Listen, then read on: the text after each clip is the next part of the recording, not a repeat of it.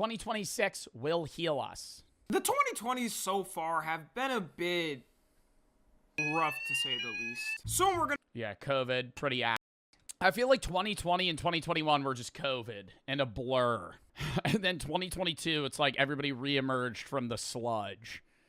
Now it's like, I don't know, out of the 2020s, 2020, 2021 were ass. What was like good? What were good years? I don't really know.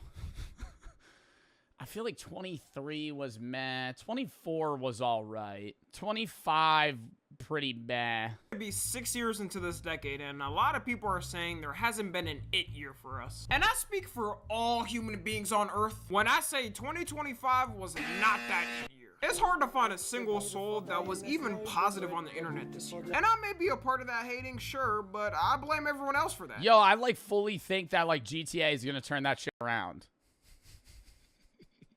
Like GTA 6, bro, it's gonna be the savior, man. I think it will be the great reset. I think, no, seriously, I know it's just a video game, but like, I think GTA 6 will be the reset. Like, it will be like everybody chills out for a bit, plays it, and it's like, all right, you know, maybe we don't hate each other. The internet made me negative this year and turned me into a villain. It seems at any moment this year, was prepared to fight in the street and get ready for war. And by I mean the president of the United States invading a country for oil. I think you're going to find that there's a very receptive ear to doing exactly what they're doing, taking out those boats. And very soon we're going to... Well, yeah, Trump wants to get in war because the U.S. economy is a war-based economy, so we're kind of fueled off of fighting. If we're not in a war, we're not really doing much. We gotta kind of have to seize power over other countries to gain power ourselves. We live in a war-based economy. That's why, like, we started sparking up pretty crazily economically after World War II, and now it's just, like, kind of sludging out. Start doing it on land, too. Yes, the United States. The United States is a war-based economy. Venezuela. How about we're buying oil from Venezuela? When I left, Venezuela was ready to collapse. We would have taken it over. We would have gotten all that oil. It would have been right next door. If we look back at when I talk about the 8 years of the past, we got 2016, obviously for Gen Z, with a mix of 2017. Bro, 2016 was the fucking year, bro. Oh my God. Prime Gaming, Prime YouTube. I don't know. Dude, the only other year, I think like S tier, 2016. A plus tier was 2018. A tier, 2014. F tier, 2020, 2021. Like dog shit. I'm going to even say 2019 was like D tier. 2019 was a bit mid. A bit mid, some would say. Nothing that was like, you know, launching it into F tier. Harambe. When did Harambe die? That was 2016, right? 17 and 2018. Great music was coming out. Great movies were coming out. Things were actually affordable. For the 2000s, you had 2007 for the millennials, mainly with the same things Gen Z had for 2016. 2007 to 2008 starter pack. Yo, oh my God. Iraq invasion being talked about. George Bush. Windows XP. Oh, God. Wow. MySpace. It's a damn shame. I should have bought a house back in 2007 instead of being a dumb. Median house value 2007. Dude, 2007, the median house value in Cali was still $532,000. Holy fuck. West Virginia, only 96. The boomers were right. I wasn't working hard enough as a 4-year-old back then. So now I have to pay the sins of being lazy and spending $1 million for a shack of a house. So currently, we're still looking for that it year of the 2020s. Joe acting like he wasn't alive in 2007. 2007 school starter pack, brother. 2007, I was 5 years old. And we may have to look no further because 2026 may be the one to save us. As a matter of fact, if you're broke now, then lock in and don't be by next year. Find a job and do the horror of working because we're getting so much content next year. And of course, we gotta start off with none other than GTA 6. In the moment GTA 6... Yeah, but ain't that shit dropping at the back end of this year? Or this upcoming year? Isn't GTA 6 coming out in like November? Like, can we really say though? I feel like GTA 6 is the savior for 2027. Because GTA 6 is going to come out in the second to last month of the year. Like, that shit ain't coming out for 11 months, effectively. 6 drops, I'll let you know right now. Nothing else will matter to people in life. Jobs are gonna go It's gonna get delayed again. I think they'll get a lot of shit if it gets delayed again. So I don't think they're gonna delay it. unmanned for weeks on end. Babies globally will starve from fathers not feeding them. Scratch that. I'm acting like dads even take care of their kids. It's GTA 6 though, so mothers as Yo, I really do wonder, like, how many people aren't gonna show up to work and school on the drop day of GTA 6. Like, I fully believe that, like, it'll be a 2-day world shutdown. will probably neglect their Like, they'll just call out. babies. It's not to pass y'all, alright? Women play games too now, so the baby starving will be an equality effort. My prediction is for at least the first couple of days it's out, certain establishments will have— I wonder, do you think GTA 6 will, because of its, you know, just straight up popularity, do you think it'll transcend gamers the way Fortnite did in 2018? Because that's going to determine how big of a societal impact it has. Because when games break that barrier of, okay, non-gamers play this, I don't think it will. I think GTA 6 will be the biggest gamer game, but, like, Fortnite was easy for people to get into because it was just like a battle royale shooter. You could have been ass at it in 2018. It didn't matter. I feel like GTA 6 is going to be pretty complex control-wise. Maybe not. I don't know. I just wonder if, like, non-gamers are going to be hopping on GTA 6. problems with employees not showing up. People are smart. They will save up their sick days or pay time off to make sure they can play it. And technically, Fortnite was free. That's another thing. Yeah, GTA is going to cost money. they wouldn't be wrong in using those days off, which bosses will not be happy with. This is a game that's been 8 years in the making. People were making fake unboxing videos of it back in 2016. And why does this have 9 million views, bro? Like, who the fuck's actually thinking that GTA 6 was getting unboxed in 2017? Oh, God, there it is. Oh, shit, GTA 6 for the PS4. Oh, no. I don't even think GTA... Yo, did you see that shit where motherfuckers were like, is GTA 6 coming out on the Xbox One? Please tell me it's coming out on the PlayStation 4. You think GTA 6 is gonna come out on a console on the PlayStation 4? You're gonna pay, bro. Your console's gonna be worth less than the game. The game will be out on the PS3, bro. Please tell me. There it is, people. There. Oh my God. With it, you're gonna have a new wave. What does he do after that? Because obviously the game doesn't exist. So does he just like end the video, or does he open it and it's a fake disc? With it, you're gonna have a new wave of content creators become big off it. Shameless plug. Hopefully that's. Yo, honestly, I think 2027 there's gonna be a huge wave of new creators, and I think certain creators will get way bigger that are just currently large right now.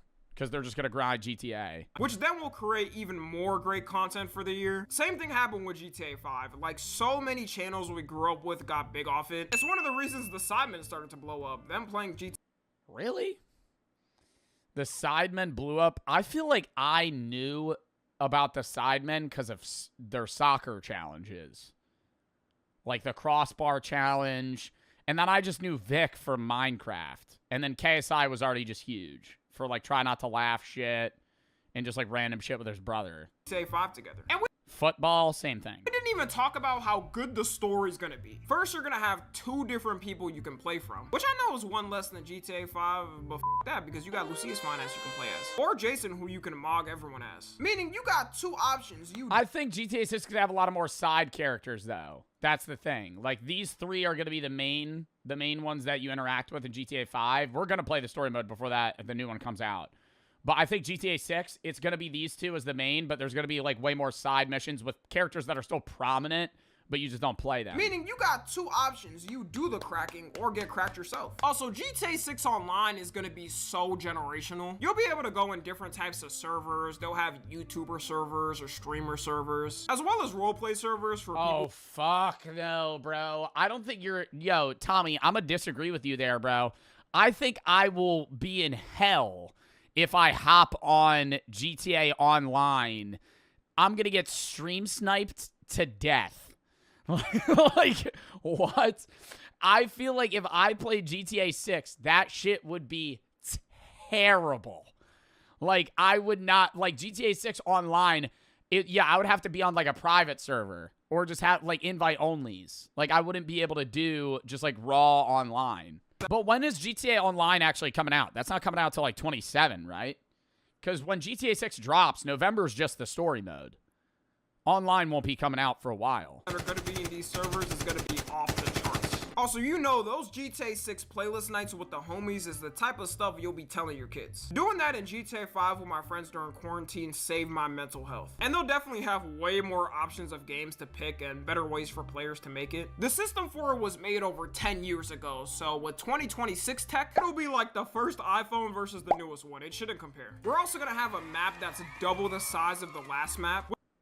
That's how big it's supposed to be? What the fuck do you think goes on here? This is just going to be like Crocodile Swampland, right? Oh, this is like the Keys. It's like Key West down here. Wow, this is really just the state of Florida. Is this... Okay, so this is like Miami, Key West. What is this, like Tampa?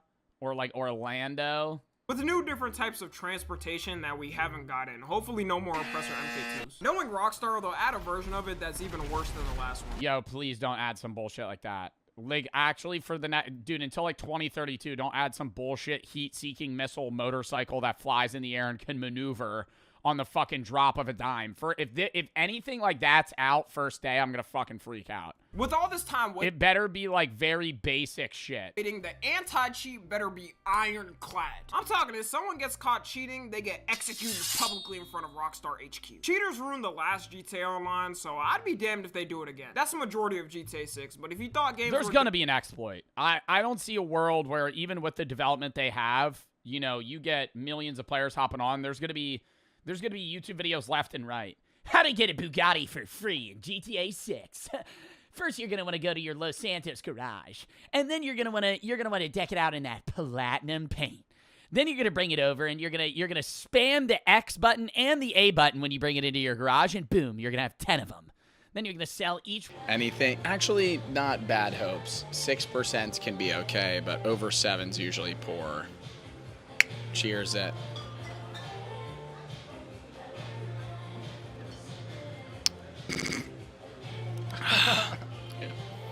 It's an IPA. It's a strong beer. You know, it'll get you drunk pretty quickly. Looking at the can, pretty cool art.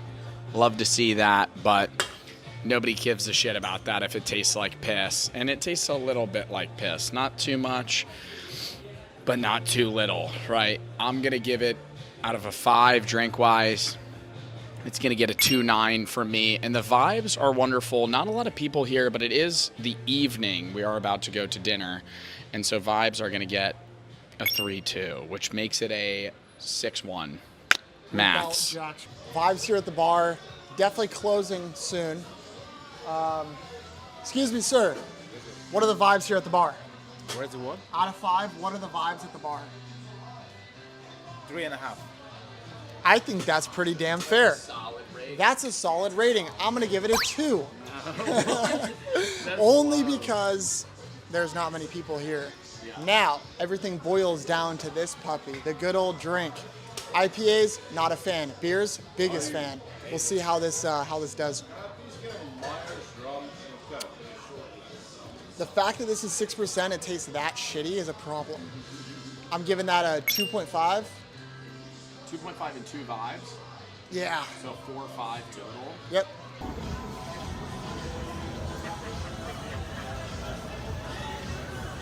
I don't know how you're not scared right now. This beer fucking sucks in hindsight. This beer's fucking terrible. This beer's a 1, dude. And there's a fucking bug that's landing on me. We're in the middle of the ocean. How's there a fucking bug that's landing on me? The vibe's awesome. Look at this shit, dude. We're like chilling on a couch. Beer's terrible. Vibes, I'm giving a 5. Drink? 1. Dude, it's like one of those shitty ass mystery box beers. Whoa. How you feeling, Joe? Fucking fantastic, man. Whoop. No, imagine I threw it off. That would be really rude. That'd be fucking. All right, guys, the buzz is definitely kicking in. We're feeling really good. Sunset. About to go to gun by. Throw the shoes off the board. Nope. You'd probably get fined crazy. I'm not getting fined. Dinner time. All right, so gun by may be out of the cards right now. And we're going to flip a coin right now on whether or not we go. Heads we go, tails we don't. Flip a coin. Big deal right now. Series in the hands. Hey Siri, flip a coin. Wait, what? Heads we go, tails we don't. Okay. Hey Siri, flip a coin. We don't go? Then what the fuck do we do for dinner? I kind of want to go. I drink. I kind of want to go, though, now. Why did we do that? You said you didn't want to go initially. No. You were the guy that said you didn't want to go. I said, should we go? Should we go? Probably not, but, like, are we gonna go? I don't know. Like, what if it's great? The odds are it's not. The odds are it's gonna be pretty rough. The odds are we're gonna have... I feel like we're gonna get the food and we're gonna be like, Yeah, the odds are it's not gonna great. the odds are it's gonna be me, you, Gertrude, Mildred, and fucking some other Bartholomew. dud ass character, and Sims NPC, and we're gonna get Straight some chug. unseasoned raw food, and we're gonna fucking cook it with them. We're gonna go, hey, you wanna do sake bombs? Oh, sorry, we don't drink. And I'm gonna go, yeah, with Garland. we could go and go, who's our group? Look at them be like, and decide. But, like, Oh, the downside is dude. we show up and go to their face. We're like, No. hey, brother, could you move us? Yeah, no, could we actually sit alone? I could be like, no, I have an allergy. I could pull Oh, that. you'd be like, I have an allergy to I do have Gertrude. no, I have an allergy to alpha gal. I could be like, oh no, it's like I can't. It can be shared. Dude, that's so funny. I could do it though, You'd be like, I got an allergy to lambs. bro. Got an allergy to chuds, man. You gotta move me. So what do you want to do if we don't go? Drink. And I need to eat food though, so we need to get food. Dude, either how way. much protein does a sake bomb have? None. Zero. That's a problem. But I kind of want to do a sake bomb. We already flipped the Let's coin. go. Let's go. Let's go. Fuck it. Really? Yes, let's go. All right. We just fucking had dinner at a Korean barbecue place called Kumpai. It was Gumbai. Come by. Kumpai. Kumbai. That shit was awesome. I was so pissed about it yesterday.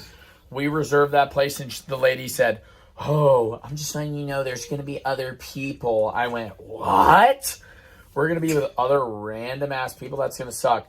It was me and Jack, two vegan Hindi people, that's the plural, and three other people. And they were vegan, the two Hindi people. I was chatting them up. We were having a great philosophical talk. They ended up leaving because the main course was all meats. They were lovely people. Me and Jack were getting fucked up.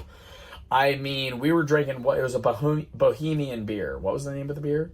Ziki. Some shit with soju, and I was hammered.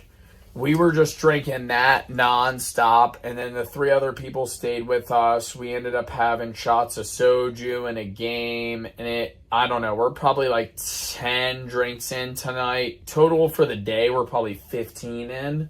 We're about to go to the nightclub, see what shit happens. I don't even know if I'm gonna rate that that wasn't a bar, it was a restaurant.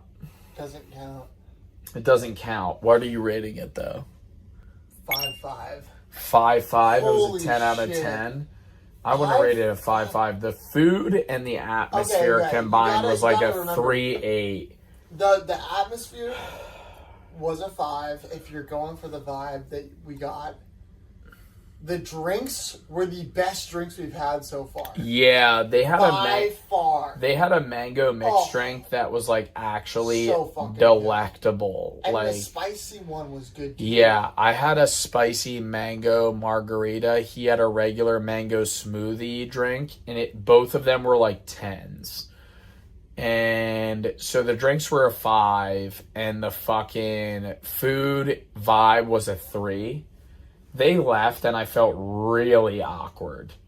Oh, it made my night. Yeah, we had a lot more space. I felt bad they left, but I was like, oh, thank fuck. Because we were like sitting like this, and then it was like a spread the legs, pause. No, because you were worried about us pulling up and then thinking they're lames and leaving. Yeah, and I was worried they would did be. to I was worried they were going to be a bunch of lames, and then they left us, and I was like, "Fuck, are we the lame people?" I was like, "Fuck, are we the ones that suck?" And the silver lining was Oliver, bro. Oliver, our waiter, man. I started asking his life story. He's from Mumbai. He was Hindi, turned Catholic. I learned about this man's whole life story. He told me a whole route to go from northern India to southern India. If I travel, I said, hey, man, I'm trying to go now.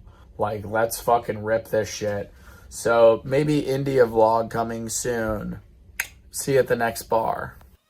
So we just left Korean barbecue, and this motherfucker was saying he would pass a driving test. I said, no, you won't. He said, watch. Ordered 5 champagne drinks and 2 beers. I said, you're doing 3 of them. And he's about to put him down like an absolute boss. Skippy 62 Abel. Joe is hammered. I've had the same amount of drinks. I'm pretty drunk. I'm not gonna lie. We were at that fucking Korean barbecue place, and I was wired. So we're back at the fucking flute bar. About to get drunk, see what happens. So went to a bar we already went to. Am still light. Maybe going to the nightclub. Who knows? Everything's up in the air. So bad news. I lost about $800 at the fucking blackjack table. When I tell you I got rinsed, it was like she fucking took my money, punched me in the face, and fucking poured gasoline on it and lit it on fire right in front of me to spite me. It was a single deck. Every hand I played, 90% of them I lost. We're about to go to the casino bar and get fucked up. Zinni.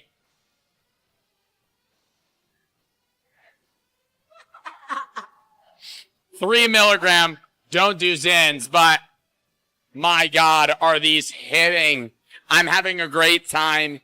Even though I lost money, when I tell you this is a fucking fantastic trip, and Jack Pembroke's on the ride, flip the camera. What a guy. His own Zin. That's a 6er. I can't do 6s. Look at these sunglasses. You think I'd rock those? Should we get those? They're probably $300 up price. Fuck this place. Hey, dudes. Peep them. Look at them. Dude, I wore those. Tighten them. Okay, he's making fun of me. He said he wore these. Hey, everybody. We're going on a Virgin Voyages cruise today. We're going to be trying every bar on ship, rating it on a scale of 0 to 5 vibes, 0 to 5 drinks, just like Friday Beers. And I have a very special guest with me today.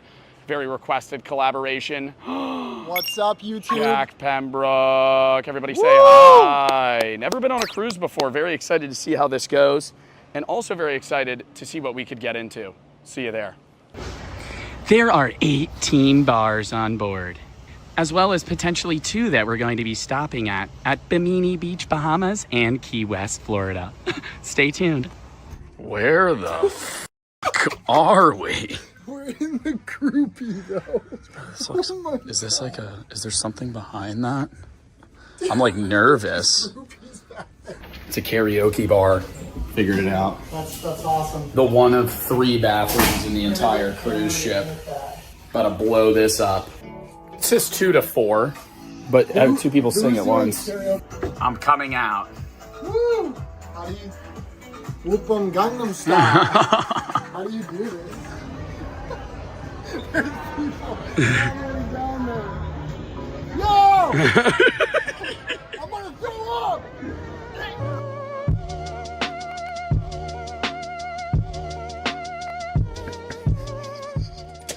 Oh, hey. welcome to the MTV Crib Tour of Virgin Voyages Cruise. Come on in. Come on in. As you can see, we have a wonderful room here with a queen bed very low to the ground, just in case things get a little bouncy. We also have a bed that is currently absent, right, that Jack said would be here, so it looks like we're going to be sharing a bed today. Which side we have, I have no idea. The big selling point is obviously the wonderful, Jesus Christ, the wonderful view we have here. Lovely hammock that's a little too stringy, some would say. Pan to the view. What an ocean. What an ocean. Water, everybody. Anyways, back in. We have a cuck chair. We already gave this a review. I'm gonna act like I haven't seen it before. Oh my God, wow. Great back support. Beautiful butt support as well. 7 out of 10. If I was watching people have sex, this would be absolutely amazing. Moving on to the bathroom, really locked in here. Just to give you a visual perspective, as well as the shower. We're in here. Where's the faucet? Oh, it's a rainfall shower. That's amazing. We also have provided hair wash, ocean flavored, hair conditioner, ocean flavored, and body wash, ocean flavored as well. So that's lovely. Great sink in case you want to wash or vomit in the sink if you don't want to leave, you know, your fucking standing position, I guess. And yeah, that's the review. Are you rolling? Yeah, I'm rolling. Oh, as you can see, we are at our first bar, obviously. Come zoom in on the huge sign we have here. The Sip Lounge. There's no signage anywhere else. And if you were a blind person, I have no idea how you would find that braille. Let's take a walk in. Absolutely no one here. But, you know, we're going to get a drink here. There's a few people lounging about. Very classy bar. I don't think I'm dressed as I should be. Bit underdressed, some people would say, but they got a lot of champagne, a lot of fancy things. I know Jack's probably gonna get a champagne, and I'm probably gonna get an espresso martini, even though I just had 2 coffees already. We'll give you a rating coming up. All right. We are at the Sip Lounge. So we're at the Sip Lounge. Jack got a cheap glass of champagne, and I got a hoofla something. I asked him what it was. He said, I asked him again because I didn't hear him. He said it again. I didn't hear him, and I went, am I really going to ask him for a 3rd time? So I just said, oh, yeah, I'll have that. I asked what they were best known for. A hoofla something.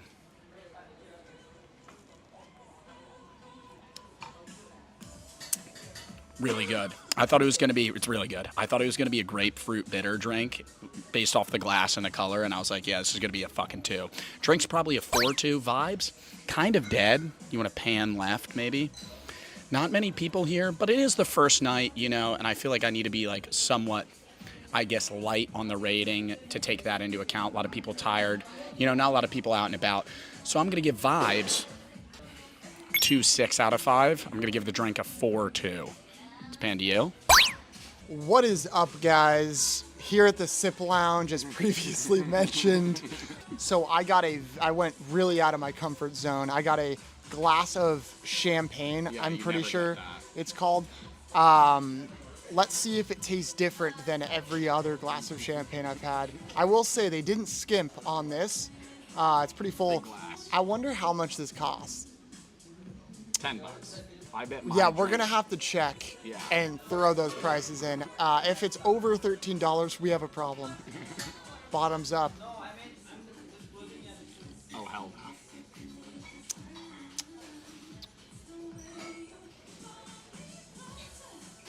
no. Okay. It tastes like every other glass of champagne I've ever had. I'm gonna give that a.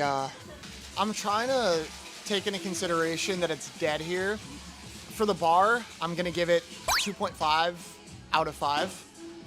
The only reason I say that is because this is kind of like an older person's area, not really fitting my vibe. So that's what I'm giving the bar.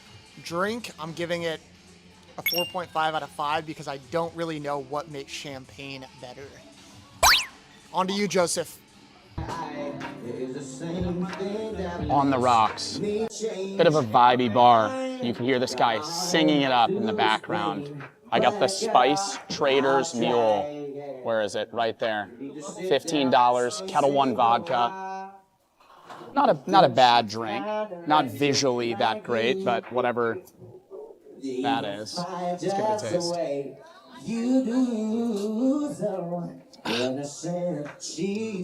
Pretty standard mule. A bit sweeter than I'd like. Not a lot of ginger. Drink's probably going to be a 3-1. Vibes pretty high. This guy's singing it up. I'm going to give it a 4 vibes. All right, guys, passing it over to me. Once again, I decided to go somewhere out of my comfort zone. I got this locally brewed bottled beer here. I'm pretty sure it's a dried aged Indian pale ale called Heineken. Give it a shot.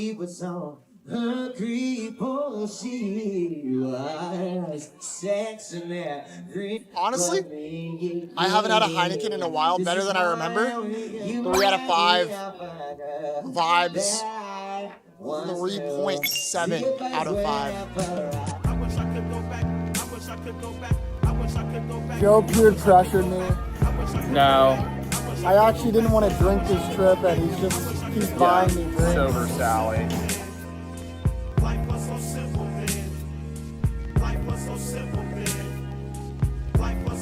Pretty good. That's not half bad, Joe. Yeah. Let's get 5 more.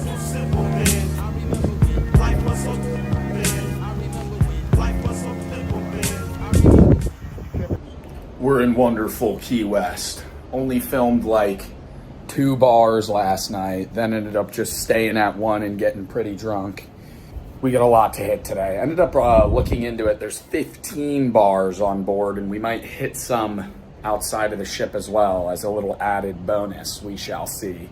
So we just ate at the worst possible restaurants ever. Editor, throw up the B-roll of the pigeons all over the restaurant. Initially thought it was pretty cool. Then they just started flying around and shitting everywhere. And could you describe the food? So we ordered tacos. What we were given was tartar sauce. Yeah, Joe's not a pickle guy, and these tacos were 90% tartar sauce, which is Dripping, covered. pickly as you get, pretty much. I didn't hate the taco. I'd give it a 3 out of 5. 3 out of 5? Yeah. We're standing up getting ready to leave. He went, "That's the worst," and he went, "Oh, I'm not gonna say that." 3 out of 5? You were just about to say it was the worst restaurant. Well, no, not restaurant. Worst food. The feeling it gave me in my stomach was horrible. Like, I feel like super nauseous. I don't know. Maybe it's the seafood first thing off the wake up. I'm not sure. Yeah, we didn't eat breakfast. Woke up too late. Oh, Sloppy Joe's falling.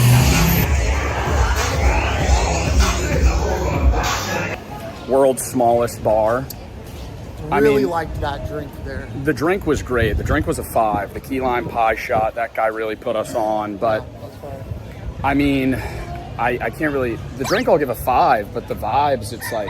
I mean, it's cool, but there's no one there. It's just the guy at a booth. Yeah, not much to do at the world's smallest bar. I'll give that a 2. Wait. I think he would, like, attack us.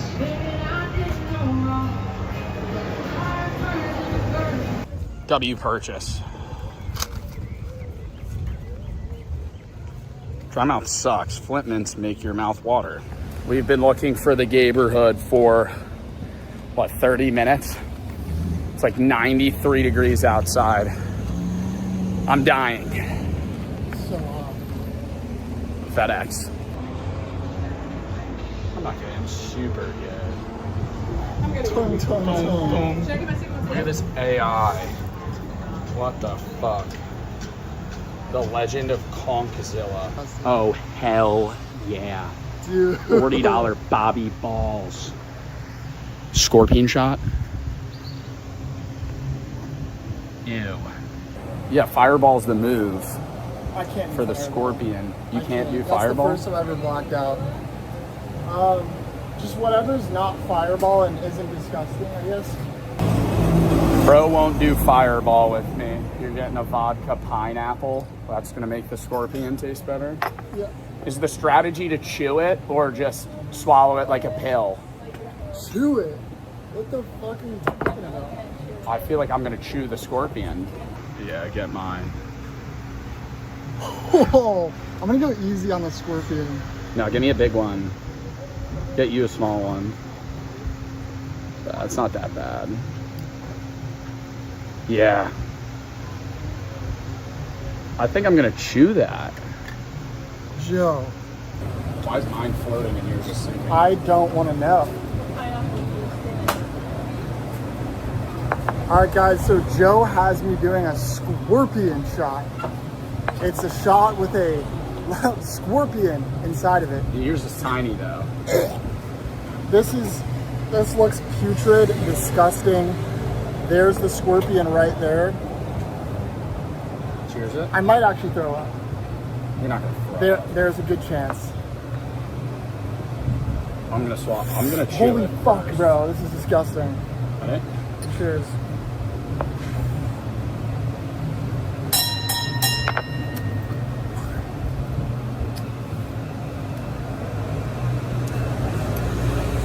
It was like one of those mealworms that you get at like a zoo. Like the little cheese worms. It wasn't bad at all. Oh, that was pretty disgusting. Look. That was a 10 out of 10. I got a spicy margarita. Bro made that perfectly. Also a performer, you know? Serving a drink and dancing at the same time. One bartender. I don't know how Jack felt about it. Jack seemed a little out of his comfort zone. I don't know if it's a spicy marg. The spicy marg. I love gay bars. The music was a little loud. Music was a little loud. I don't mind the gay thing at all. For me, it was the music.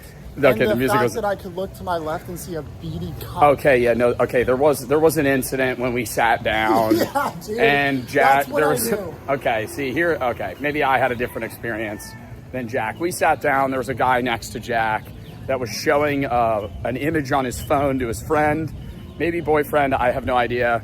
It was a dick, but like a really big dick. We don't have to, I don't even want to go back and it's not the word. Editor, invert this. I bought these mints at a sex shop, Adam and Eve. They yelled at Jack for filming. Joe was in there for an hour. I was in there for an hour and a Show them the half other staring at the dragon dildos. Show them the other shit that you bought. Joe spent $1,000 in the sex store. I did not spend $1,000 at the sex store. Editor, keep that in. These are mints that are supposed to make your mouth water. She said, Can I yeah, they're have really good if you have... You want one? Yeah, I'm trying. They're really... Wait, don't do it yet. They're really good if you have dry mouth, she said. I said, okay. I'm about to do 2. Get the focus. Oh, maybe 3. Oh. Cheers. I assume it'll take a while to like... You think I don't get money. How can that be true? Which is why the first discount stores were actually called 5 and 10 cent stores. Hey, nah, you see? The first of which was created in 1878 by the most 1878 name I've ever heard in my life, Frank Winfield Woolworth. Holy shit, that is an entrepreneur. Woolworth did live up to his name, however, becoming wildly successful by creating the first 5 and dime stores. The business model was so lucrative that it was quickly duplicated. Yo, I genuinely believe we should just get rid of the dime, the nickel. I know we got already rid of the penny, but like, bro, chop everything out outside of a quarter, because what in the fuck are we buying that's 10 cents? Like, I know it's to you, it's for like the purpose of having taxes and then people are gonna round up if you get rid of it, but it's like, we had these coins because they were at one point capable of buying something in themselves. Like, you need like 40 nickels to buy anything of value.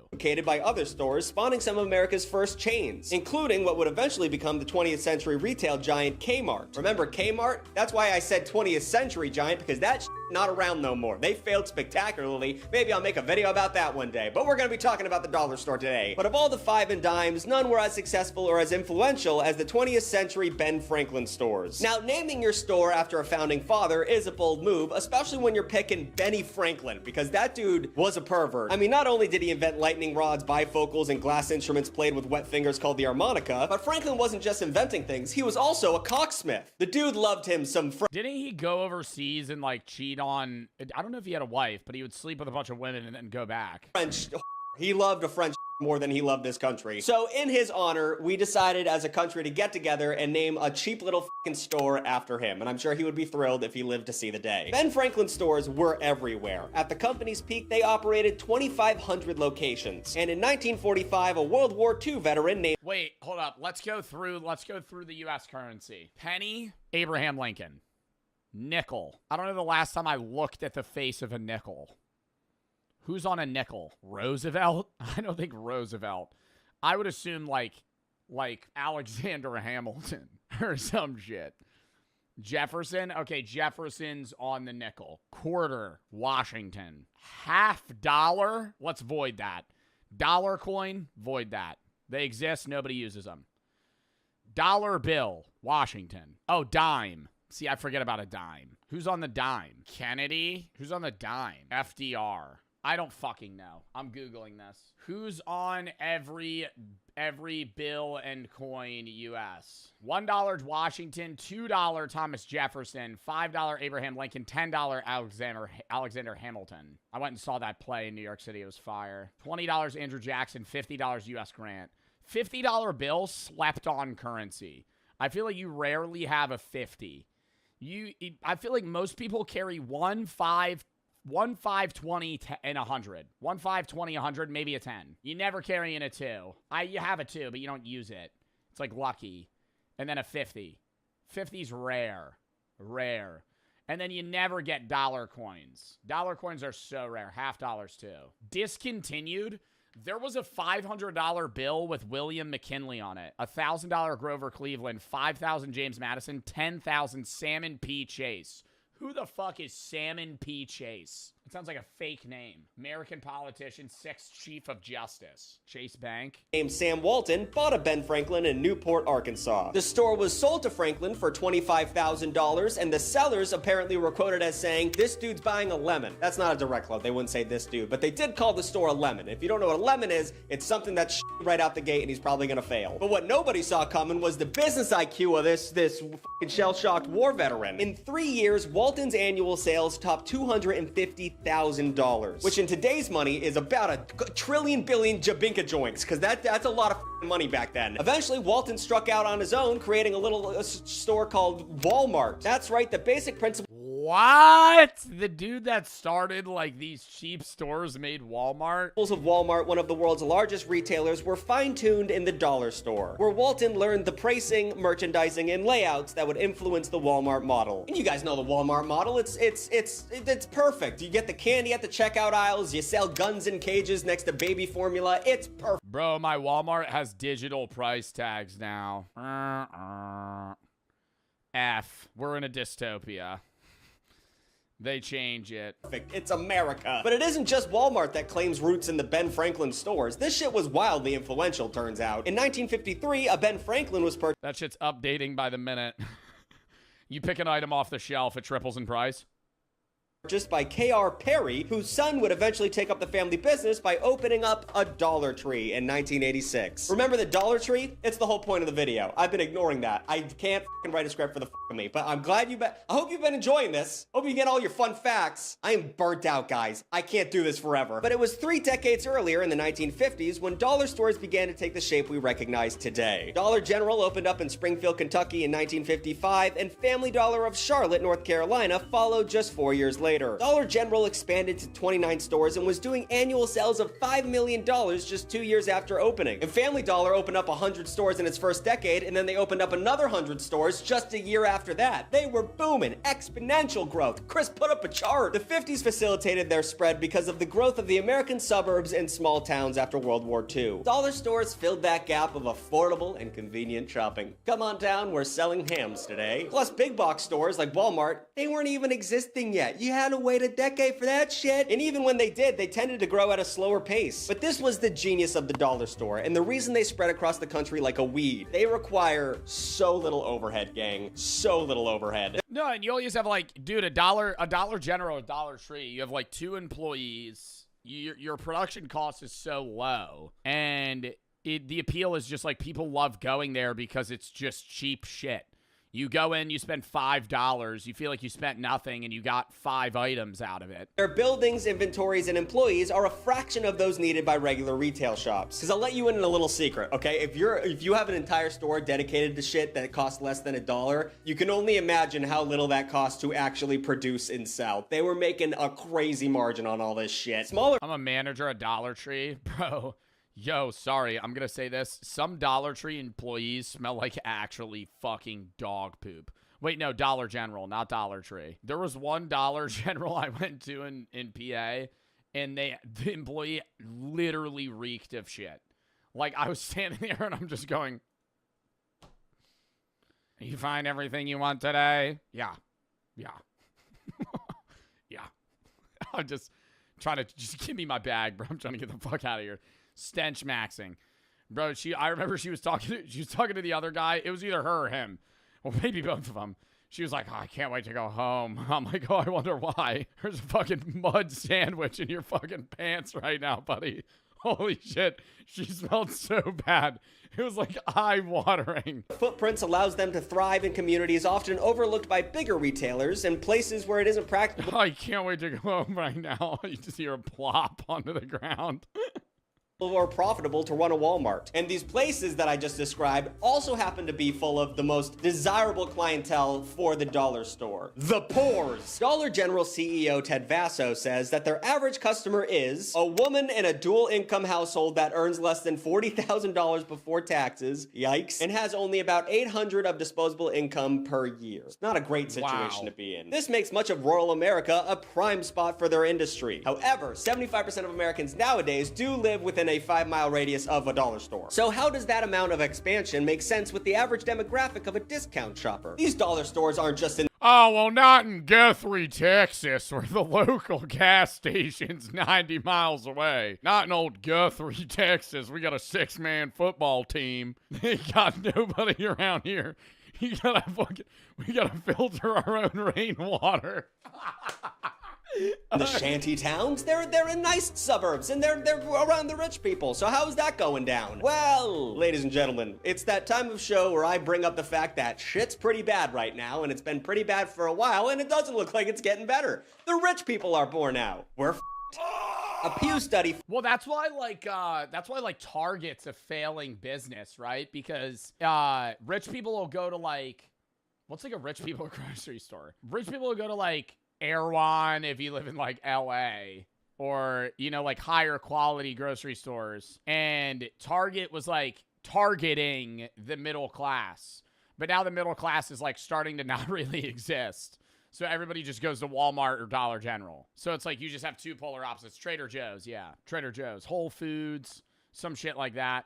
Bro, no matter how much money I ever make, I'm not going to a fuck-ass Whole Foods. I would go to a Trader Joe's. I went to a Trader Joe's one time. That shit was awesome. Shit was awesome, dude. I felt like I was walking around. They were like, do you need help with anything, sir? No, thank you. And normally I hate that, right? Normally I hate that, but every item at Trader Joe's makes no sense. I feel like I'm in the back rooms. Would you like help with anything? Oh, yeah, what's this? Oh, well, that's our fresh squeezed lemonade. It's $14. What? Best lemonade you ever had, though. Found out that in 1971, 61% of Americans lived in middle-class households, which earned 2/3 of all income. And in 2023, only 51% of Americans were middle class, which earned less than half of all income. And I know I'm throwing a lot of numbers out here. It gets a little confusing when you start thinking about how bad things actually are, but they're important in this discussion because you can quote me on this. Chris put up on the screen, numbers are business. That's the first thing they teach you in business school. You like numbers? Because that's business. What I'm saying is the middle class is shrinking, and that's a great thing for people who own dollar stores. To quote Vasso, as this economy continues to chug along and create more that shit, you know what I mean? That'd be fucking bro, lit. he's just you know he was so nice. It was I was like, wow, Courage JD is awesome. And he's not kid friendly when you talk to him. I feel like Nick A30, let's do Nick A30 next. I feel like Nick A30 smoking with your dad, bro. Smoking with your dad. I feel like this is like smoking with your little cousin, bro. I was gonna say this could be like smoking with your weird uncle that you don't like. We can make a new tier list, like a distant new relative. Tier. I don't want to make a whole. Bro, we have way tier. too many. We have way too many sections. We can't make another section for this. Look, I'm just saying, this dude, I mean, I don't know him, so I'm not gonna speak on him like that. But yeah, I'm not smoking weed with. I'm not doing any drugs with this guy, except maybe like fucking ketamine. Maybe I do ketamine with Nick Yeah, I 830. feel like there's Other a than that, I'm world not where doing Nick anything else. 830 comes. You want to do whippets? Like something You like go to that. fucking TwitchCon in Europe, bro. He's Crazy like, "What do whippets with me, Joe? Joe, let's do whippets." He sounds like this dude. Joe, Come out let's to do my fucking car. whippets. Come out with to my me. car. I'd be like, "What's up? What's up, Nick? Yeah, take a hit of this shit. It's like fucking. Hey, yo, it's like toad venom. Don't tell Mr. Beast, but I'm doing whippets Don't right tell now. Mr. Beast. Like, all right, bro, relax. All right, so you're gonna Yeah, have to bro, I put don't this know, bro. bag over your head and huff this chemical that I'm gonna squeeze into the top of it. Hey, Joe Bartolozzi, you want to huff paint with me today? It's like, no, Nick where are we- 830. I don't where want to are huff we- paint. Where are we putting him? I'd rather die, I guess. Yeah, probably Yeah, at the top of it though. yeah, Kind of on Hey, the bro, cusp move. of I'd rather not. yeah. Tyler won. Tyler won, bro. I mean, I put him top tier. He's pretty. I wouldn't say Dream Blunt. Dream Blunt's a little. Yeah, top tier is good. Top tier is good. Phantom.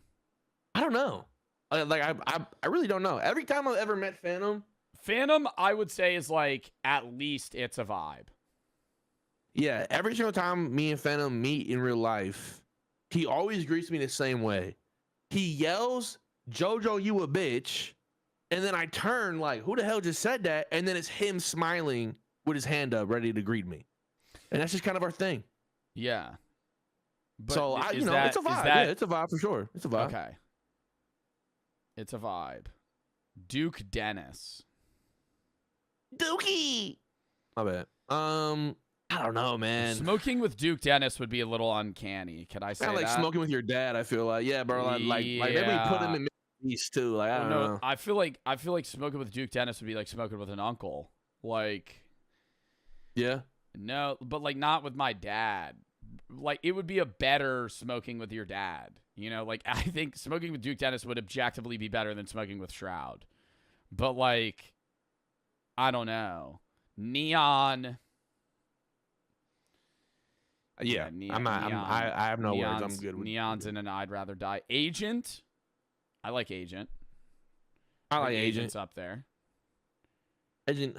Smoking weed with Agent though. Love Agent. Love him to death. Does he smoke? Smoking No, weed with Agent. I don't think he smokes. No. Smokes. So that means it would probably be pretty bad. Yeah, I'll put him in like mid vibe for sure. Is that Ginge? I think that's Ginge. I have no idea. I love Angry Ginge. I would put. Do you know who Ginge is? No. Oh God, see, then I can't put him in Dream Blunt. We have to both. No, know. you can. You can. That's fine, bro. But I feel bad putting Ginge in Dream Blunt if you don't know who he is. Bro, but it's kind of a thing where it's like Ginge is fucking hilarious. Ginge is like the funniest guy ever. There's also like I've been getting on my For You page clips of Ginge in the UK, pissed drunk, got kicked out of a bar. He just has a fucking full handle of like vodka in his hand, and somebody will like a fan will walk up to him and record him, and he'll just be like, "Oh, and that's and he's just like speaking gibberish. And the next day he'll go on stream and he'll go, I went too hard last night. Hey, bro, being British and being drunk just sounds so fun, man. Like KSI. We got all the I'd rather side men not. coming up. You'd rather not? Yeah, I'm cool. I agree. Mini Minter.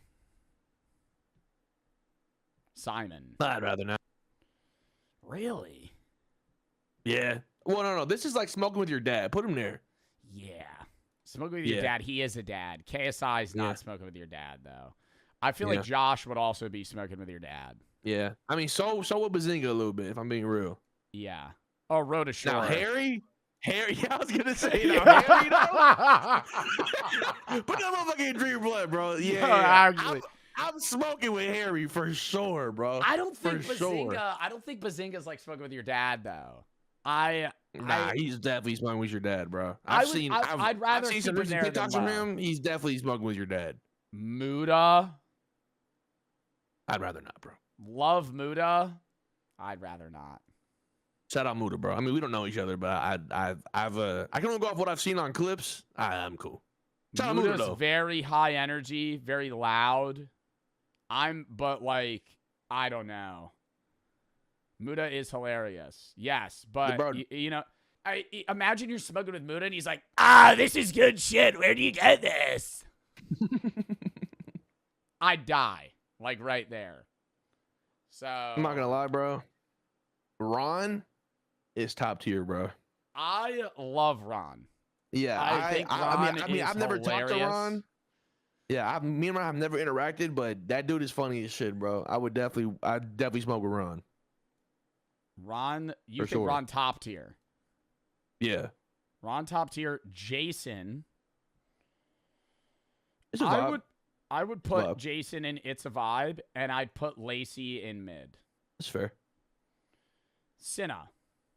I think Senna is also it's a Cinna vibe. is the nicest. No, I feel like Cinna's higher, bro. Cinna's like the nicest person ever.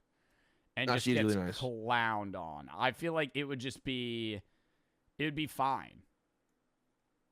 Like, I feel Okay. like I would put Yeah, it. you know what? Top maybe- tier. Top tier is cool. I feel like top tier. Put her above. I'm not gonna lie. Put Queso below Senna. Yeah, there you go. Solid. Okay. J Schlatt. I I mean, the love dude J look- I mean, Schlatt. he- It's just like, it's hard to gauge how he would act high. Personally, I feel like Jay Schlatt is in my dream blunt rotation. I also think J Schlatt is probably in the Dream Blunt rotation. But The we're gonna dude have is to. We're gonna too have fucking to. funny, bro. We're gonna have to. Let's do this, and then we'll do honor. We'll reformat and then do honorable mentions. Yeah. Steak, you don't know. Nope. Funny All you. guy. He kind of looks weird in that picture, but Yeah, a little bit. yeah, no, he's. I think he's chill. I feel like I would put Steak in It's a Vibe. Okay. Okay, now do we want to change this list? Okay. Should we do Dream Blunt into a list where we should actually try and get the people to then do a stream together where we're all high? Is that how we want to format it? I feel like we just got to rank it genuinely. Like, Okay. not even just for the idea of a stream. Like, this is just like, because you got to keep in mind, if we were doing Dream Blunt for a stream, there's other names that I would shout, you know? Yeah. And there's other people that haven't been included. Like, somebody said Marlon. I'm telling you right now, Marlon is not. I think Yeah, I'm not trying Marlon's- to smoke with Marlon. Okay, I'm not trying to I would smoke with say Marlon. I would say Marlon's move. Oh, My dude, bad. see, like, flight? Yeah, like, flights. Like, we don't got flight. Flight's up there. I would say adapt. Phase that- adapt. The only person I would move is okay. This is what I would do, bro. I would make a trade. I would make a trade. Deji, Ginge, and Harry would move to the top tier, and then Ron, Handsome, and Ninja go to Dream Blunt for me. That's how I would do it. I'm willing to move Deji down and Ginge down. Could we keep Harry? We can keep Harry. We can keep Harry. We can keep Harry. And who did you want to move up? I feel like Ron would be Dream Blunt, bro. And then Ninja or Handsome, bro. Or Sketch. Those are like the three I would pick. I'll put Ninja up there. Solid. Would we move anybody down? I mean, Aiden could go down for Aiden sure. could go to mid vibe. Aiden could go to the bottom. Aiden could go to mid vibe. Charlie could go up. Charlie could go up to It's a Vibe. I smoked with Zeusy once in San Diego, and he hit a joint with me one time. Okay. I think if he was in a blunt rotation, he would be not bad, but I don't think he would be like into it. You know what I mean? Yeah. So I would say he's all right. But see, the thing with Queso is like Queso could be the same way. Like I could see a world where like Queso's never done weed before and he just like freaks out and like strips naked and like runs across like an open field or some shit. I mean, do you know Queso? Ask me if you smoked weed. I've never spoken to Queso personally. Oh, okay. But he knows Okay. who I am. I know who he is. Now this No, is Queso definitely smokes weed, bro. You can tell. This is Koshard Chris, my IRL friend / streamer. You've streamed with him. I've smoked This weed is with all him, your like, take, bro. Yeah, I've smoked with him about like a million times. So. Oh fuck yeah, bro. I mean, like, normal. wait, Yeah. scroll up. He looks like a guy that I want to smoke weed with, bro. I'm not gonna lie, he's a cool guy. I'll smoke weed with that guy for sure. White guys with mustaches, yeah, bro. Smoke weed with those guys. They're pretty cool guys. I show speed. I don't know. I feel like he would start doing backflips and start freaking me out, bro. I don't know, bro. Probably like really annoying or like ruin the vibe. Really annoying, you think? I feel like I he don't is know. a very Bro, if energetic guy and you need something more chill. But like, I don't know how weed would affect speed. Bro, if we smoking and he start barking, yeah, bro.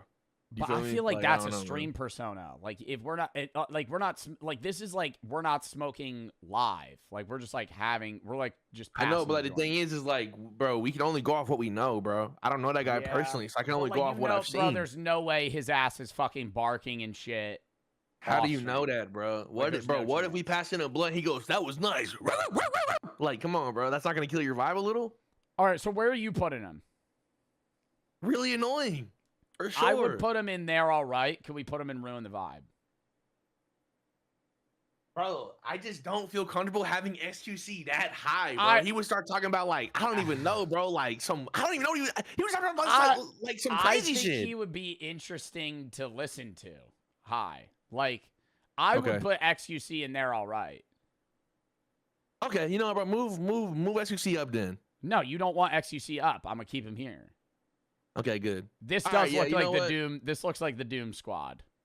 So I feel. I think if I had to be in a circle with these three, Look, how about I this, think bro? I'd be- We can I think I'd be move. We freaking can out. move. Like, they make me speed up paranoid. one. We can move speed up bro, one. We can speed's move speed gotta up get one. moved up one, bro. There's no. Yeah, that's fine. what That's I'm fine. saying. That's fine. That's fine. Like he would 100% be more chill, Mr. Beast. Yeah, I'd rather die, bro. I'd rather die. Deadass. Today we're gonna be smoking fucking marijuana with Joe Bartolozzi, and you can't leave till you fucking die. That's what he's gonna say, bro. I can't do that shit. That or it would just be like uncanny, bro, because he would just be like mad normal, and that would freak me. I feel like That's no what I'm matter how saying. he acted, I would freak out. I don't ever want to talk to Mr. Beast about anything. Like I don't know. I never want to know anything at all about this guy ever. So I'd rather die. The Boats has sisters. Who? Like deadass? I have no idea who this is. Chess streamers. I mean, I've met them. I feel like they're mad normal. Like it would be. I don't think they would be in like heaven, but I feel like it would be. I think we got to. Can we change some of the I was gonna say, like, can we change there? there all right to like it's a vibe or some shit? I don't know. Yeah, like 'cause, it's like heaven it's here, a. I feel Yeah, that's what I'm mad, saying. Like we're going. It's a dream. Am I gonna fuck queso? It's a You know what I dream to mean? like they're all right. Yeah. So wait. So you think heaven's good? No. No. I think heaven should be like dream blunt rotation. You know what I mean? Dream Like that just Blunt. makes sense. Dream Blunt. Because like heaven makes it sound like we're about to. So what's mind. between It's a Vibe and Dream Blunt? Top tier. Maybe. Okay, yeah. Top tier is cool. Top tier is cool. Top tier is cool. Maybe. Like not maybe, ideal. Like this is just not ideal. No. Say mid vibe. So this is like what countries are in the World Cup. If I'm Wanted, being they real. would never live that down. Now we can move on to movies Russia's banned. Oh my god. and TV shows because, man, this about to hit. Marvel's about to cook this year with Spider-Man and Avengers Doomsday releasing. Something Marvel can never go wrong with is a new Spider-Man movie. And the fact the whole universe is reset is gonna give so many opportunities. There's already a lot of predictions on who the villain might be and what twists may come up. The Punisher and the Hulk are already confirmed in it. There's also predictions that Scorpion might be the villain. Tombstone is confirmed in it too. And since Zendaya's chopped ass finally isn't in the timeline anymore. That's a joke, by the way, guys. Calm down. Sadie Sink is confirmed in the cast. Yeah, I was gonna say, bro, you're probably gonna get a lot of heat for that. And although it's not fully confirmed now, everyone's assuming she's the new Mary Jane. Tom Holland, we all understand this is what you're gonna make. I'm saying that like he didn't just get married to Zendaya in real life, which is good because that means What? Oh, I always forget they're actually together in real life. No, I knew that. I don't know why I'm tweaking. I got a chance, right, guys? We're around the same age, so it makes sense. How old is Zendaya? I feel like Zendaya's almost like 30. 29. In Avengers Doomsday, I don't gotta watch it yet. Dr. Doom as a villain will be peak. I'm not a big comic book fan, so I haven't seen or read much of him as a villain. But who needs that when TikTok edits already show me how much more this has? The fit alone shows me he won't be fucking around. I just hate that they cast fucking Robert Downey Jr. And I love Robert Downey Jr. It's just like, bro, stop casting the same fucking people in the same universe, bro. What are we doing? So it's like Dr. Doom gonna take off his mask and they're not gonna be like, yo, you look really like Iron Man. Yo, you're like shockingly similar to Tony Stark. Like, is that gonna be the joke? It's not the same universe? Bro, who cares? So is the thing is gonna be Tony Stark is Dr. Doom? Like, I don't understand. Dr. Doom is Tony Stark from another universe. Is that true? I don't know the lore about him. Is Dr. Doom Tony Stark? No, Dr. Doom and Tony Stark are different characters in Marvel lore. Victor Von Doom and Tony Stark are two different people. In the MCU, recent rumors strongly suggest that they're going to change that and that Dr. Doom and the Avengers will be a variant of Tony Stark from another universe. Okay. That's fine if they do that. Be an Infinity War type of ending movie to lead to Secret Wars. People were walking out that movie theater crying, so potentially expect that with this. We also got Toy Story 5 coming out. I know a lot of people. Who the fuck cares about that, Tommy? Toy Story 5's coming out? Oh, really? Really? I haven't fucking watched Toy Story since the third one. I mean, I didn't even know there was a fourth one. People didn't like 4 and shit on it. But the concept for this one makes me have higher hopes. The whole plot is the toys fighting for children's attention after they got taken over by iPads. With this evil-looking iPad or lily pad ready to destroy them, this character has potential to be the Lotso of Toy Story villains. Only thing we can hope is the story's written good. So far, it sounds like a good concept. And some more childhood nostalgia, Shrek 5 is coming out. I'm less sure about this one, and looking at the character design, Nah, it's gonna get a lot of hate. Why they massacre my boy? Him and Donkey look like if I told ChatGPT to generate what it. Yo, it's really the fucking. I'm just not a fan of the new cartoon design, bro. It's the shit they do, like the new SpongeBob movie. Oh, Search for SquarePants. It looks fucking terrible, man. I just don't like the vibe. I know it's supposed to be like super 3D and like realistic and shit. It just looks bad. I don't know. Like it looks not like low quality. Like obviously there's a lot of money being put into it, but I don't know. It's just like it's not Illumination Entertainment either, but I feel like it's that like hyper 3D, super bright colors. It's going to be the same shit they do for Shrek. Like it just looks weird. My boy. Him and Donkey look like keep it low quality.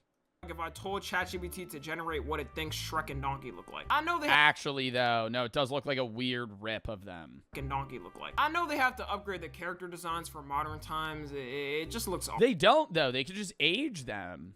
The Super Mario Galaxy movie. Because that's what I don't understand. Like the audience that you're trying to grab from Shrek isn't 5-year-olds. Like with Shrek 5 dropping, you're trying to get us to watch it. That's what it is. Like the Shrek 5 appeal is us because we watched it when we were a kid.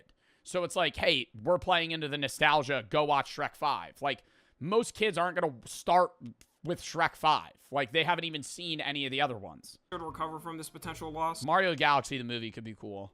The visuals are gonna look so insane and mind-boggling. Super Mario Galaxy off purely aesthetic just feels nice. If you watch gameplay of it now with I feel like they're gonna make it like, they should make it like 3D graphics, it holds up so good. Me personally, I like it better than the Super Mario Odyssey aesthetic. The Michael Jackson biopic is releasing. I'm gonna be in theaters dressed like Michael, staring at the screen just like this.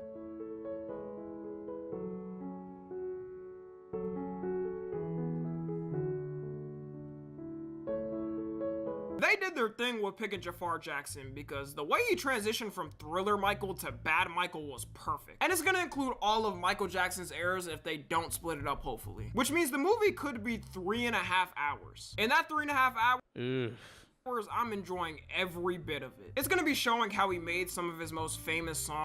I don't know. I think an over 3-hour movie for me is rough.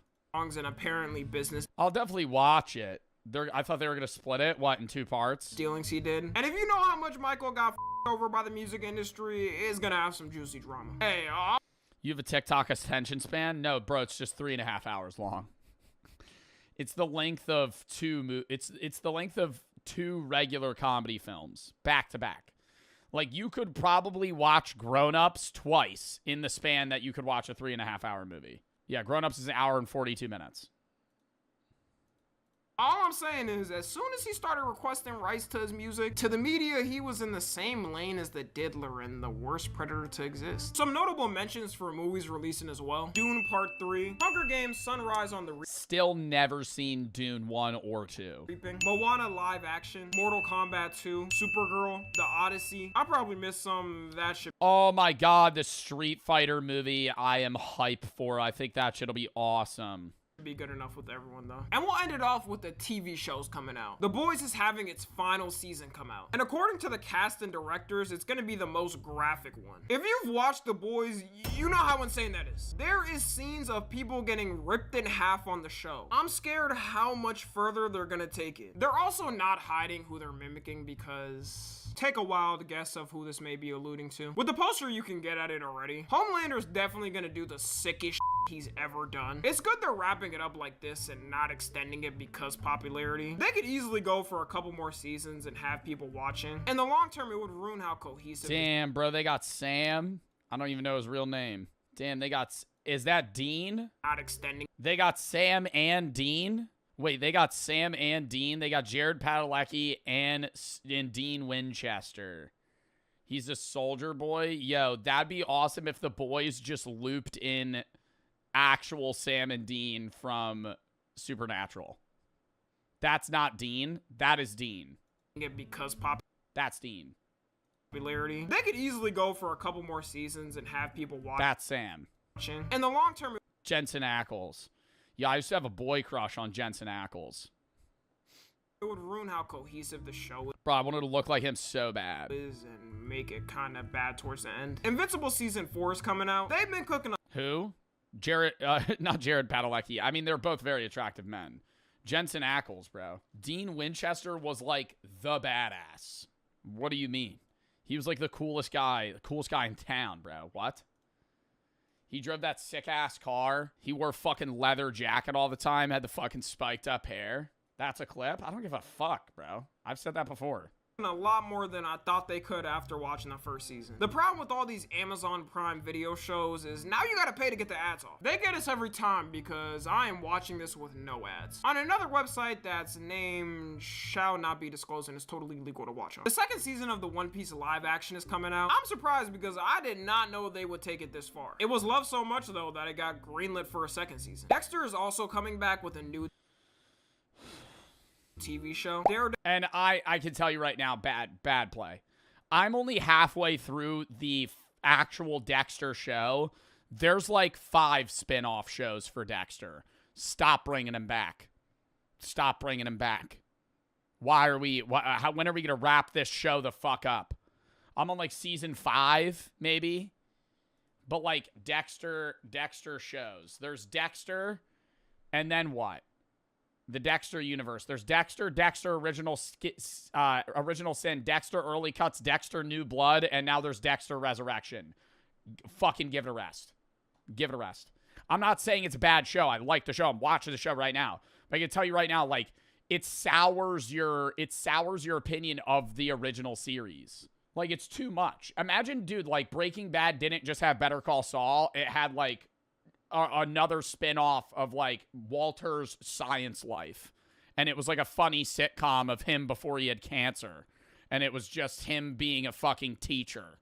Like, how stupid that would be. Like, if this was the same people that made Dexter, bro, they would do that. They'd be like, we're gonna bring him back. As well as something a little smaller, Blade Runner is getting its own show. You guys know that one. Yeah, Blade Runner, the best movie of all time now. I've watched that like fucking 6 times though. Audio. You look lonely. I could fix that. Yeah, that thing. So far, the visuals look good. That's from Blade Runner? I've only seen the old Blade Runner. That was the main reason people liked the 2017 version. To end it off, a couple of more shows that are releasing. A Knife of the Seven Kingdoms, aka a Game of Thrones prequel. Fallout Season 2. Euphoria Season 3. Peak. Haven't watched it yet. I'm going to wait until Fallout Season 2 is probably done releasing. But let me tell you, first season chat, top 10 watch. Top 10 watch. Oh, cinema. Every episode's a movie. Literally, lengthwise and feeling. We gonna be more than fed in TV shows. And that's everything I got. Let me know if I missed anything in the comments. I'm gonna need everyone to pray that no national wars or crisis happen next year. We've been through enough this year, and if nothing There's gonna be a war. happens, this should be the greatest year of the 2020s. Follow me on Twitter, Instagram, and TikTok. Tic-tac. Love Tommy. WVed. I just want everybody to get the fuck along. You gonna jinx us. There's a reason it's 10 years after 2016. Oh my God. Running it back. 2026. You should watch It, Welcome to Deary. Never seen it, actually. I've only seen It. I haven't even seen the second It movie. But I've wanted to. All right, yo, count me down 30 seconds. I'm gonna piss again. We're gonna hop into the next video. We got 2 more videos.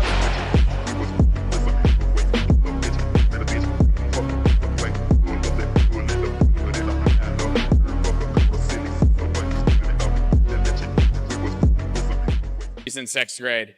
LA dickhead. I wore these. LA dickhead. LA dickhead. I grew up in New Jersey. These are peep 'em again.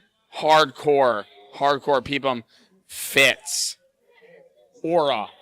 Oh, sorry. Oh my God, the fucking casino's popping. Guys, what are the odds that it's my very last hand? It is your last hand. Wow, what a coincidence. Broadcasting live right now from your mom's house.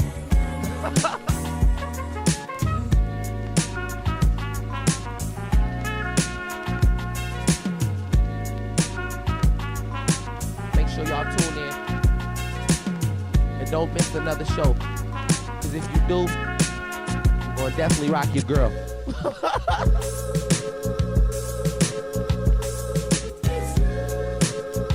So we lost about $1,000.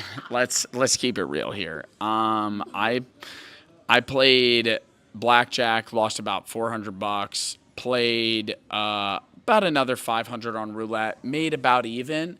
And Jack said, "Hey, let's pull out." I said, "No, man, it's all or nothing." We went to blackjack, and I couldn't have fucking lit the money on fire quicker. When I tell you that I lost that money faster than you could go, it was gone. It was like a magic trick. I thought I was watching a fucking movie with what's the movie? The fucking movie, the movie with the magic tricks. You know the movie that I'm talking about. It's got the fucking old guys in it, and they do like magic tricks and they rob people. Oh, sorry. Yeah. Jack's fucked. I lost money so quick. Chat, we are down probably 1,100 on this casino trip. That was bad. We're going to go watch a movie now, and we'll see you tomorrow for the rest of the bars. Peace. So it's the next day. We woke up at 1:30 p.m., and last night after that last clip got a little rowdy. We ordered room service, didn't show up till 3:30. I ate roasted chicken, asparagus, and potatoes with my hands, dry heaved a bunch, and then fell asleep. We were really rationing water last night as well. Kind of ran out on that end. Jack spilled popcorn all over the floor and ate an entire like cheesecake dessert with your hands.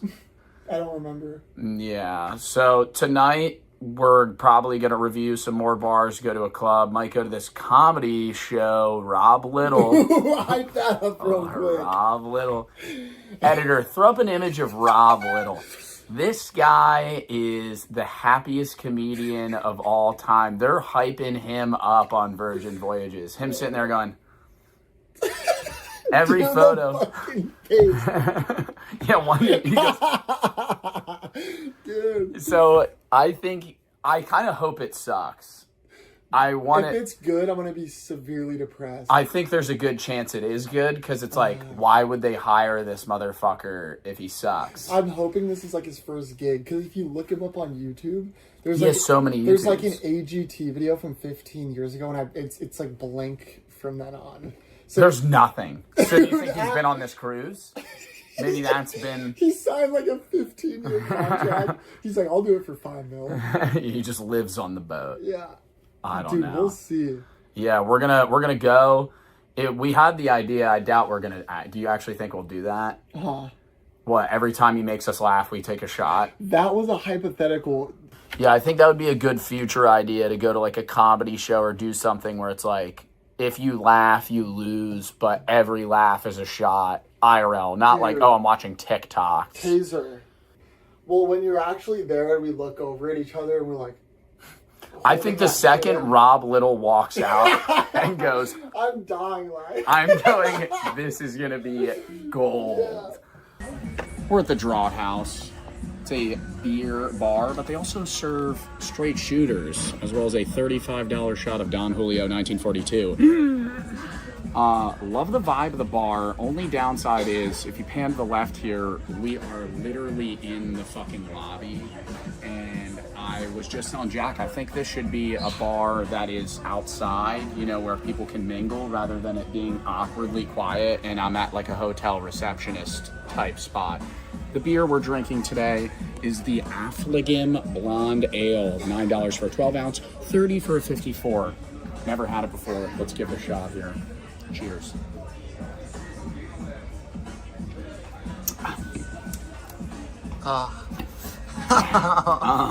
I got one too, so. Yeah, it's, I would say, a mixture between a Miller Lite and an IPA. And so it's not bad, but for the first drink of the day, not great. Drink's gonna get a 2.8. Vibes could max out at like a 4 if this was outside, but realistically here it's probably like a 2.1. Miller Lite IPA, 2 terrible things, put them together. No way this is gonna be good. Beer mode. Locked. Locked in. Are those what sunglasses are those? Amazon. Amazons? $25. Let's sip, little head on here. Yeah. Was my description accurate? No, I feel like I'm not getting IPA. I think what makes it kind of weird is like, it's a little too sweet and a little too tart. It's just a lot going on. Yeah. When I want a beer, I want something simple that I can just drink on, sip on, have 10 of. This is like a one-time, one-and-done beer you have with a steak. Not my favorite. I'm gonna rate the bar vibes 2.7 out of 5. Drink is gonna get a 2.3 out of 5. Specific. You want me to redo? Yeah, no, not even redo. We're gonna do a mild correction here. Jack just chugged half that beer and made this face. So I don't think it does. What did you give it? Like a 2? Well, at first that's like a 1. At first I thought it was just an interesting beer, and now it's like a bad not enjoyable. And it has a very, like, the taste of my mouth is disgusting right now. Yeah. Like I feel like I haven't brushed my teeth in like yeah 3 days. You know it's bad when like a light beer would like be your chaser for another drink. Like this is like chasing beer with beer. Chasing beer with beer, yeah. Like I need water to like sip on with that. Like right. It's too much. We got a screen. Yeah. College comic of the year. Good evening, ladies and gentlemen. Welcome to the stage, Rob Little. Woo! Yeah! I love you, Rob. Oh! Woo! Oh my God, he's wearing the hat. Hello, everybody. Woo! Thank you for having me. How's everyone doing? Everybody good? Woo! There's my ladies. I see you already. I did a show earlier in the week. Did anybody come see the show I did earlier in the week? Clap if you did. Clap if you did. Not many, yeah, it's because they added it at the last minute in the manor, and they some other show couldn't do it, so they're like bringing the big guns.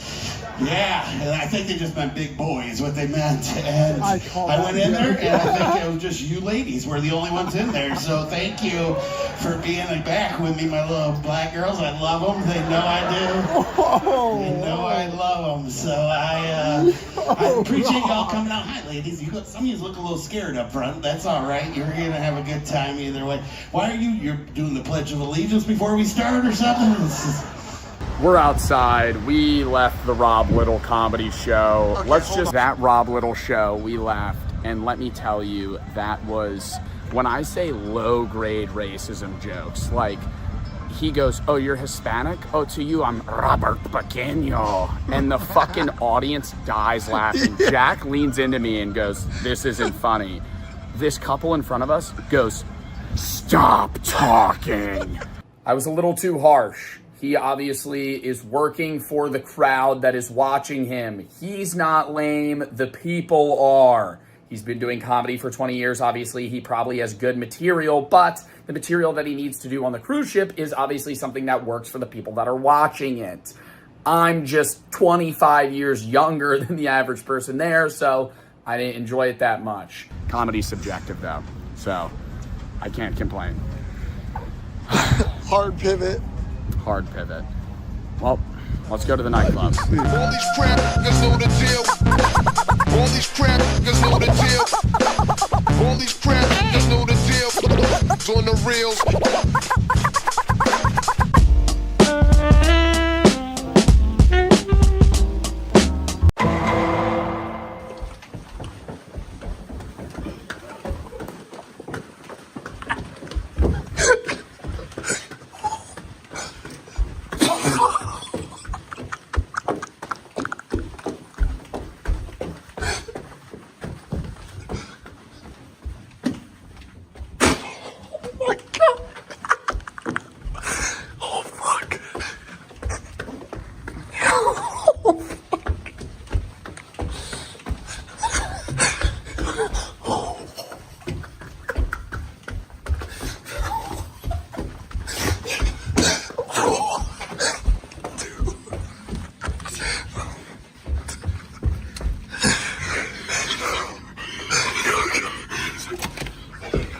Oh my God.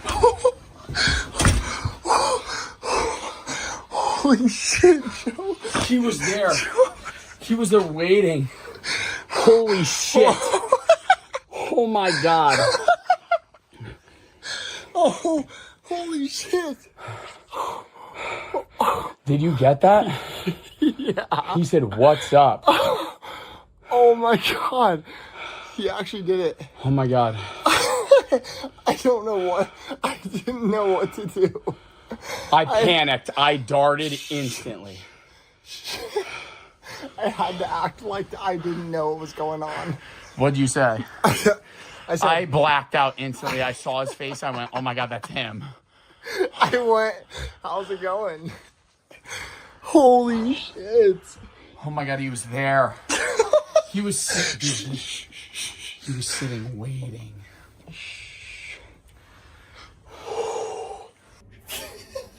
Holy fuck, he wants to have sex so bad. He's cheating. He's, actively cheat. Like, he's like, his husband's asleep, and he's trying to fuck. We should go meet him. No. You go. I'm not going out there. I'm going to meet that motherfucker. Zero chance I go meet that motherfucker. Bro, I filmed Jack talking to him at the club, and the whole time I'm going, oh, they're just like talking about swingers. The dude puts his arm around Jack and leans in. I go, oh. And then he comes to me. Jack goes, he's meeting us at the room at 1.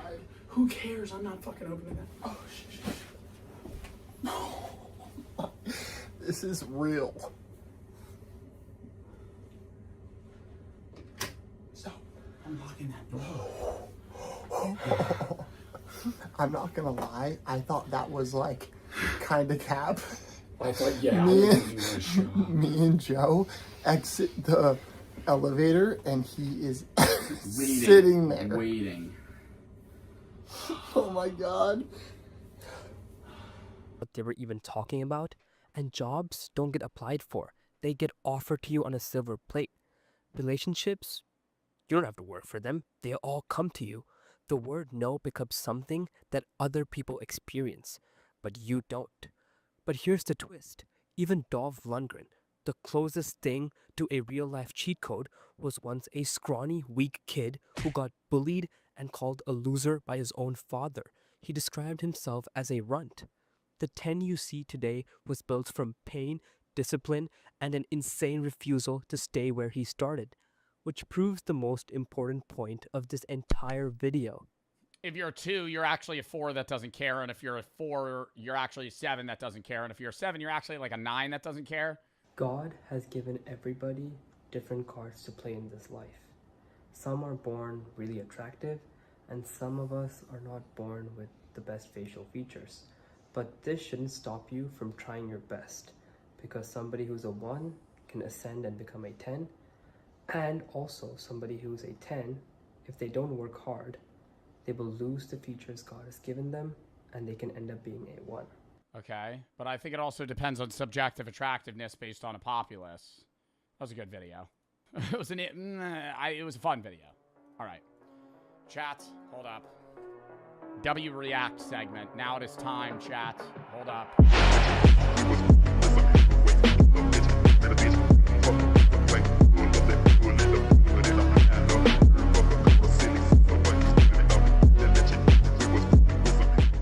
More. Ooh, dude, there's just so many raisins. Like, when are you ever eating that many raisins? Eat them? How long do? Okay, I wonder when I bought them though. Do you think I could figure that out? What is the shelf life of raisins? 6 months? I did not buy these 6 months ago. I don't remember buying raisins in the last like 2 years. Genuinely. Eat them? Hold up. It's like stuck. It's like fully stuck. How do you get them out? I'm trying to I want to get it out as one big cube.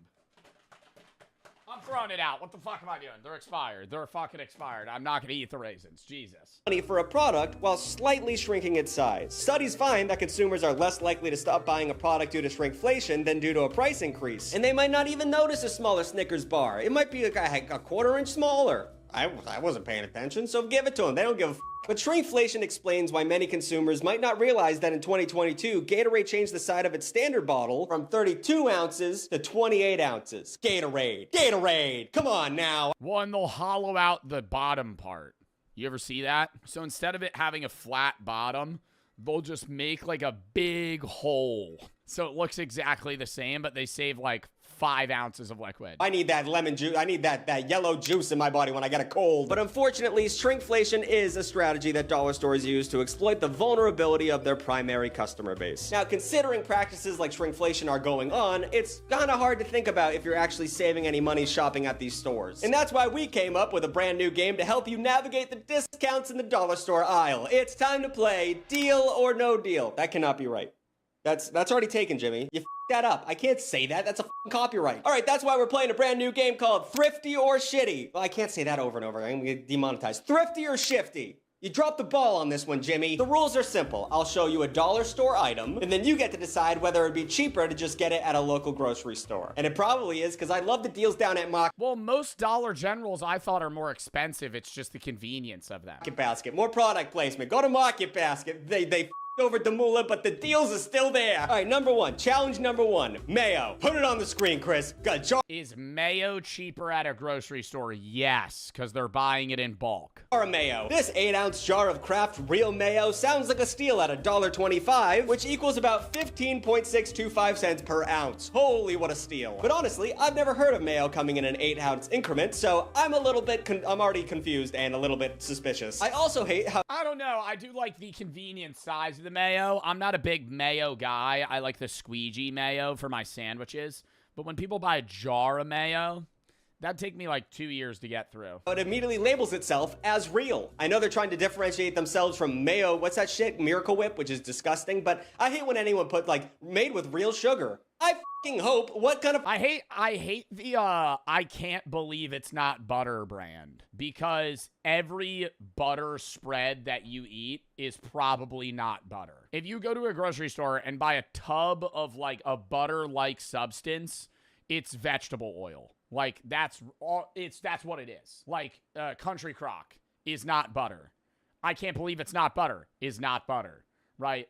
Land of Lakes might be butter. I don't know if it is, But like most of that shit's it's just canola oil. Fake sugar can you use? I don't know. Calling it real mayo makes it seem like it's a naturally occurring element on this earth instead of being whipped up with a shit ton of oil and eggs. Like, it doesn't grow on a tree, gang. It's not, real is a big word. Okay, so it's time to decide, Tuglets. Thrifty or shifty?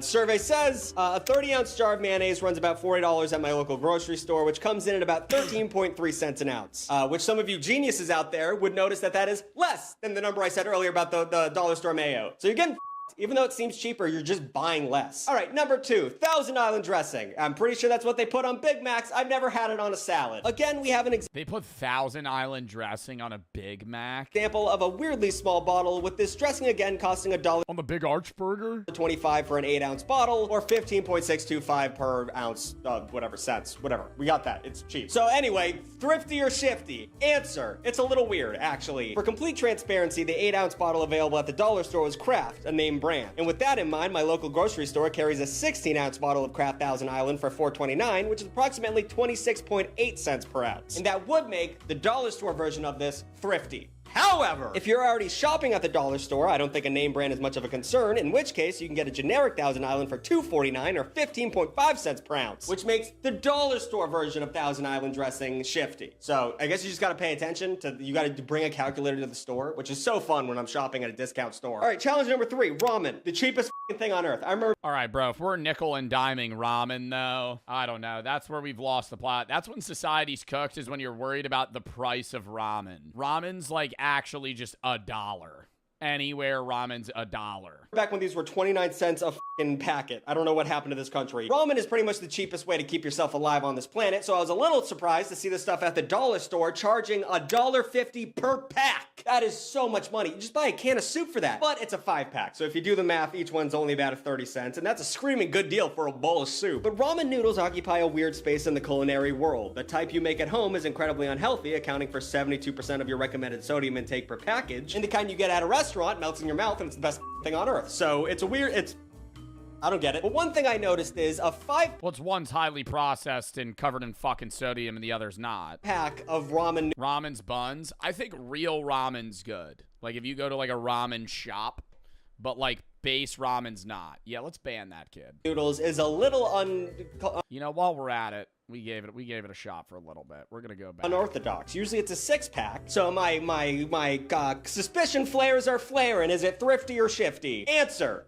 okay, we might be splitting hairs here because ramen is already so goddamn cheap, but you can get a 12-pack at a standard grocery store for $4.99, which is over 41 cents a pack. So this is thrifty, but with a pretty big asterisk. Keep in mind that these bigger packs of ramen do always go on sale. In fact, while I was writing this, you could get a 12-pack of ramen at my local market for $2.99, or a little less than 25 cents a pack. So whatever. Frozen pizza, number 4. This was one of the most shocking items I found in the store, because each one of these pizzas is $5 each, which is, it's a supreme pizza, but it's still a fucking frozen pizza. And it's not even DiGiorno. I feel like frozen pizza is like one of the biggest scams. Well, there's actually like an index that shows if the economy's doing bad or not, depending on how many frozen pizzas are being bought. Because if more people are buying frozen pizzas, that's showing that they don't want to actually buy takeout or go to a restaurant, but they want some sort of special meal that feels different. But regardless, I think a frozen pizza is like they're cheap, but they're bad. Like they're objectively bad. Like even like my favorite frozen pizza is like a Screamin' Sicilian. Still ass comparable to like any regular like delivery pizza place. Which is like the best one. So survey says, and real pizza is not expensive. You could get like an extra large Domino's pizza for like fucking $15. thrifty or shifty? And I thought this was gonna be a slam dunk for shifty. No way could anyone in their right mind charge over $5 for a Red Baron pizza. But sure enough, they do. This same thing is being sold at my local grocery store for hell no. Yeah, you can, bro. What?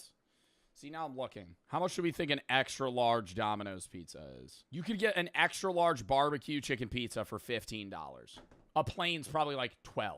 $5.99. $1 more for Red Baron. What happened to this country? I don't even know how we went. Too much.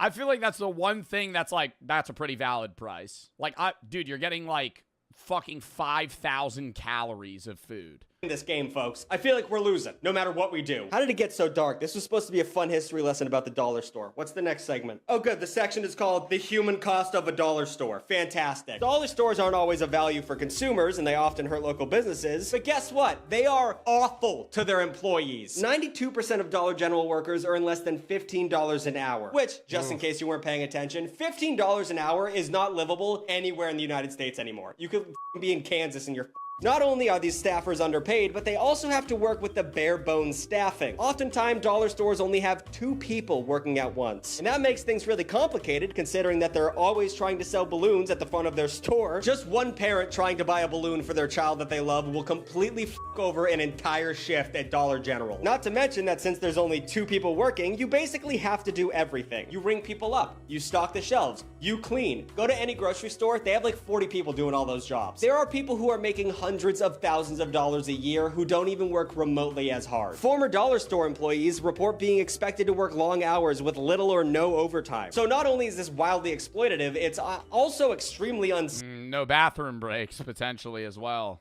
Without time to take care of stocking, the merchandise piles up in the aisles. I don't know if you've been to a dollar store. That's what I experienced at that $1 recently, but it looks like a fucking bomb went off. And federal safety inspections have repeatedly found Yeah, no, they are always dirty, dude. There's always like parts of the store that are just like closed. Blocked exit routes, fire hazards, and unsafely stacked merchandise. In 2024, Dollar General paid a $12 million fine to the government for workplace safety violations. And nothing changed. They were just like, yeah, we do that shit. Here's the money for it, but we're not it's way cheaper to just not pay these people than it is to pay you guys, so fuck it. But a blocked exit is the least of your worries at the dollar store. Because of their lack of security and small numbers of employees, they get robbed all the fucking time. There's What are you robbing from a Dollar General that's of value at all? The cash register with fucking $9.38 in it. Any 50-50 coin flip. If you walk into a dollar store, it's currently in the middle of a mugging. In Dayton, Ohio, 81 criminal incidents were counted by police at dollar stores in 2023. And while the majority of them involved theft, several go into the Dollar General, rob them from everything. We just got $38.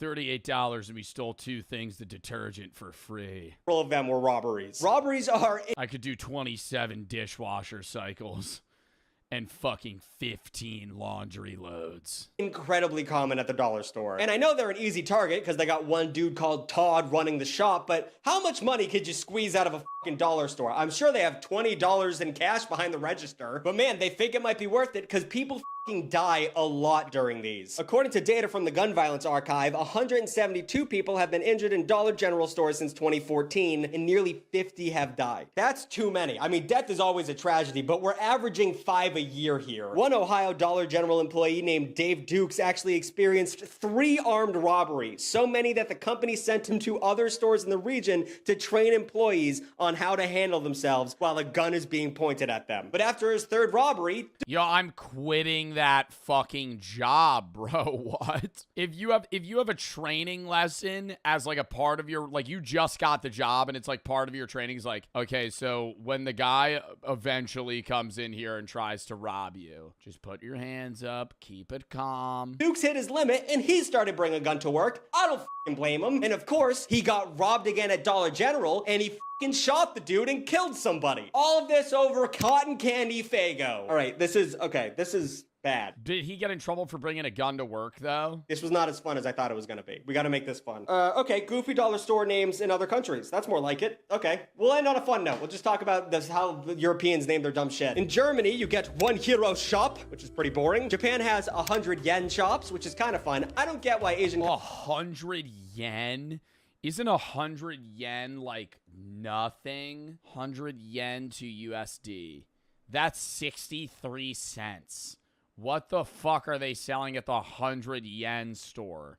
That's not even $1. Countries have denominations of money that are so much, though. I don't get that. Like, they're like, oh yeah, that hamburger costs 1,400 yen. Just make it 14. Take a couple zeros off that bitch. I don't know why we do that. Like South Korea, 1,000 won shop. Like, make it $1. Why? Just cut the zero. Yeah, well, no, there's places that have it even worse than that. It'll be like the 5 USD would equate to like 30,000 of their currency. Off of it. Vietnam, 10K stores. You see what I'm saying? Dollarama in Canada. That's fun. That's a fun one. The UK used to have a 3-penny stores, which sounds dumb, but now they have Poundland, which is where I took your mother last night. And of course, Poland has I have no clue. Zisco old fives. I don't know. Chris, put it on the screen. I have no clue how to say that. There's a 5 in there. Five's watch.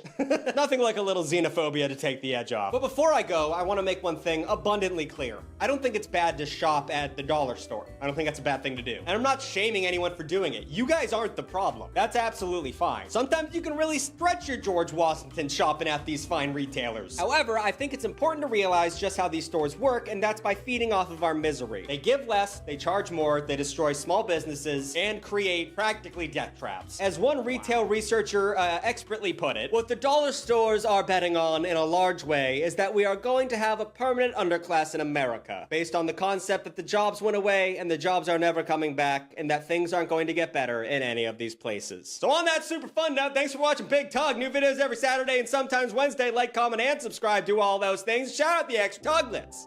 All my little bargain boys. They're all... He does promote his fucking Extra Tug website very well. $4 a month. Oh, he's a shitload of subscribers. Those are all A's. Wow, he has fucking 9 people subbing to him, all called Bigger Tug. WVid.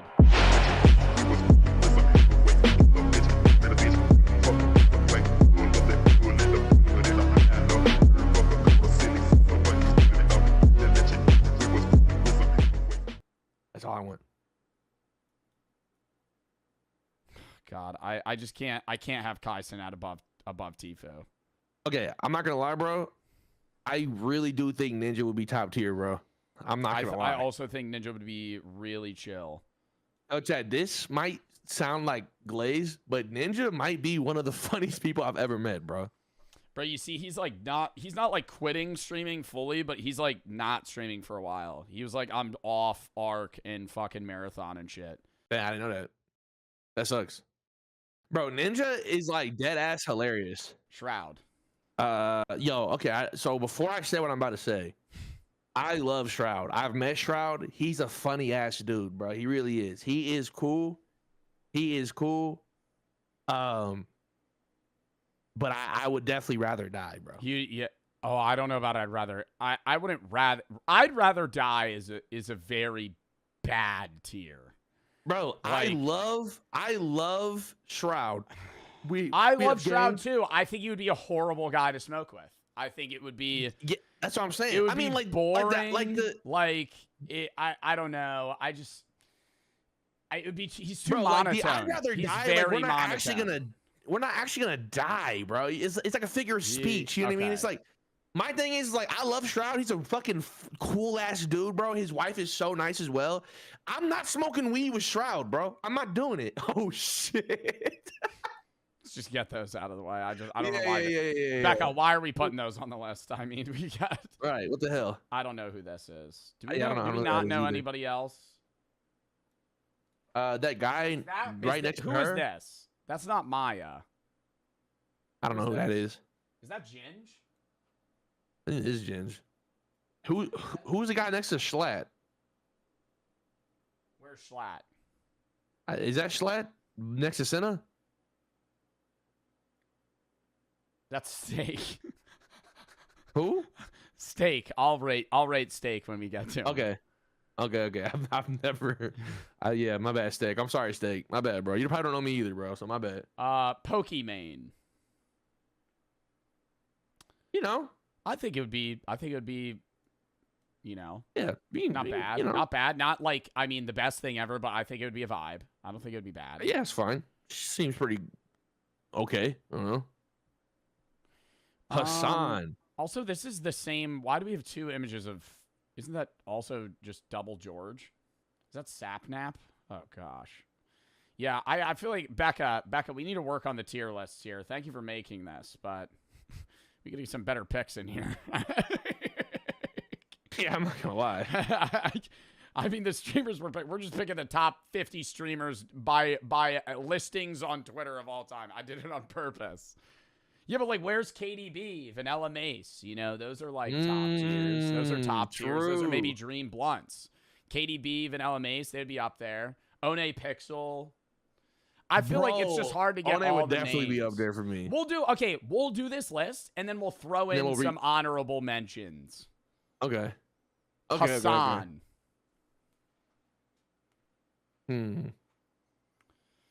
Smoking weed with Hassan.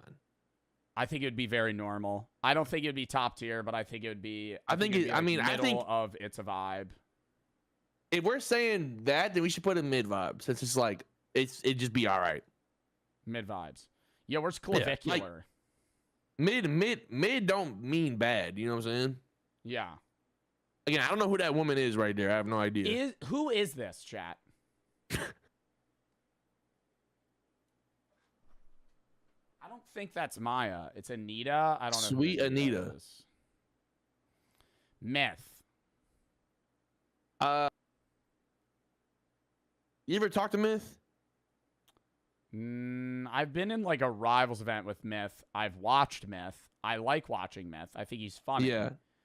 But I've talked to Myth. He's a cool ass dude, bro. I would probably put him in It's a Vibe. High It's a Vibe or low? I would put him definitely higher than Speed. There you go. Yeah. Tim the Tat Man. Tim the Tat Man. Timmy boy, a little aged out of our generation. It'd be like smoking with an uncle. It'd be like smoking with an uncle. Right, it's like smoking with your pops. Like, what are y'all really gonna talk about? You know what I mean? Like, He's in a different stage of life. Bro, Loki, we should add a list called "Smoking with Your Dad," and then we should put Shroud and Tim in there. Nah, bro, smoking with Shroud's like smoking with like a librarian. Like, I don't know. So what is this list? Smoking with your dad. Yo, okay, smoking with your dad would also be Dan TDM. I'm fine with that. Okay, bet.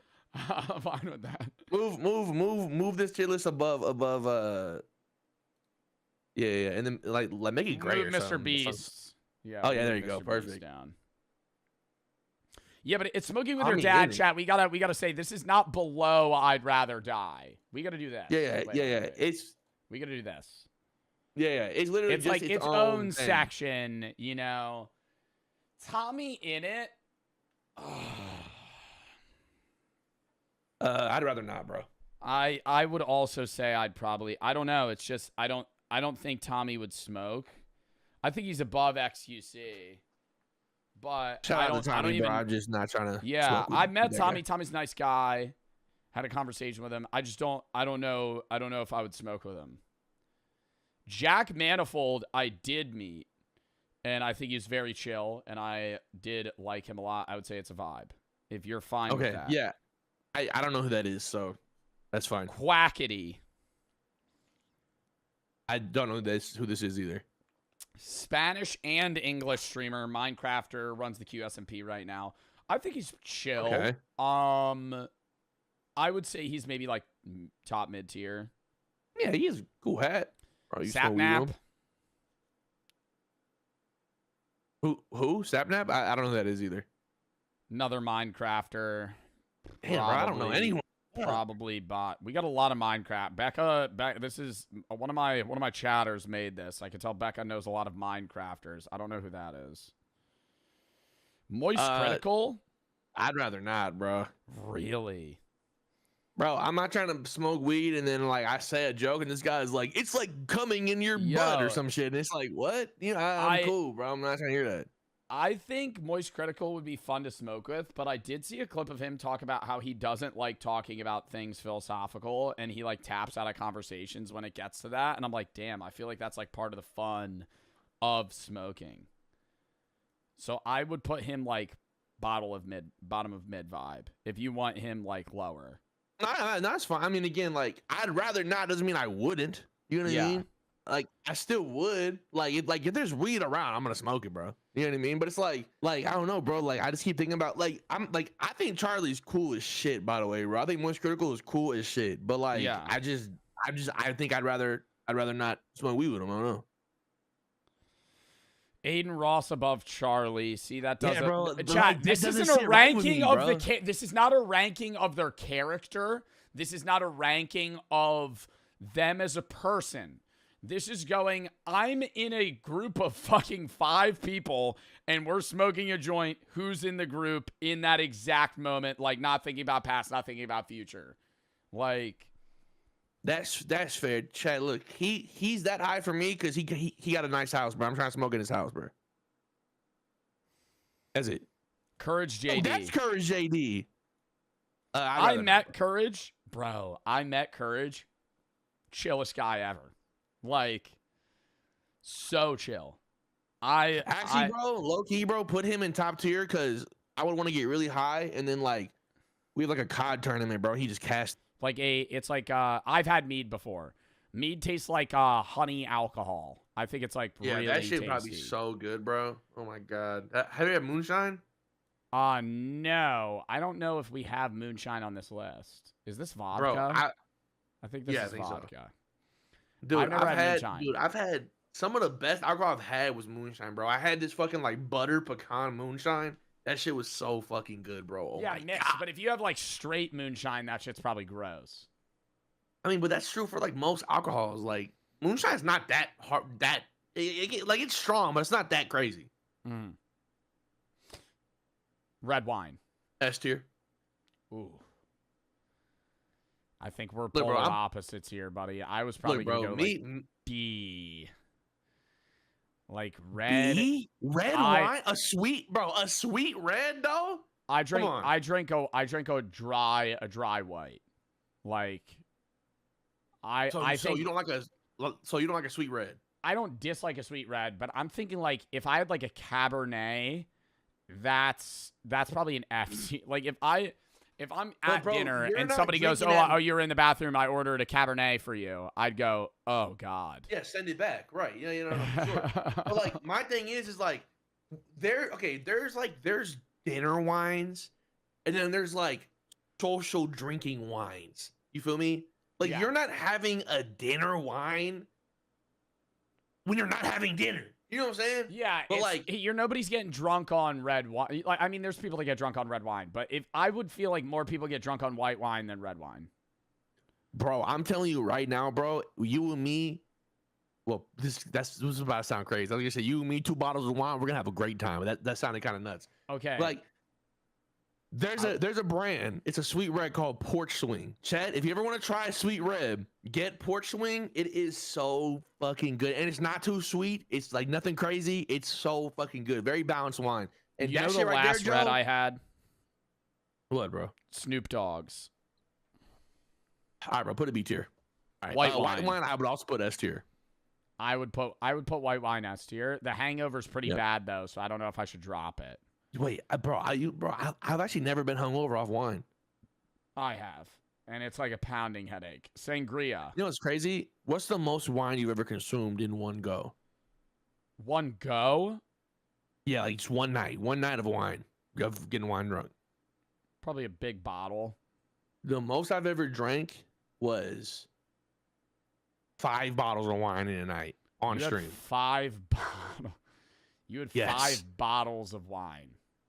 Dude, if I can be honest, I have to drink 2 bottles of wine to get drunk. Like that's where I get. You just had 5 bottles of wine like on you? Oh yeah, bro. I used to stock my fridge every week with like 10 bottles of wine. So you were buying cases of wine? Yeah, bro. Your chat may not notice, but 2021 to 2023, I was like borderline an alcoholic, bro. Like I was drinking every stream. It was crazy. Bro, but 5 bottles of wine is nuts. Yeah, I know. It is nuts. That's I know. Probably like 2,000 calories of wine. Bro, but that's saying like I wouldn't eat. That's what made it worse. And you weren't hungover from that? No. Wow. Maybe like a slight headache, yeah, but I was like nothing crazy. Sangria, I don't think I've ever had. Dude, it's so good, bro. Vodka. Actually, this was years ago. Like I don't drink this anymore. This is like when I was 21, 22. Like, you know what I mean? Just drinking every night, having fun. But now, bro, I haven't been drunk, Joe, and like you've mellowed out. Bro, I haven't been drunk in maybe a year. Like I'll drink from time to time, but I just don't get drunk. Yeah, sangria is delicious. Vodka, I definitely put an A. I think vodka is like vodka actually my favorite thing to take shots of. I think vodka's a good mixer for mixed shots and mixed drinks. I don't like straight vodka though, but still I'd put it in A. Yeah, I feel like vodka is like my favorite hard liquor to take shots of besides rum. Yeah. Now, what about whiskey? Wait, no, this is what is this? Is this bourbon? I think it's bourbon. Isn't bourbon just a type of whiskey though? Am I tripping? I have I have Blue Label right next to me. No, this is whiskey. What do you think? Black Label's whiskey, or is this bourbon? All right, bourbon. I would just put them in the same category. Whatever we rate whiskey, I'll rate the same. I feel like it's Scotch. The older same you, shit. The older you get, bro, the more you appreciate a nice whiskey, bro. Yeah, I would put like whiskey in like high. I would B. definitely put it. Yeah, me too. Tequila. Highest ceiling outside of beer. Highest ceiling, lowest bottom. If you have a fucking like C tier. Yeah. And then say like really annoying could be like. I don't think we need a hell on earth tier. I feel like we could just like delete that. Yeah, that's fine. Really annoying could be like tweakers. You know what I'm saying? Like who we think would be like a tweaker. Yeah. And no, that's fine. No. I'd rather die is fine. That can stay. Actually, we can make a Mr. Beast tier. Move him down. Like there you go, Mr. Beast. He can just stay over there, bro. I don't even want him in the list. Weirding me out, bro. I don't think Mr. Beast would be too bad in like a blunt rotation. I could just imagine when I think of like blunt rotation, I'm thinking of just straight vibes. Mr. Beast in a joint, like in a joint fucking blunt rotation might be, tolerable. But if I was like tripping on shrooms or some shit and Mr. Beast was in the room, I actually think I'd start having a panic attack. Like I think that would be really bad. Like I just can't imagine Mr. Beast having like, what does a normal combo with him look like? You know what I mean? Like I've talked to Mr. Beast. I've had a regular combo with him, but it was still about like work shit. So that's what I'm saying. Like, bro, yeah, you and me can talk about our balls while playing CS. Well, that's what I'm saying. Talk like about my balls with him. His whole life is like social media and YouTube. It's like I don't know his interests. I know he likes anime, but like it's like what would we talk about? Like this would be a fun convo. Like I feel like Queso would start ranting about some random shit. We'd all just be talking. Even here, it would just still be like a normal like vibe. And then here's where it's like, if I'm really high, it might be kind of like harder to understand X if he's talking really quick. Yo, if I'm fucking fried, I really might learn French that night just hearing HQC speak, bro. Like that ass. Jinxie. I'm not gonna lie, bro. I think Jinxie is top tier, bro. I think Jinxie wants to smoke weed with me one day. I think there's a tipping point with Jinxie. I think Jinxie on stream smoking would be a bit of a tweaker. And bro, you know what we should do? We should. Oh my bad. I was gonna say, I think on stream he'd be a bit of a tweaker. I think off stream he would be like pretty chill. I think if he got too high, he'd kind of freak out, but that would be really funny. So yeah, top tier. Bro, you know what we should do, bro? Here's a content idea for you, bro. We should like invite Jinxie and then everyone else that makes it into Dream Blunt rotation or whatever, and then do a scam line lobby where everybody's fucking fried. Yeah, everybody. Well, okay, but see, like, there's zero chance Queso gets high on stream. I mean, we could ask. We could ask. Bro, he doesn't like, even curse on stream. You think he'd go be like, all right, yeah, I'll fucking get high. What's a little drugs, Joe? We could just ask. I'm just saying. Okay, fair. Feel me? I'm just saying, like, it would be fun. It would be fun. Yeah, we could even pull cool. like some of the people, because I think right. That's what I'm saying. Okay, it could be cool. Deji, I'm not gonna bro. Deji's kind of funny, bro. I love Deji, and I think his laugh is hilarious. I Yeah, think he's funny as shit. I think Deji's probably in the dream. Yeah. I put him up there. He's funny as shit. Ooh. Dan Who's TDM. that? I don't know who that is. I don't know, man. Yeah, I don't know who that is. So I don't. Okay, bro. Dan TDM. Okay. Now I think he's going like mid vibe. Okay, my chat is not happy that I soft hovered him and I'd rather die. yeah, He I'm made not my gonna lie. A lot of people childhood. are saying, He what the made my fuck, childhood. Jojo? Exactly, chat. You're gonna smoke a joint with a guy that you watched when you were 8 years old, and that's gonna be a mad weird vibe, bro. I'm just gonna be like, yo, I loved when you talked to that villager that you named that one episode. It would just be so awkward. Like it could go either way. Yeah, I just don't know who this is, so We'll keep him mid. We'll keep him mid vibe. Yeah, I don't know who I this is. know. Should we? Do you know who that is? no, we should have a I don't know list just in case, because like I don't know. Mr. Beast can stay. Yes, that's a solid. It's a solid list. Yeah. Who are these people? Aiden Ross. I disagree with Aiden Ross on a majority of serious topics, but I think in a blunt rotation he wouldn't be very bad. I also disagree with Aiden Ross on a lot of things, but he probably got some good weed, bro. So you know, hey, bro, you know Good what I mean? weed and probably like chill beanbags, good music. That's what I'm and saying. It would be a Good vibe. weed, and we smoking in his house, bro. So like, you know what I'm Yeah. saying? House is cool, bro. Yeah. And you know, maybe he'd be cool. Maybe top tier? Nah. No. It's a vibe. It's fine. It's a vibe. It's fine. I think it's a vibe. Sketch. I'm putting Sketch. I Sketch think is a Sketch talker. is He's a talker when he gets high. He's a talker, but I think Sketch. Well, that's part of the fun. Exactly. That's why I think I put him top tier personally. I think he would also be top tier with Junko. I that'd be recognize this guy's face, but I don't know who Is that this Courage is. JD?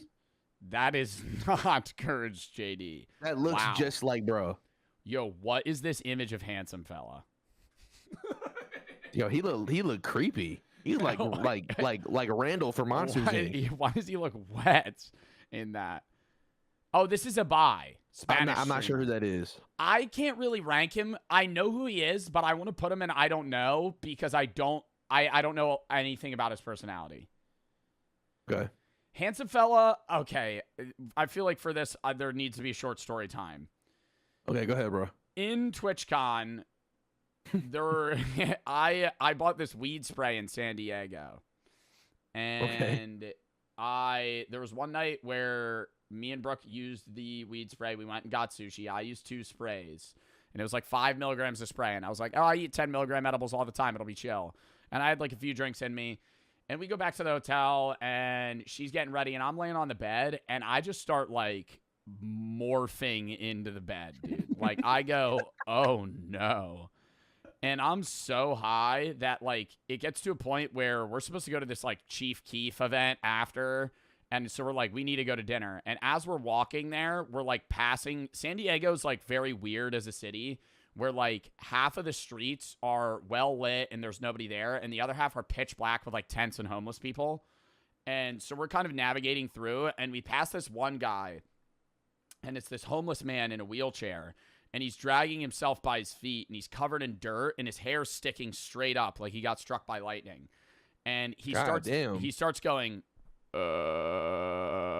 as we pass him. Oh my god! Like a fucking. And I'm so high, and it's like I'm like almost having a panic attack.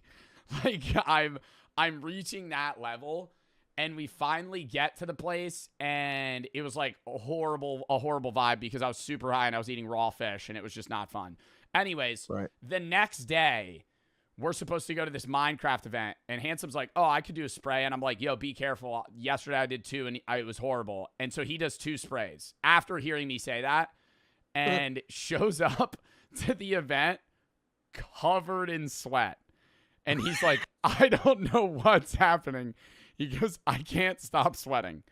And he's like, I'm drenched in sweat. I can't stop sweating. And it's like to the point where like his entire shirt's like soaked. He's a different color. It's the funniest shit ever. He acts completely normal, but he's just sweating. So I think he would be chill, but like it's also hilarious, like knowing that that's how he got. Yeah, I mean, bro, Handsome's funny as shit. I feel like he would definitely be top tier, or even Dream Blunt. I feel like Handsome is like would be really fun to smoke with. Should we Chat. Should we limit Dream Blunt to a specific amount of people? I think it shouldn't go above 8 people. I feel like 10 is too much. We'll potentially have to kick people out. Okay, drop Queso, because we don't even know if he smokes. Drop Queso, move up Jinxie. I feel like, yeah. I like that. Actually, bro, drop Deji, move up Handsome. I don't really want to drop Deji. I like Deji there. Okay. Tfue, Turner. I'd rather die. What? Yeah. Why? I don't know. I would put Turner in like top tier. Oh no, bro. It's just like I just like me and him wouldn't really vibe. You know what I mean? Well, Really because he's like a real white guy. Bro, what? No, man. Well, yo, what's wrong with you, man? What do you mean? No. What? I'm not. What the fuck is wrong with you? No, man. What do you mean he's a real white guy? What does that even mean? You're a real white guy. Lives in like white guy? Okay, bro, but he's like a real white guy. Like he goes fishing and fucking. I go fishing. Okay, but like I go fishing. Know what okay, yes, you go fishing, bro. But I'm saying like you know what I mean about Turner, bro. Turner's like a Florida head that like loves fishing and surfing. That's like the whitest white guy thing ever. Look, all I know is, bro, I feel like it could That's be cool. literally just racist. I'm white. Halo. Yeah. I'm not saying this, by the way, chat number one. But also, my reasoning is like, you ever just hear somebody talk and it just piss you off? You think Turner pisses you off? I don't think it. I mean, he doesn't piss me off, but like when I hear him talk, I'm like, yeah, whatever. And I move on. You know what I mean? So you're putting him in I'd rather die? Okay, well, he's not I don't think he'd be a tweaker. So okay, yeah. But Tweaker is like, okay, should we rename Tweaker? Yeah. Rename Tweaker. Because it's rename like Tweaker. Tweaker's just below mid vibe, but like I don't think he would tweak. You're just saying how about bad vibes? No, not bad vibes. Like, I'm good off. Like, I'd rather not. You think he's there? Right. I would put him in mid vibe. Okay. Put him in mid vibe. No, we'll put him at the bottom of mid vibe. Okay.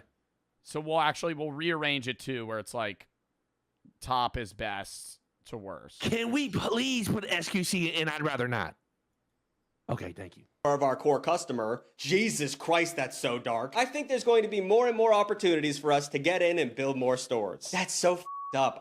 I'm sure we're thinking of it in the wrong context. I'm sure he's talking to people who aren't poor, but oh my god. And this leads us to the consequences of the dollar store strategy. While they often like to position themselves as businesses that do good for the community by helping Yo, I hate card shopping, dude. I think like that's actually like a bottom tier shopping experience, is being like, oh, I need to go buy a birthday card.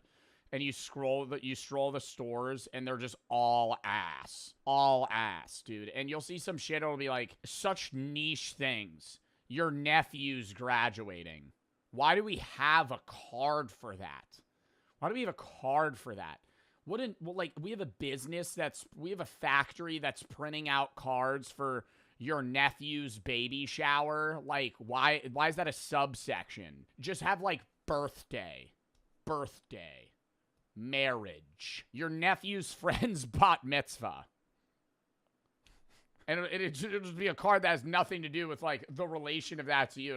Why is that a thing? Consumers stretch their dollar while providing access to shopping in underserved areas. They actually play a role in destroying local communities, and we're going to talk about that. As dollar stores aggressively expand, they're no longer just filling in needs for rural towns and small suburbs. They're competing with local grocery stores and effectively wiping them out. Dollar stores often open up right next door to local businesses and... Bro, but I don't understand how they're competing with local grocery stores. Because I understand on the snack perspective, like smaller skewed things, like if you have to just grab something in the moment.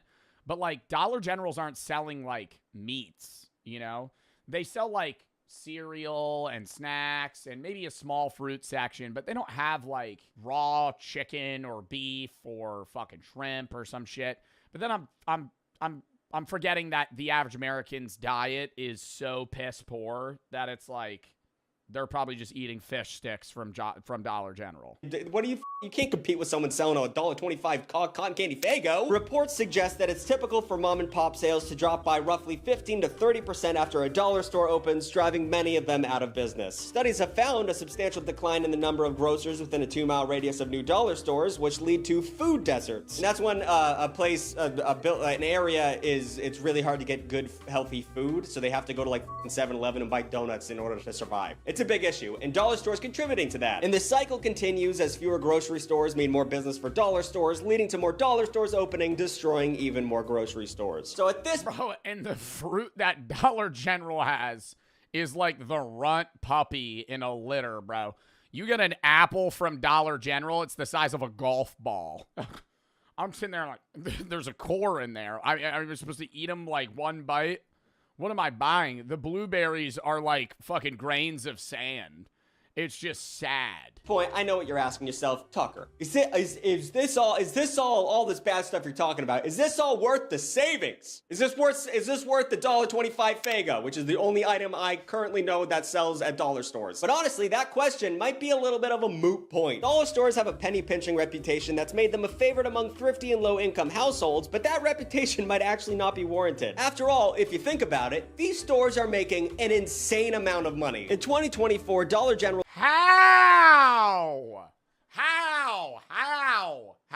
I feel like your profit margin's probably pretty low. And whenever I walk into a Dollar General, there's like maybe one other person there. You buy 6 items, you're not making that much money. Net sales topped $40 billion, while Dollar Tree raked in $17.6 billion, and Family Dollar made $13.25 billion. How could a business that keeps inventory so cheap make so much goddamn money?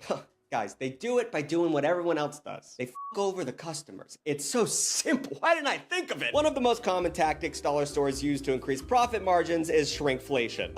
Yo, Doritos be doing that shit, dude. You buy like a mini gas station bag of Doritos recently.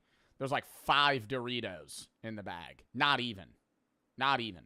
Other side note, not even a shrinkflation.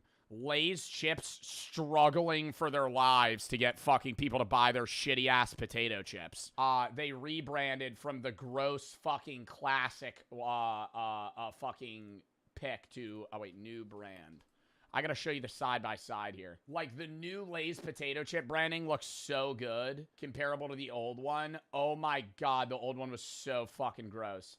They almost conned me into buying it. Old Lay's potato chips. They look even worse than this, dude. They're see-through. That's how thin a Lay's potato chip is. Sopping wet with oil and see-through. Anybody that likes a Lay's potato chip, I'm not trying to diss you. If you like a classic yellow Lay's potato chip, your blood pressure is through the fucking roof. More than mine in my cortisol spikes. Because if you're eating these on a daily basis, they're disgusting, number one. They're disgusting. They're covered in oil. They're the most unhealthy fucking chip that you've ever eaten in your life. They're so gross. And then they rebrand to go made with real potatoes. Made with real potatoes. And look, these look like fucking piss chips. These look like kettle-cooked baked chips. And I'm telling you, they haven't changed the recipe at all. They just changed the branding. The potato chips are still dog shit ass. Literally, why are people buying those? If I'm buying a potato chip, I'm buying a kettle cooked. That's it. I will buy a baked Lay's. I take it back. Baked Lay's are good. Baked Lay's are good. Fried Lay's are disgusting. Chuggy term, a very millennial term, but it's actually real, so we gotta pay attention to it. The term was coined in 2009 to describe the practice of charging the same amount of money for a product while... Kettle cooked are all right. You're pissing me off. If I'm buying a regular chip, I'm not a big fan of potato chips generally, but a kettle cooked jalapeno. Have one of these and get back to me. These are elite chips.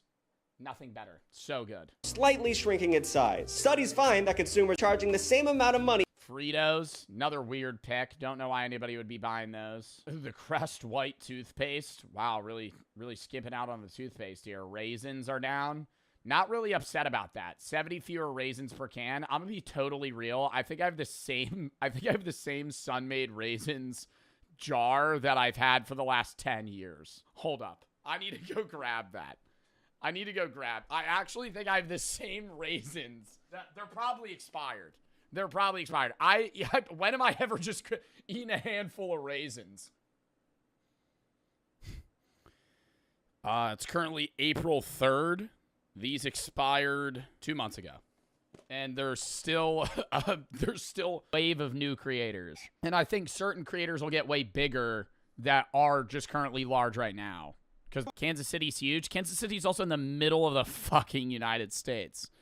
Like, it's just a random place comparable to the rest. In Kansas City? What billionaire in Missouri paid for this shit? It was almost perfect. Ain't no one coming from a... in Marvel lore. Victor Von Doom and Tony Stark are two different people. In the MCU, recent rumors strongly suggest that they're going to change that and that Doctor Doom and the Avengers will be a variant of Tony Stark from another universe. Okay.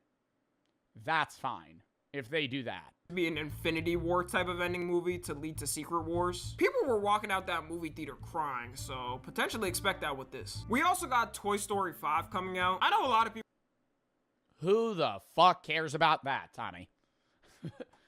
Toy Story 5's coming out? Oh, really? Really? I haven't fucking watched Toy Story since the third one. I mean, I didn't even know there was a fourth one. People didn't like 4 and shit on it. But the concept for this one makes me have higher hopes. The whole plot is the toys fighting for children's attention after they got taken over by iPads. With this evil looking iPad or lily pad ready to destroy them, this character has potential to be the Lotso of Toy Story villains. Only thing we can hope is the story's written good. So far, it sounds like a good concept. And some more childhood nostalgia, Shrek 5 is coming out. I'm less sure about this one, and looking at the character design... Nah, it's gonna get a lot of hate. Why the massacre, my boy? Him and Donkey look like if I told ChatGPT to generate what it... Yo, it's really the fucking... I'm just not a fan of the new cartoon design, bro. It's the shit they do, like the new SpongeBob movie. Oh, Search for SquarePants. It looks fucking terrible, man. I just don't like the vibe. I know it's supposed to be like super 3D and like realistic and shit. It just looks bad. I don't know, like it looks not like low quality. Like obviously there's a lot of money being put into it, but I don't know. It's just like it's not Illumination Entertainment either, but I feel like it's that like hyper 3D, super bright colors. It's gonna be the same first season. The problem with all these Amazon Prime Video shows is now you gotta pay to get the ads off. They get us every time because I am watching this with no ads on another website that's name shall not be disclosed and is totally legal to watch on. The second season of the One Piece live action is coming out. I'm surprised because I did not know they would take it this far. It was loved so much though that it got greenlit for a second season. Dexter is also coming back with a new TV show. And I can tell you right now, bad play. I'm only halfway through the actual Dexter show. There's like 5 spin-off shows for Dexter. Stop bringing him back. Stop bringing him back. When are we gonna wrap this show the fuck up? I'm on like season 5, maybe. But like Dexter shows. There's Dexter, and then what? The Dexter universe. There's Dexter Original Sin, Dexter Early Cuts, Dexter New Blood, and now there's Dexter Resurrection. Fucking give it a rest. Give it a rest. I'm not saying it's a bad show. I like the show. I'm watching the show right now. But I can tell you right now, like, it sours your opinion of the original series. Like, it's too much. Imagine, dude, like, Breaking Bad didn't just have Better Call Saul. It had, like, another spin-off of, like, Walter's science life. And it was, like, a funny sitcom of him before he had cancer. And it was just him being a fucking teacher. Like, how stupid that would be. Like, if this was the same people that made Dexter, bro, they would do that. They'd be like, we're going to bring him back. As well as something a little smaller, Blade Runner is getting its own show. You guys know that one. Yeah, Blade Runner, the best movie of all time? No. I've watched that like fucking 6 times, though. Audio. You look lonely. I could fix that. Yeah, that thing. So far, the visuals look good. That's from Blade Runner. I've only seen the old Blade Runner. That was the main reason people liked the 2017 version. To end it off, a couple of more shows that are releasing. A Knife of the Seven Kingdoms, aka a Game of Thrones prequel. Fallout Season 2. Euphoria Season 3. Peak. Haven't watched it yet. I'm going to wait until Fallout Season 2 is probably done releasing. But let me tell you, first season chat, top 10 watch. Top 10 watch. Oh, cinema. Every episode's a movie. Literally. Lengthwise and feeling. We gonna be more than fed in TV shows. And that's everything I got. Let me know if I missed anything in the comments. I'm gonna need everyone to pray that no national wars or crisis happen next year. We've been through enough this year, and if nothing there's gonna be a war. Happens, this should be the greatest year of the 2020s. Follow me on Twitter, Instagram, and TikTok. TikTok. Love Tommy. WVed. I just want everybody to get the fuck along. You gotta jinx us. There's a reason it's 10 years after 2016. Oh my God. Running it back. 2026. You should watch It, Welcome to Deary. Never seen it, actually. I've only seen It. I haven't even seen the second It movie. But I've wanted to. All right, yo, count me down 30 seconds. I'm gonna piss again. We're gonna hop into the next video. We got 2 more videos.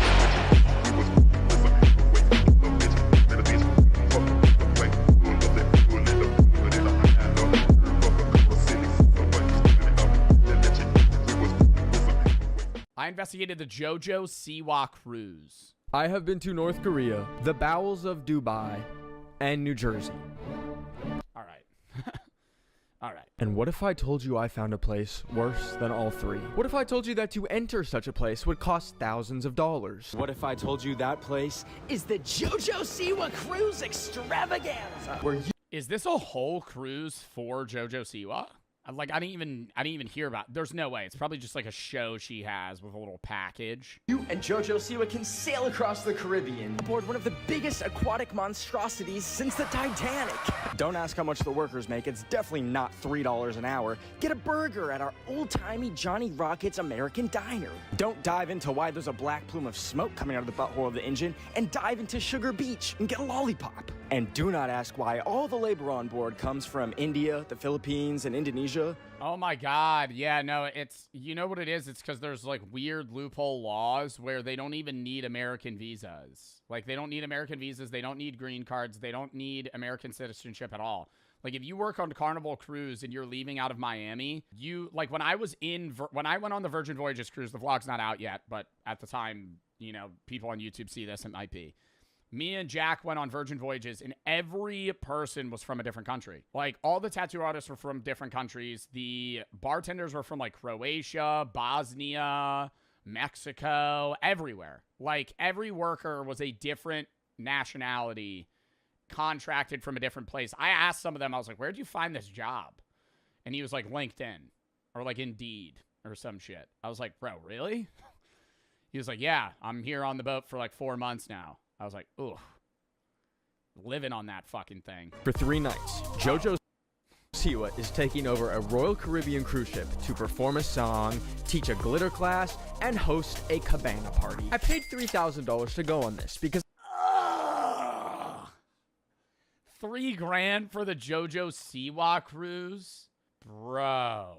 And the whole cruise is around her? There's no way she was able to contract that big of a fucking cruise ship to do this. I feel like it's just a cruise that she happens to be performing on. In my life, and this is my job now. But there's also thousands of dollars in bonus activities like meet and greets, hibachi dinners, and movie nights with JoJo herself in her hotel room. But I've never been on a cruise in my whole life. And me and JoJo Siwa were actually both on Nickelodeon, so really, I just want to see how my colleague is doing. Welcome to the JoJo Cruise, everybody. Why is everybody 45? Wait, does she have audience members that old? Wait, what the fuck? Why is everybody, what? The JoJo Siwa I remember was selling like hair bows to like 8-year-olds. Going on the JoJo Siwa cruise. Are you checking that bag in? You would have thought I was getting on Noah's damn Ark the way people were congregating to get on this boat. And I felt so underprepared. Like, people had, like, matching t-shirts. Nah, this is not a JoJo Siwa cruise, bro. I'm telling you, Ben, bro, you gotta be marketing this as, like, there's no way. I feel like this is a cruise and there was like a side package to meet JoJo Siwa. There's no shot all fucking like 4,000, 10,000 people on this cruise ship are here to see JoJo. That said, "Oh, ship, it's a trip." What the fuck? They got one lady up there and left her to die. Walking into one of these Bro, cruisers are a different category of people, like Disney adults. Like they're their own, like, it's like a club. You know, like people that take, like you're a cruise person. Most people don't travel on cruises. Like if I'm traveling, I'm going on a plane. Like I'm flying to a destination. I want to be there. I might like travel destination to destination there.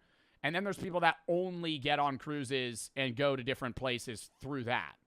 I just feel like it's not an authentic way to, it's fun. Like I had fun on the cruise. I've only been on one, but like, I feel like it's way more enriching of an experience to fly to like Italy, stay there for a week, and like travel around Europe than like be on a gold, like a fucking shitty like Jose Cuervo.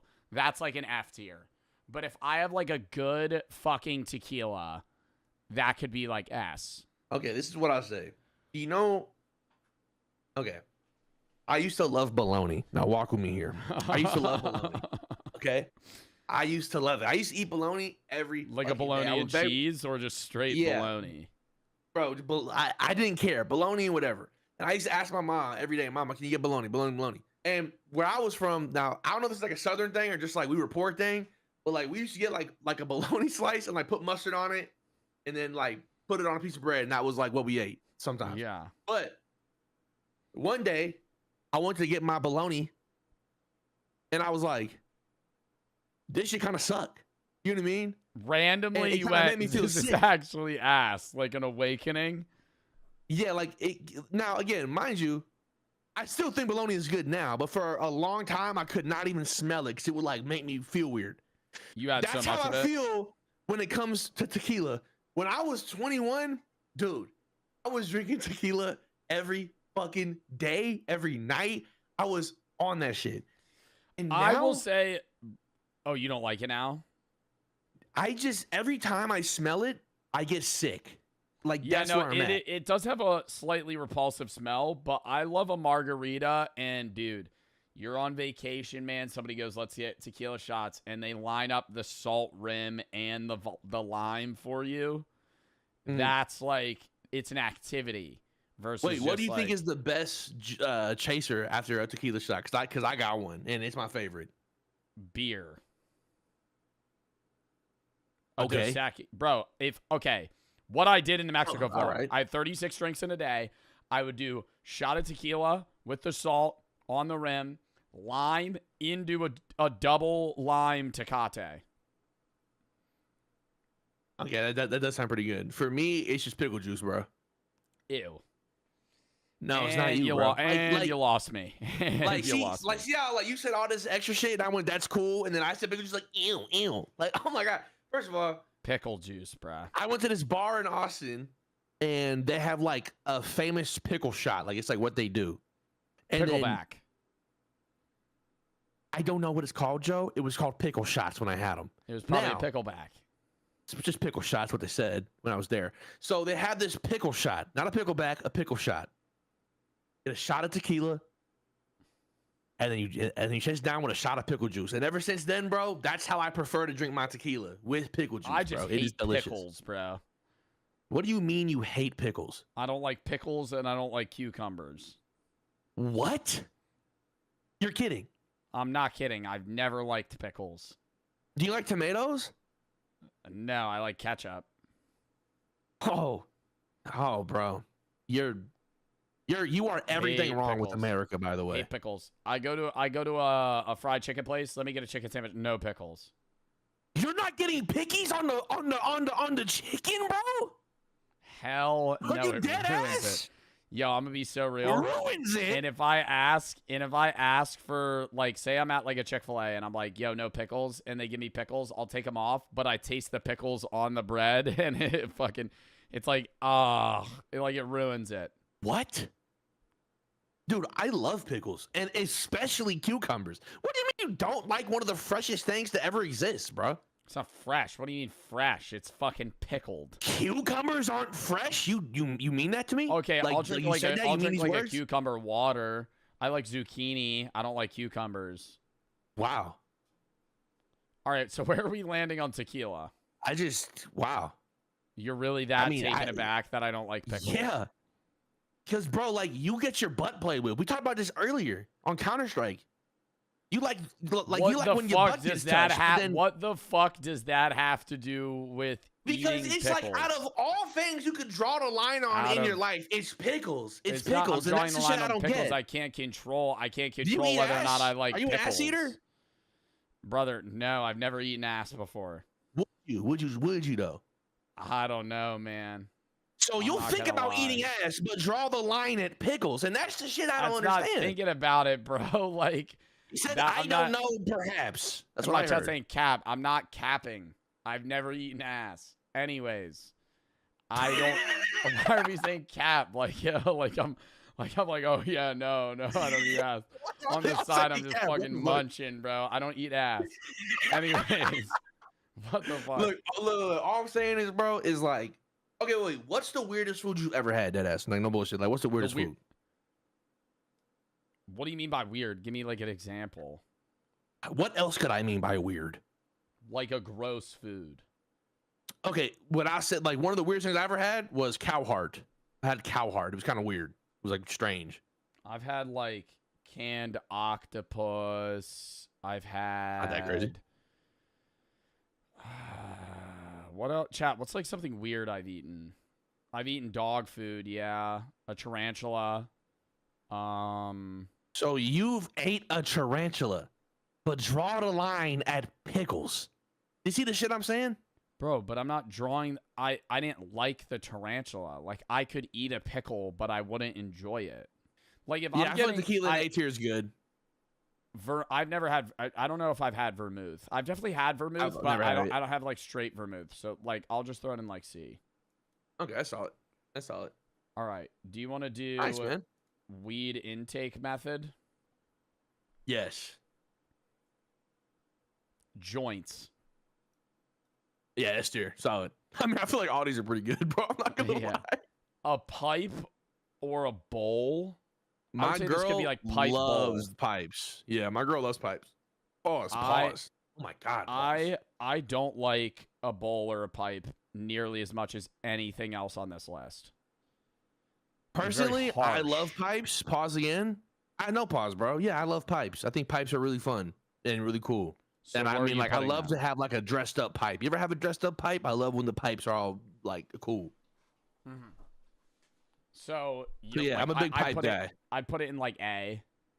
Yeah. Hey, well, I low key, bro. I don't know, bro. I mean, I put pipes in S. I put pipes in S and then like a joint we put in pipes A. in S. I'm not putting a joint in A, bro. Okay, fine, bro. Put pipes in S, bro. Put pipes in S. A bong is so dependent on, it's similar to a bowl, so dependent on the bong. Yeah, like, I would put this in B or C, bro. Might sound crazy, but I'm not gonna lie. I think again, low skill or high skill ceiling, low entry.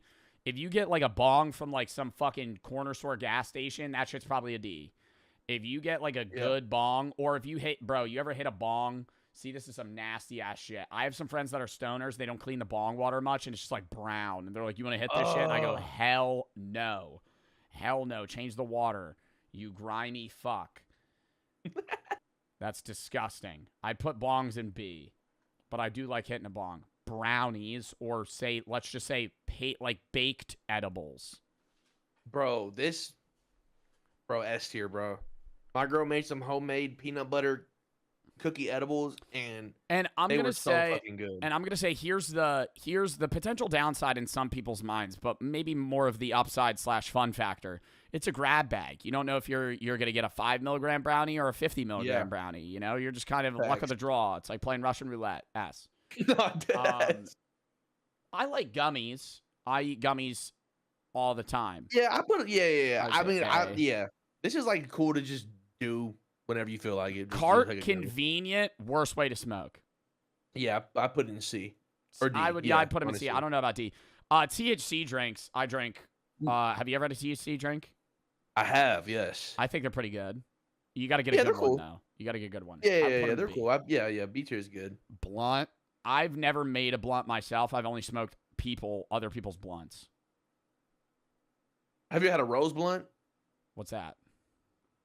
It's a blunt made out of a rose petal. No. Very, very solid. Where do you put have you ever had an apple done like an apple blunt or like an apple bong thing? You ever done that? Nah, the blunts that I would have, my boy would make, and he would make a blunt with weed, and then he would wrap the blunt in joint paper. Okay. And it would be like the cleanest blunt I've ever seen. And it was very smooth. But I will say, if you afterwards- ever have a chance to do a rose blunt, you should really try it because that shit is crazy. I feel like blunts is like, A tier. I think it's pretty solid. I like blunts. A spliff?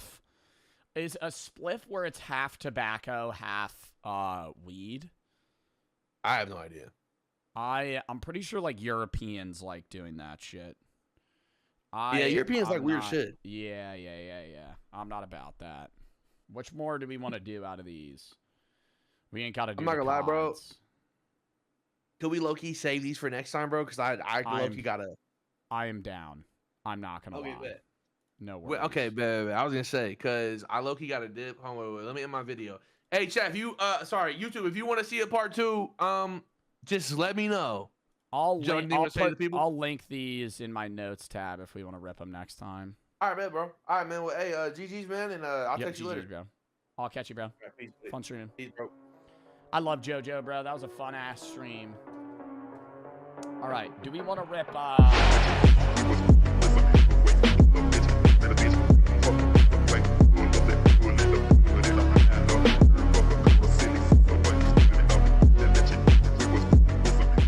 How this man gets play at the club every single weekend. You might be asking, but how? How does he do that? Well, it's a pure numbers game. He walks up to every girl in the club, every single one. Bro, I have a guy. I have a guy friend that does that. Oh my god. Literally going out with him, he gets like 4 drinks. He just roams and he literally hits on everyone until like he goes like 1 for 100, but he gets 1. Like every time. Does he win? Does it work though? He misses, but like it's crazy. Like the miss level's nuts. Like it'll be like a one-liner like, "Hey, aired." Like he'll say it's not Chris. He'll say Chris is way too shy. For that, Chris is an outgoing person, not in that sense. But dude, it'll be like he'll be like, "Hey, what's up?" Aired. Like full turns to the side, and he'll just go to the next person. Just doesn't even care.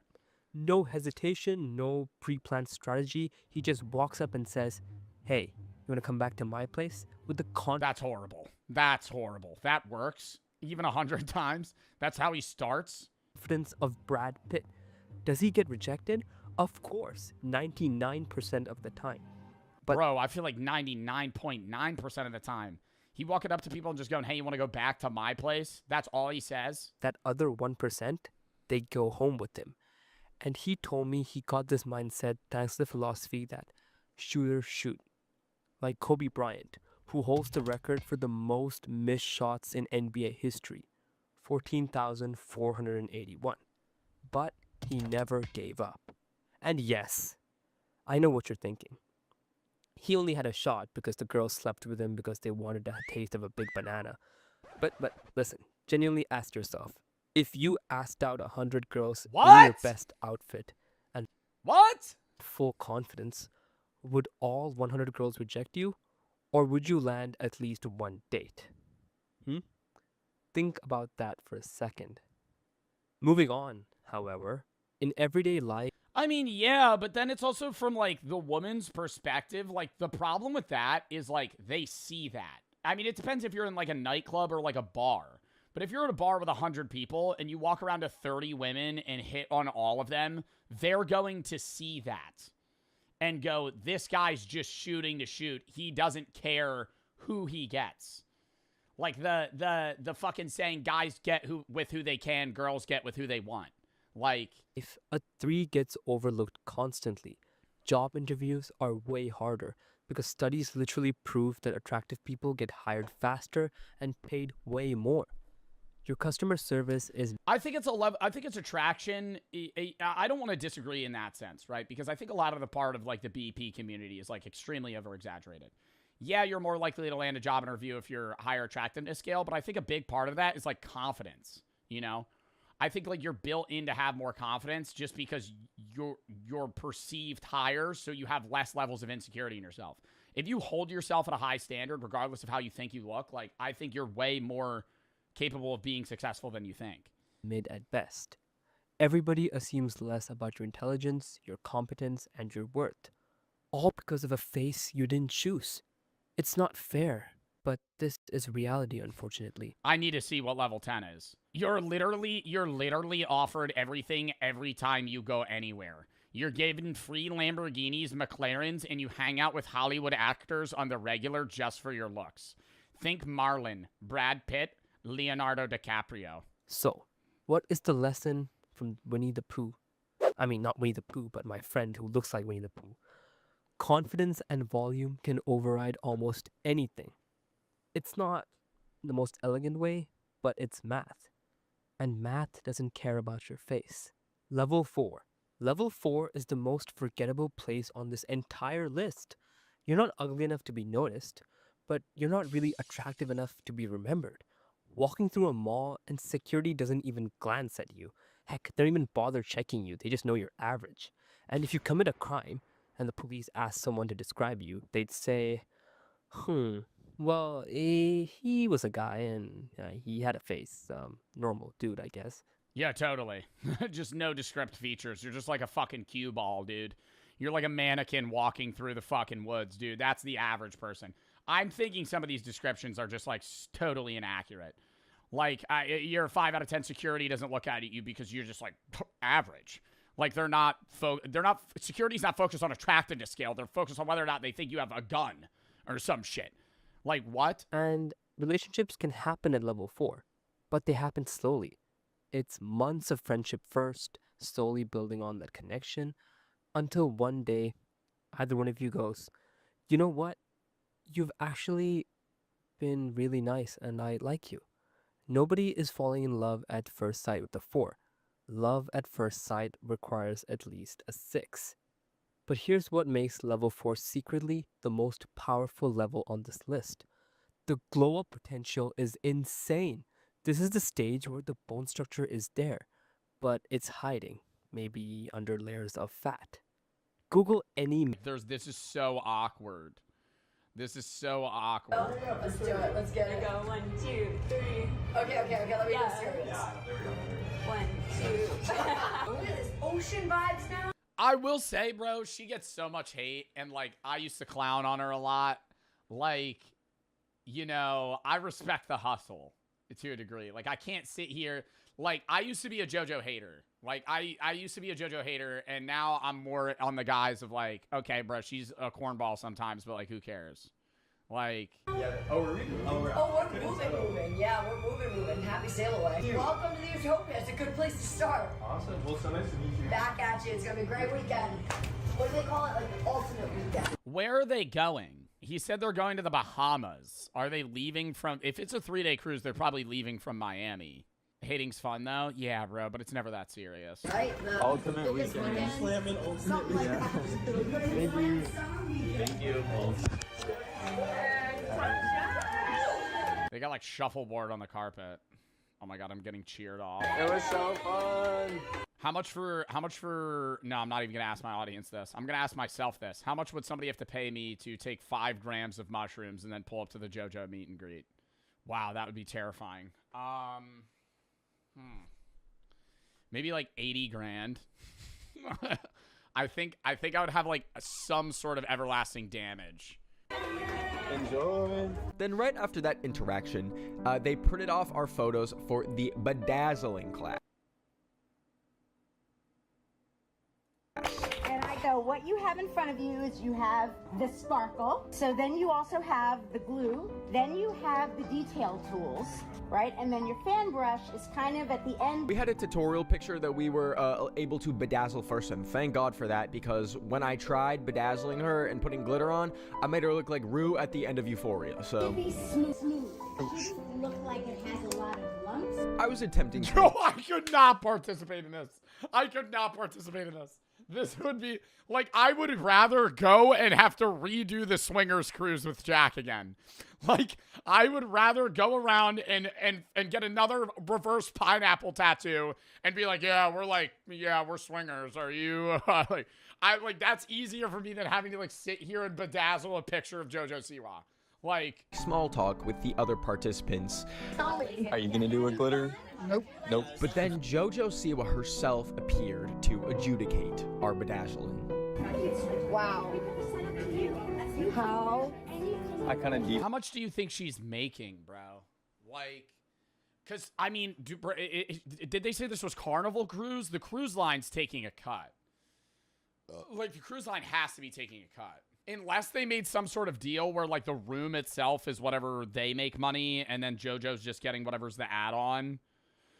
$1 million? Bro, no. I think she's getting, like, 30K. Like, 50K. Which is still crazy. But, like, I don't know. Like, I don't know how many people are paying. Like, this seems like a fairly small room. And it's just, like, okay, 50 grand to the average person, my God, 50K in a weekend, fuck yeah, all you guys could bedazzle pictures of me, you know? But, like, she has to have, bro, she sold so many bows. So I'm like, in perspective, I'm like, this isn't that, like, there's no way she's making in her, like, retrospect to her overall net worth. It's beautiful. You're doing wonderful. You fixed my hairline. That's all that matters. Goodie bag unboxing. That's funny. See? Gotta give credit where credit's due, JoJo. That was a good joke. I didn't buy a Hashtag relatable. t-shirt or anything because I thought they would just give one for free, considering I spent $2,600. Wait, how much was that shit? All that matters. Goodie bag unboxing. I didn't buy a t-shirt or anything because I thought they would just give one for free, considering I spent $2,600. You'd think I'd get one for free, but I did get this goodie bag. Would you like to see what's in it? My official JoJo Siwa Cruise passport. We got a beautiful AI sticker on it. For each activity you do, you're supposed to put the sticker of each activity in the passport. Yep. I have a JoJo Siwa Cruise rubber ducky. Bro, like, this shit's just so parasocial, too. Like, that's why, like, bro, imagine I did this, and it was, like, instead of, like, glittering, you had to, like, the photo shoot was you recreating the I've Been in the Hills picture. And, like, you hold the B movie, and you sit on, like, a broken bus seat. Like, that would be, like, cornball. That would be, like, like, actually... so cringe, dude. I would do that, bro. That would be so lame. Like, I wouldn't ever do that I would not let you guys do that. I would be like, no, you're actually gonna get clowned on. Like, that would be the lamest thing ever. JoJo Siwa Cruise post-it. JoJo Siwa Cruise hand sanitizer. Because JoJo Siwa will not have a hantavirus outbreak on this fucking Royal Caribbean cruise. A little keychain that says, I'm your guilty pleasure.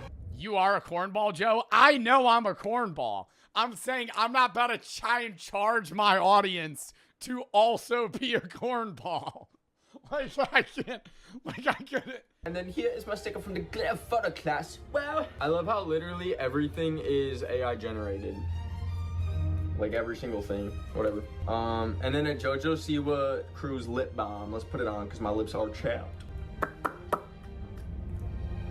Listen, that tastes good. When you think of like what an adult JoJo Siwa fan looks like, abandon all your prejudices, abandon it all. Because I just spent an hour in line with them. And let me tell you, lesbian, mostly British, so random, in their 30s, turned as fuck. I got nothing bad to say about JoJo Siwa. British lesbians in their 30s? fans. I love that there's like 200 of them, but they are so dedicated. And when I look into their eyes, especially as I was waiting in line, as we enter JoJo Siwa's freaking mansion suite on this boat, I was like, oh my god, here are these sweet little lesbians who have never found representation and they had what, fucking Ellen DeGeneres? That's how dire things were in the lesbian representation. And then here comes along JoJo Siwa, and yes, even though she's a boyfriend now, bisexual people exist. They still love her. They still love her. They're still showing up. They're flying from fucking London to Orlando to get on a boat to the Bahamas and back just to build a boat with her. Y'all wouldn't do that for me, so fuck y'all. But here are my pictures.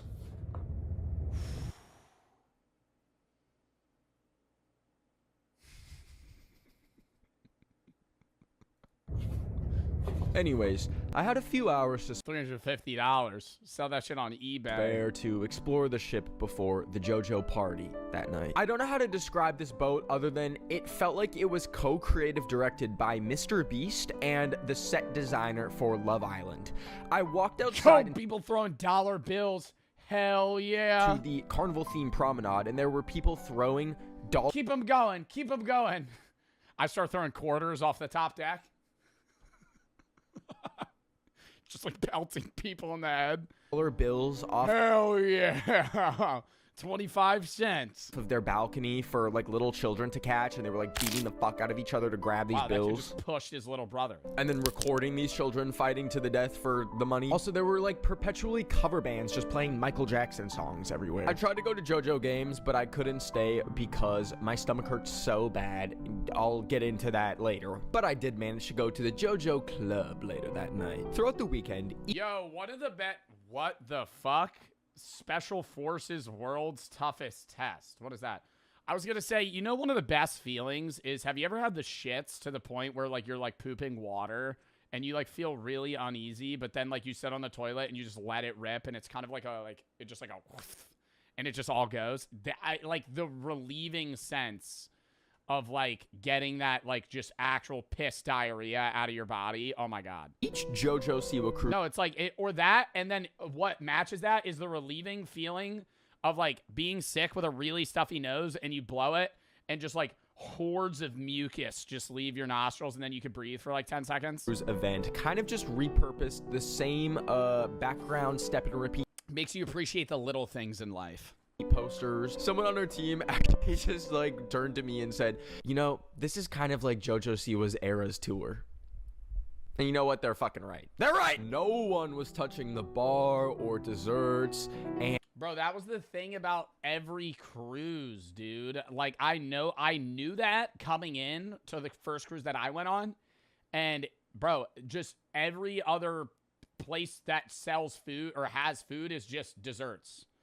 Donuts, fucking little like crumpets or whatever these like hors d'oeuvre looking desserts are. And their legs seemed to be glued to the dance floor. I didn't know what was going on. I don't know if you can hear it, but they ran out of JoJo Siwa songs, so they're playing her Christmas catalog now. It kind of had the vibe of like a middle school dance, so I left pretty quickly. Day one. The closest comparison I have to the vibe of this place is the AI generated Willy Wonka experience in like Glasgow. I haven't even like had time to process and the fact that I'm in the middle of the Atlantic Ocean. I can't even fucking think about that right now because I'm so overwhelmed with the world building that JoJo Siwa has created. And let me tell you, when JoJo Siwa walked in the fucking glitter bow room, oh, I get it. I fucking get it. I don't know, dude. I just can't imagine. Like, I was talking to Jack about this too, and Jack and Ben are kind of in the same boat where they'll go on cruises and trips alone. Like, having to just force yourself to get up and go to these random events that are just going to be so socially awkward at 4 p.m. Like, I know these videos look fun, but being alone and having to, like, pull up to the JoJo Siwa event at 5:30 when you're like, hell no, I don't want to go to this. Like, there's a level of dedication to the social awkwardness that, like, you've never experienced before. However, a vibe that I was not enjoying was the ship that was housing the JoJo Siwa cruise. Like, why was there a floating Starbucks next to a man selling a Singaporean lady 5 packs of Newports, and then people line dancing to fucking Michael Jackson in the background?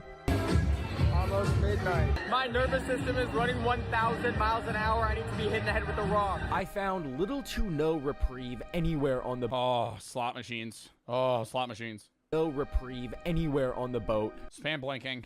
From the constant overstimulation, aside from this random like auction art gallery where they had paintings of like sexy, sexed up strawberries. How do we have all that Yeah, that shit's probably like $1,000 for that painting too. going on in there? And then it's just... Bro, that was the scariest shit about a cruise. Pitch black. Like, I've never experienced being outside in like the level of darkness. Wait, what do you mean tung tung tung sahur? Where? That is not tung tung tung sahur. Bro, y'all ain't no triple T. Anyways, yo, the level of darkness is insane. And I've been like in the middle of the woods at night and shit where it's like pitch black, but there's still like some glow from the moon. Like, it is just dark. The void.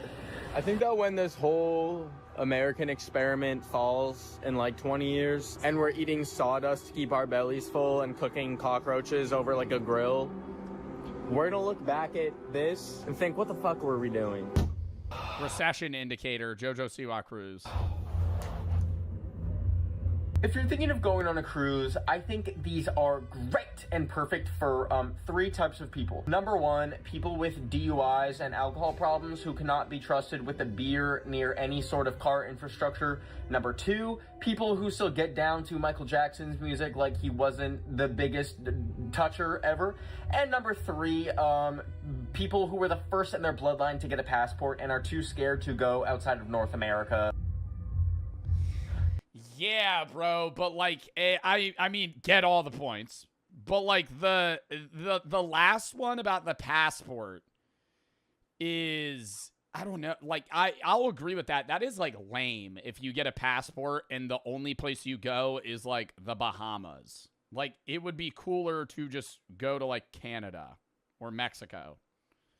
Like, there's just way better places. Are they gonna keep playing this all fucking night? Because I want to go to bed and it's so loud. They kept playing it all fucking night! I thought being on an Amtrak was bad about not being able to sleep. It's almost fucking 1 in the morning. When this could he hear them? Bitch docks at the Nassau port, I'm literally gonna call the Canadian Embassy and get them to fucking rescue me. I ain't never been a fake bitch ever. I can never. Good morning, Bahamas. I feel like I slept 2 hours. Time to look at my view of the beautiful island of Bahamas.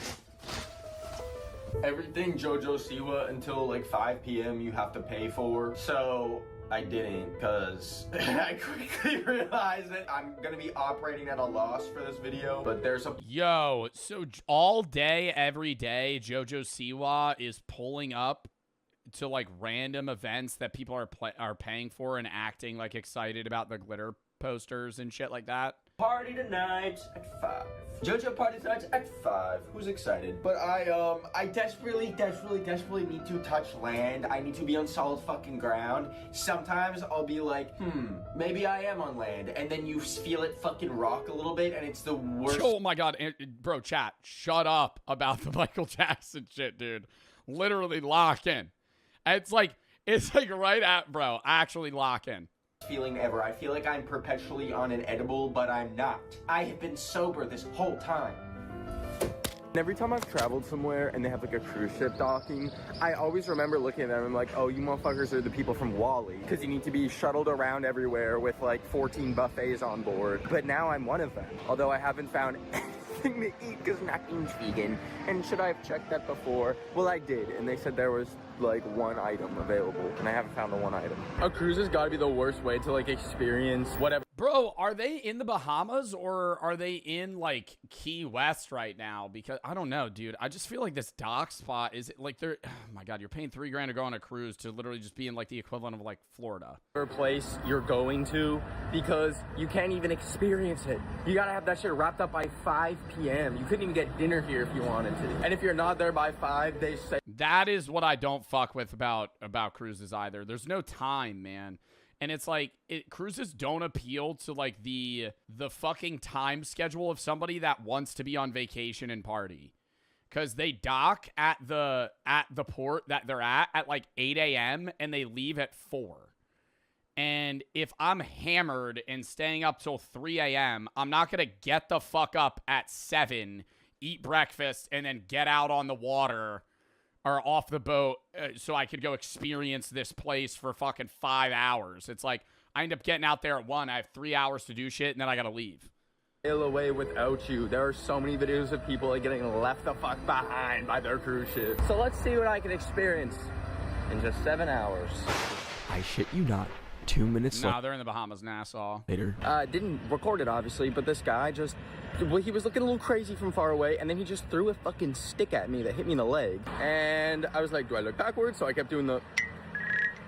And like, listen. I just don't say shit and keep walking, bro. When I was in Miami with Jack, me and him are having a conversation. Walk by a lady. She just randomly goes, "Shut the fuck up." And I go... I just giggle, keep walking. I'm like, I'm not about to pick a fight with a crackhead. Like, Do it. Not in fucking Bahamas. Not on my Bahama getaway. What the fuck? I'll go check. You know what? Oh, never mind. It was fucking crowbar, actually. So let me see if they got tetanus shots on board. I don't think it didn't actually really leave a mark, but I was just shocked. I was just startled to be hit by a stick at 10 a.m. Jojo, where are you? Okay, so it's hot as balls. The stick guy seems to be making a return. And I stumble across this poster with Sonic looking, I don't even know. voted world's best bar? What is this an ad for? I am support this community, 10 a.m. to 2 a.m. daily, Harry Potter, Obama, cold drinks, hot food. Where to begin with this poster? It is for a restaurant. It says Harry Potter Obama. It's like the it's the Harry Potter Obama bar. Okay. only restaurant that I can find that's like open at this hour of 10 a.m. They also do public relations training and radio TV commercials inside it. So I'm gonna go in. I didn't know what to get. They didn't have food yet, so I ordered a Sprite and took it all. Didn't have food yet. The fuck? Bro, that's crazy that there's a Sonic Obama bar. There's another Obama bar in San Diego that I've been to. There's more than one Obama bar that exists. How'd you get the name for this place? Probably President Barack Obama and also Harry Potter and Sonic. Backpack. And Bitcoin. Look at that shit. I mean, is this not AI brain rot? They made a fucking LED light of this. Harry Potter, Sonic, Bitcoin. It's a backpack. Came out years ago. They had like 30 million views years ago. Yeah, I mean, it's so random. Yeah. Like, I guess. Yeah, I mean, you can just... I love that, though. I love a bar that is literally just like, dude, if they opened like a triple T Tung Tung Tung Sahur bar, I would be there all day. And all the images are just of Tung Tung Tung Sahur. Name a bar after anything, I guess. There's been worse names. No, there hasn't. And all they have specialty drinks that are named after all the fucking Italian AI brain rot. Hasn't been a worse name than Harry Potter, Obama, Sonic, 10 Inu Club, Bitcoin. I headed back to the ship area, but not before passing this. Oh my god, that is a fire business idea in like 8 years. When like younger Gen Z and like older Gen Alpha are 21, somebody should open a fucking Tung Tung Tung Sahur bar, and that'll fucking sell so well because it'll just appeal to their nostalgia. Holy shit, I just found ground zero of where white people get their braids from when they go on Bahama vacations. Okay, let's do a quick vibe shift. I had no idea how dark the cruise industry is, but I decided to go on a behind-the-scenes tour that like 4 other people tagged along for, and it changed. Oh, they actually let you like see the back rooms of a cruise ship? The trajectory of the entire weekend for me. How many days of work do you guys teach? Well, we're working 6 months straight. 6 months straight? 6 months straight, bro. And they live in these small-ass rooms. Like, they don't have the rooms that you have on a cruise. They're living, like, bunk beds. Depends on who it is. Sometimes It depends on the position. on the position. Okay. For the, like me, I'm a 6 months contract on board, so there's no off. Straight 6 months. We work 10 to 11 hours a day. For the regular crew member, like who was new. No days off? No days off. But, like, what if you're docked? Like, there has to be a gap time. One who was 5 years in the company, they're working 8 months to 9. 9 months straight, dude? Do they take 3 months off after that? I feel like you'd have to. But I don't even know what are they getting paid? And then we get off like Oh, okay, they get 2 months off. 2 months off. Then you need to come back again. Oh my God, the dread.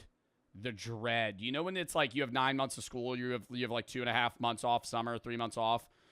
And then it's like that last month you're just going, oh fuck, I gotta get back on the horse, man. It's like it's even worse.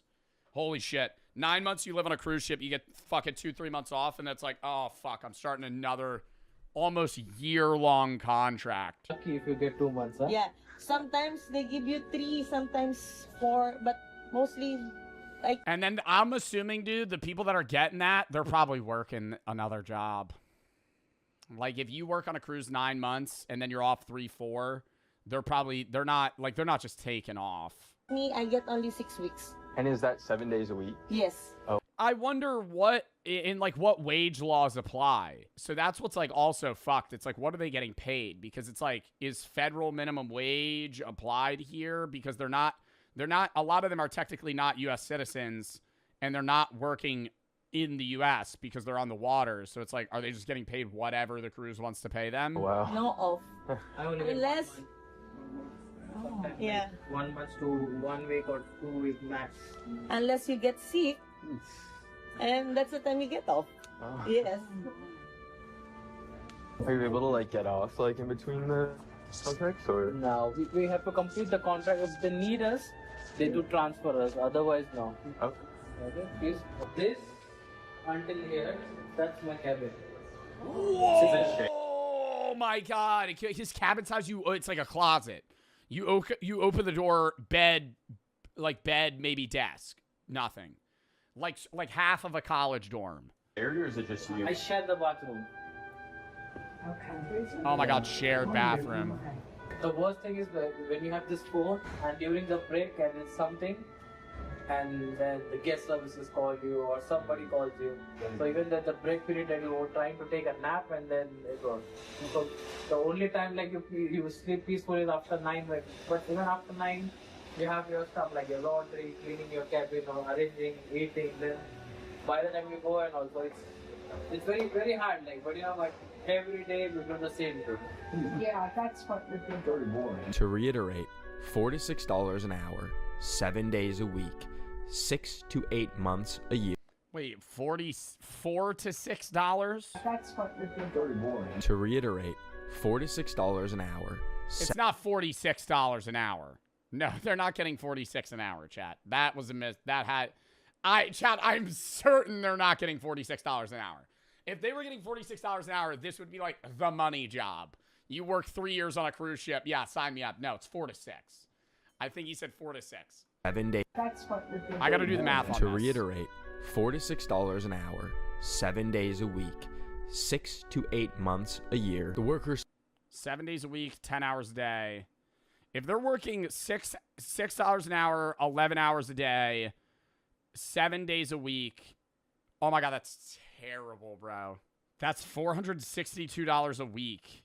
And they're working like let's just say oh my God, it's like less than 25K a year if you worked year round. sometimes don't get breaks and your only days off are when you get sick. I also want to point out, I didn't really This is terrible. get good footage of this, but there was a palpable hierarchy between the workers that were from countries like India, the Philippines, Indonesia, and the more Western and... Bro, that's like almost worse than like, I mean, it really depends on the farm, but that's like, that wage is like, oh my God. $4 now I put $6 an hour. If you're working $4 an hour, I think the benefit of this is like you have a place to sleep. Like you're not paying. So I think for a lot of the foreign workers, that's probably where the benefit comes in. Yeah, you have no bills. You have no bills. So like what you're making, you're keeping. It's actually $46 an hour. Bro, it's not $46 an hour. If it was $46 an hour, chat, and they were working 11 hours a day, 7 days a week, 52, they'd be making fucking like $180K a year. Like they're not. like the captains or the cruise is not paying that. Head cook. It's 46 on my life. Really? It actually could be. It might be 46 an hour. Okay, wait. No, literally one more time. Everybody lock in. Wait, here it is. And trying to take a time like every day. $6 an hour. Yeah, that's what we're doing. To reiterate, $4 to $6 an hour. It sounds like 4 to Ben. Ben, clarify here, brother. 4 to 6 or 46? I can't tell. We're moving on. Like India, the Philippines, and Indian takes a lot of fuel to get a floating mall across the ocean. They literally only stopped just dumping all their garbage in the ocean in 1992, and they still dump all their food waste in the ocean. After the tour, I was then handed a fact sheet about different details of the boat and... Make your mouth water? Or are they just sour? It's not sour. It's not sour now. But do you think it's going to make me, like, salivate? We'll see if it's just like a marketing tactic or not. Yeah, but I think I've seen these before. I know. There used to be like a TikTok trend. A TikTok trend. Uh-huh. How do you fucking close it? I got the 100 strength ones. They're the strongest. I think I'm swallowing my spit. It is making me salivate a lot. Oh, fuck. Like having them, like... I'm not gonna lie, I feel like... It is like... Okay, I have like a lot of spit in my mouth right now. I don't want to spit it on the fucking table. No, don't. I'm gonna spit it into your hand. Like... They don't taste like watermelon, though. They're not bad. They work. You know what it is? They do work. You know what it is? What? It's like, you know when you eat normal candy and the sugar makes your like spit thick for like 5 minutes after? That's all it is. No, but it has like chemicals in it. What is spilanthensis? I've never heard of that. No, you're chewing that shit like it's a Mento. Mm-hmm. They're really hard. Oh. So those scorpion shots. Oh wait, you got a sticker. That's pretty cool. It's in the koozie. I love Bobby Balls. This is sick. Oh, you got another sticker? I survived the scorpion shot at Bobby Balls. Yeah, I was like, can we just pay for the scorpion shot? The lady went, no, you have to buy the shirt. So it was $80 for 2, but we got, this is like a fishing It's a rash guard, bro. What does that mean? Like a rash guard? But this is like a good material. Oh, wait. It's like a fishing shirt. It is a fishing shirt. Like you would wear this. What does it say? I survived the scorpion shot in Key West. Established 2021. They had the tip jar that said, you're sexually appealing if you tip. Witness isn't certified. All right. It wasn't that bad. It was definitely a tourist trap, though. The vodka was nastier than the scorpion. Right, he wanted to do Fireball. Fireball was the best play. Cinnamon, that was my spicy. First blackout and the worst move of my life. What, drinking Fireball? Yeah, it's like, you know when like you have a bad experience with an alcohol, you cannot return to that alcohol. Yeah, that was probably like, I couldn't drink Jägermeister for a while. It's like, and Fireball's such a specific flavor. Dude, I love Fireball. I love cinnamon whiskey. Ooh, cinnamon? He said Rumplemints is the worst shot he's ever had. I stand on that shit. I still got these mouth-watering mints. I'm chewing them now. I know, Rumplemints is great. Worst shot I've ever had. Oh, you should do Malort. What's that? That's like the worst shot ever. I saw it in like Illinois. Dude, I'm chilling. Oh, let's just say we're getting into some adventures today. Okay, so we were gonna get pizza, and Jack orders a cheese pizza. He walks up, he says, my boyfriend will have the same. Really throws me off guard. I order a pizza, I go, this looks like a sparkling water, so I get this. It's a fucking 12% canned rosé, which actually sounds garbage. Good crack, though. Not a bar, but we'll give it a try.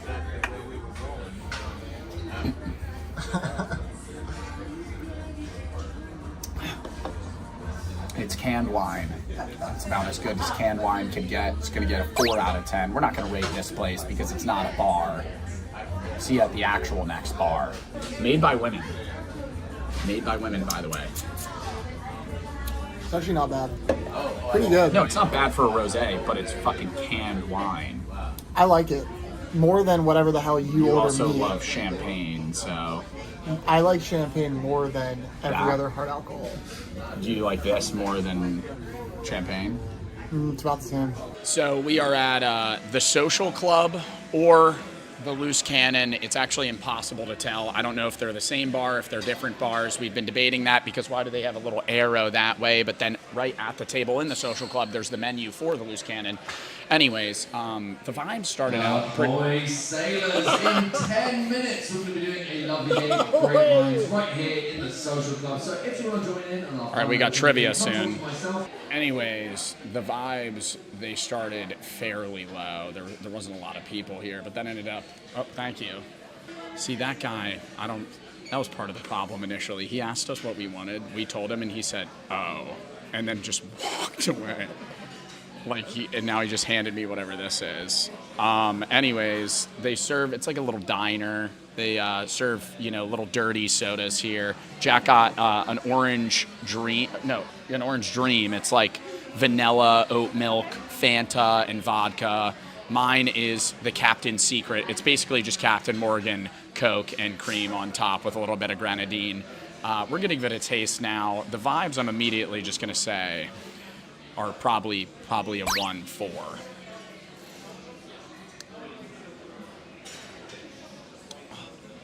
The drink's immaculate, though. The drink's a 5, very reminiscent of a root beer float, and I loved root beer floats growing up, so a little bit of redemption on the drink side, but otherwise, the vibes are bad.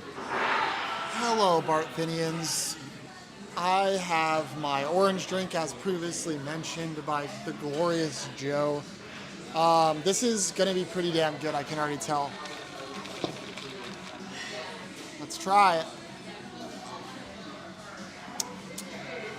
You can't even taste the alcohol. That's great. Which is awesome. This, it's actually not too sweet, but it looks really sweet. This is good as hell. This is a 5 out of 5. Vibes, 1 out of 5.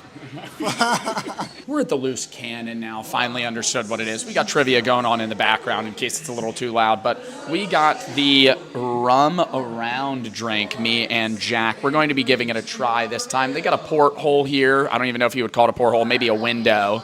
Very piratey vibes. They got sailboats everywhere. Wonderful bartender.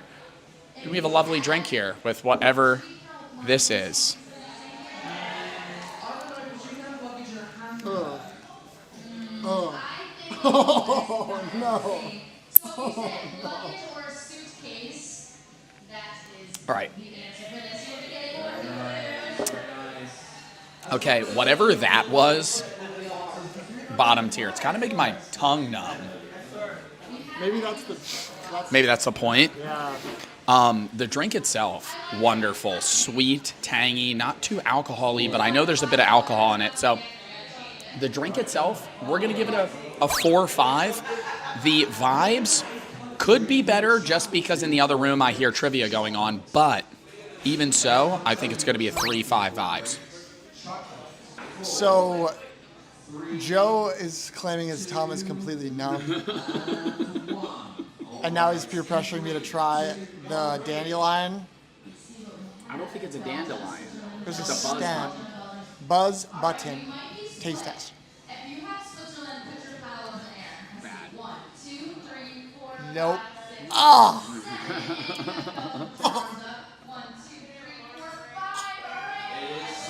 Numb.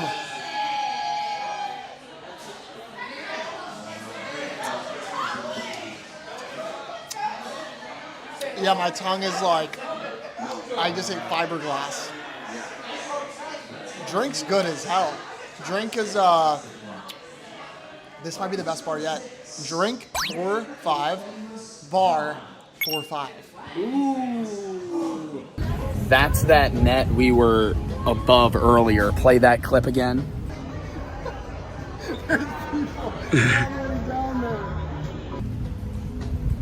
Back of the boat vibe. This bar immediately 5 out of 5 vibes. Got a tall boy apple cider. Jack got the same. First apple cider from you. Give it a cheers. I'll tell you, Joe, this one's going to be hard to beat. Water. This might be a 5-5. No. Dude, we're at the back of the boat. Middle of the ocean. Not really. We're like 15 miles from shore. Just say let them have a For the memes, we're in the middle of the ocean. an illusion for the audience. This is a great vibe. This is the bar to beat right now, for certain. I don't even know the name of this bar. I'm gonna call it the IKEA bar because it looks like we're in like a fucking furniture store. Everything in this area is so, it's the cleanest, most staged looking place I've ever been to. For that, what is the vibes? Okay, well the vibes, I love the cleanliness, I love the fanciness, but it's like too perfect that it's uncanny, so it's gotta be docked to like a 3 flat. There was a lot of people here and we passed this bar originally, we came back and there's not as many people now. I don't know. What is the vibe? The vibe? It's not a 3, it's a 2. To put it simply, the vibe fucking sucks. It's a 2. The drink, however, we've gotten a feather in our drink, free feather. High on Life drink, it's Scarlet Night apparently this Friday. This is the specialty drink of the night. High on Life like the game. Ever heard of it? Played both of them. Never played it. This Creators is of Rick and Morty. This is the NPC bar. This is the NPC bar, and this is the NPC drink because they were handing out flyers for this shit. Dude. So double whammy here. Consumerism. Cheers it. And sink it.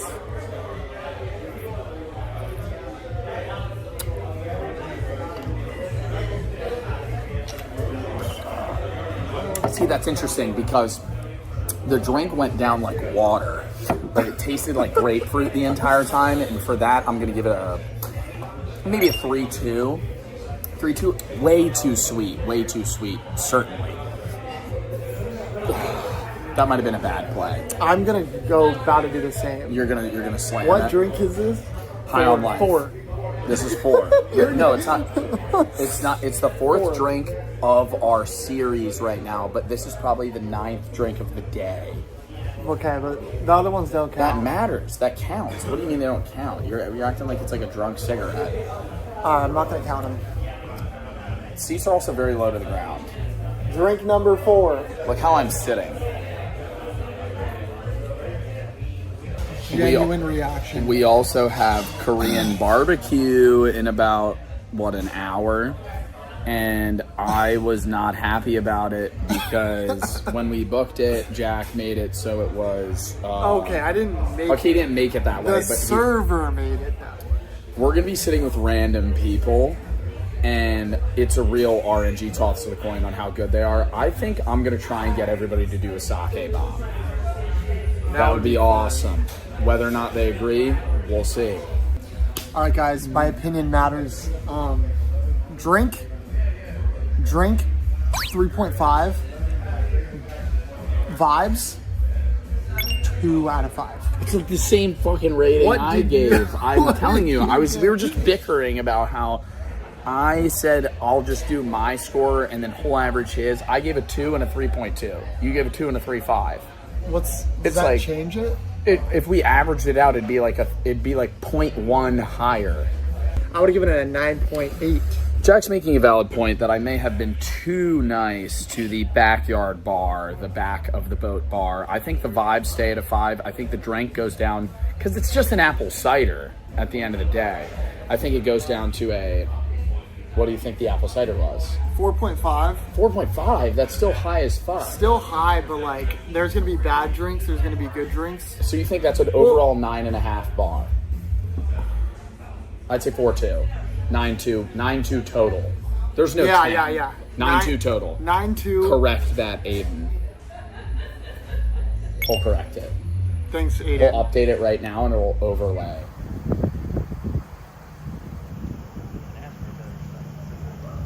So we're at the back of the ship right now on the upper level. Pan to the net. That's where we were just last time, but way lower. Now we're upstairs. We're at the top deck, level 16. We just got a space, what does that say? Space camper. Space camper. Looks like Ranger. Space camper IPA. 5.9%. Got it with a glass. Quick pour.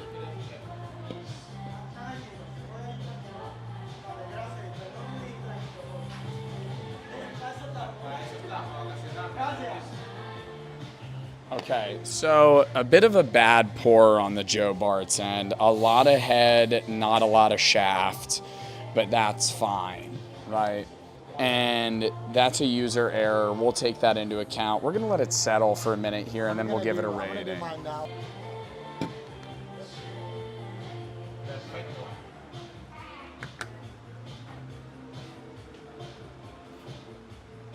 Oh, you're doing it well.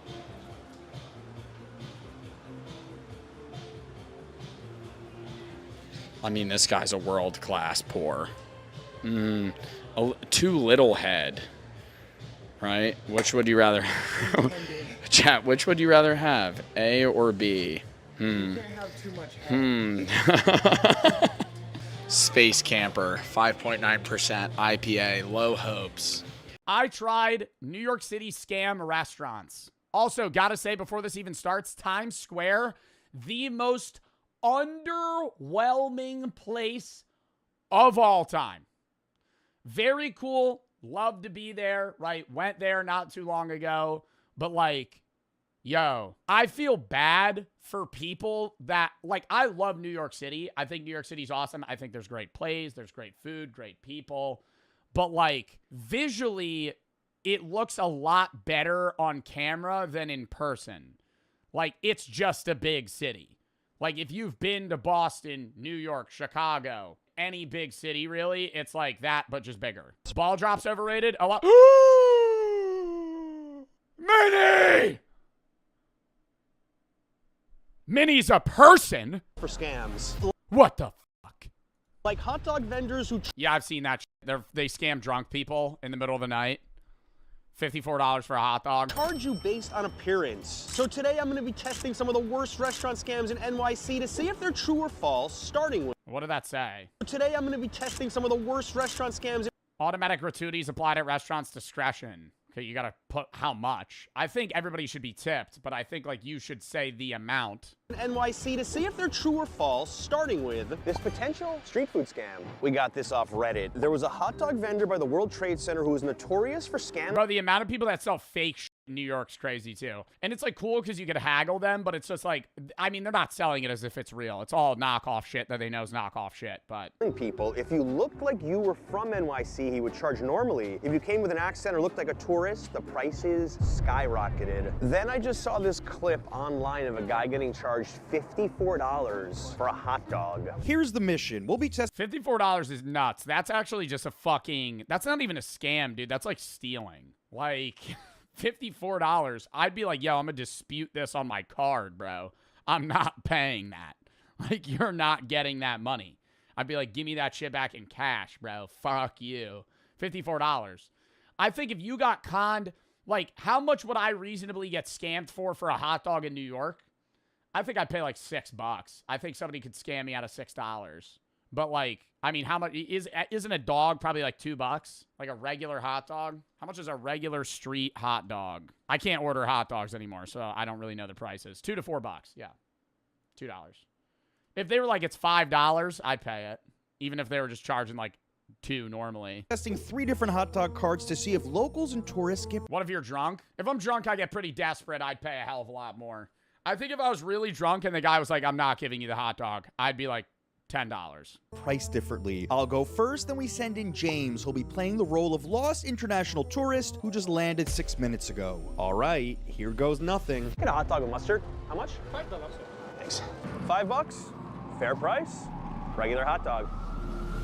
It's actually not bad. It's the first time I could say that in a while, ordering a random hot dog. Now I see how... I miss just a wet hot dog sitting in warm water for 12 hours. The smell, dude. Oh my God. It's just like, you know, you're ticking minutes off your life. Yo, no, seriously. When they pop open that fucking container and it's just like that smell of like hot dog water. Yo, I'm dead ass. That shit smells so good to me. Or like a roller dog, yo. I know they're so bad, they look so good. When it's just like sweating. You know what I mean? You could walk into a 7-Eleven, it's just a rotisserie hot dog, it's just dripping. I'm like, you know, your mouth starts salivating. James does. And yes, he is a terrible actor. Hot dog. Hello. How much? What happened next was so unexpected, I genuinely didn't plan for it. Wait, so John gave me a 10 and a 5. I think I handed him a 5 and then he gave me the 5 back. Did I get a free hot dog? Did I scam him? And yes, James returned the $5 to the original vendor. This is weird. Let's try it again at another cart. No prices again, same setup. You have a hot dog with mustard? How much? Thanks a lot. $5 for another hot dog. Yo, $5 a dog in New York City, yo? Whoa. This economy's going to shit, man. What is going on? These guys are charging normal prices and actually have decent hot dogs, too. Now it's James's turn. Hot dog?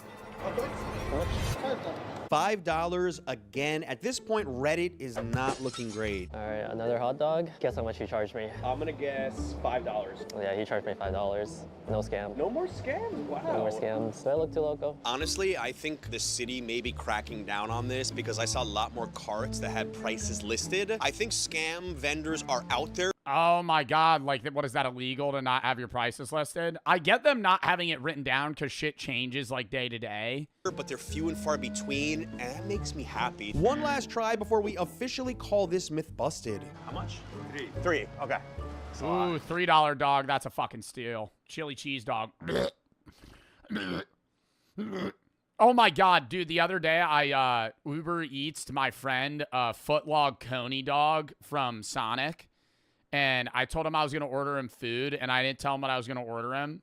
And I ordered him a foot-long chili cheese dog, and it came in, and he was like, dude. And I got extra relish on it. It looked disgusting. I was like, all right, here's the deal.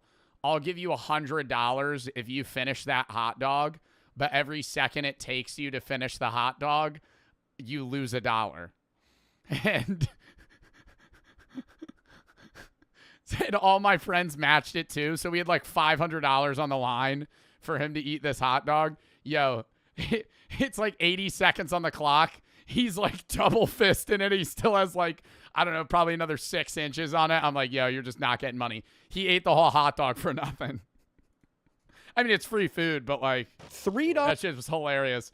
And then I got him these 2 chili burgers too. I'm like, how much? I was like, $100. How fast do you think you could eat it?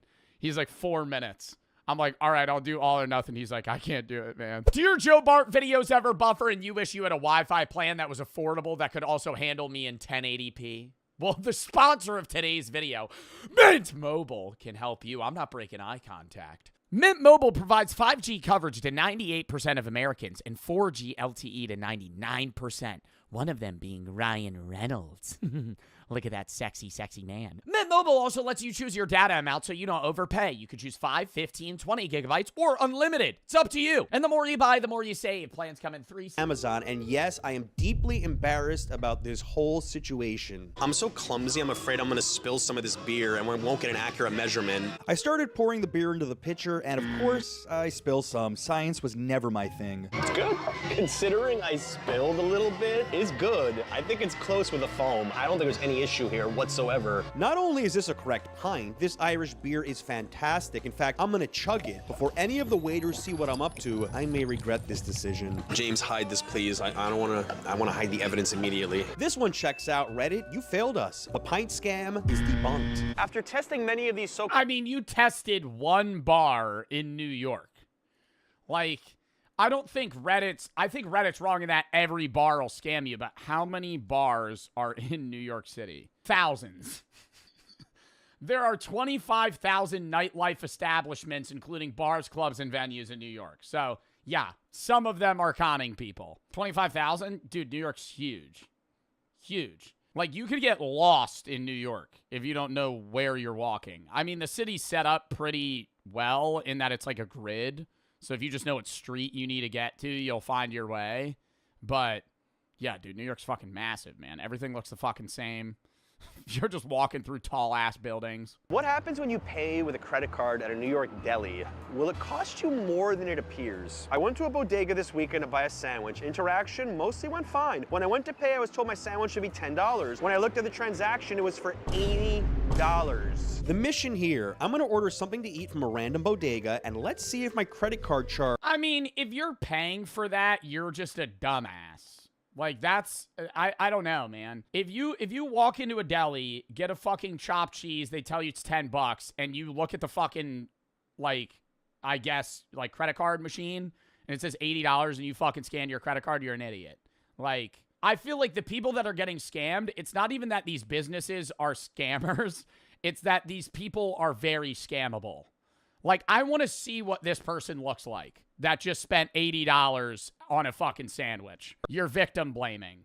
I'm not in this. Okay, using the term victim blaming in somebody getting charged $80 for a sandwich is a little absurd. I think we're using the wrong terminology here, right? I think you getting scammed out of money buying a hot dog, I would not say you're a victim. I would say you're just, you got scammed, right? Like, it's victim of a scam, but I think the term victim's, like, reserved for, like, extreme things. How are ya? Can I get a chicken fajita panini? Food comes out fast. Moment of truth. 26. No receipt. Thanks a lot. It said 11:26 when I paid at the counter. And you could just dispute the charge. I'm gonna check my email and see what I was charged. Honestly, I would be shocked if it was not $11.26. Are all New York bodegas secretly villains? Nope. $11.26. Definitely not a scam. And honestly, that panini looked pretty good. I'm gonna try it. What the hell? Considering I only ate a few bites of hot dog. That looks so fucking good. Oh. Today, I was actually hungry. Five-Eye Girl and Juice Bar, not scamming anyone. Solid, soft, juicy panini. The only scam is not getting into this place and getting this mighty fine panini. And as I suspected, this was a rare incident. Scam debunked. The next scam involves your favorite dessert. Ice cream is the most innocent food on the planet, but can you get ripped off for it? By Dumbo, there was a nearby ice cream truck. I noticed that none of the items had prices. The truck said cashless, meaning only card. And the young Italian guy working in the truck was handing people a small white device to tap the card on. When I tapped, my card declined. I asked how much the ice cream was. He said $15 each. The mission. Ask, like you're saying, I understand people are like, Joe, you're victim blaming here. Ask how much it costs before you scan your card. What are we fucking doing? If you're going to complain about the price, ask first, right? If you're Jeff Bezos, yeah, scan your card and then be like, okay, how much was that? Like, why are you scanning your card before the guy tells you how much the fucking total is? Like, confrontation is scary. So you're just going to pay for something without knowing how much it costs? Like, that's your fault. I wouldn't say that's a scam. Like, you're Jeff Bezos. Okay, yep, here we go. Joe Bart stuttered. Here, simple. Find the truck, buy one. Like, I do think some of these street vendors are scammy people, yeah. But at the same time, like, you're outwardly not asking how much something costs. So it might not even be a scam. The ice cream actually might just cost $15. And he's just a shitty businessman. And you're just angry that it was that much. Credit card gets assaulted. This turned into a full scavenger hunt. I searched Dumbo, tourist. Because you could refuse to pay. It's not your item yet. Like, you could be, like, if you're so scared of getting scammed in New York by street vendors, go, hey, how much is this before you order it? Then if they change the price, just refuse to pay and walk away. Like, you don't have to pay them. This is a fucking New York street vendor. Hey, man, can I have a hot dog? Yeah, it's $15. Never mind. Walk away. Never mind. But if your ass scans your card and you go, how much was that? $45. Fuck. Like, that's your fault.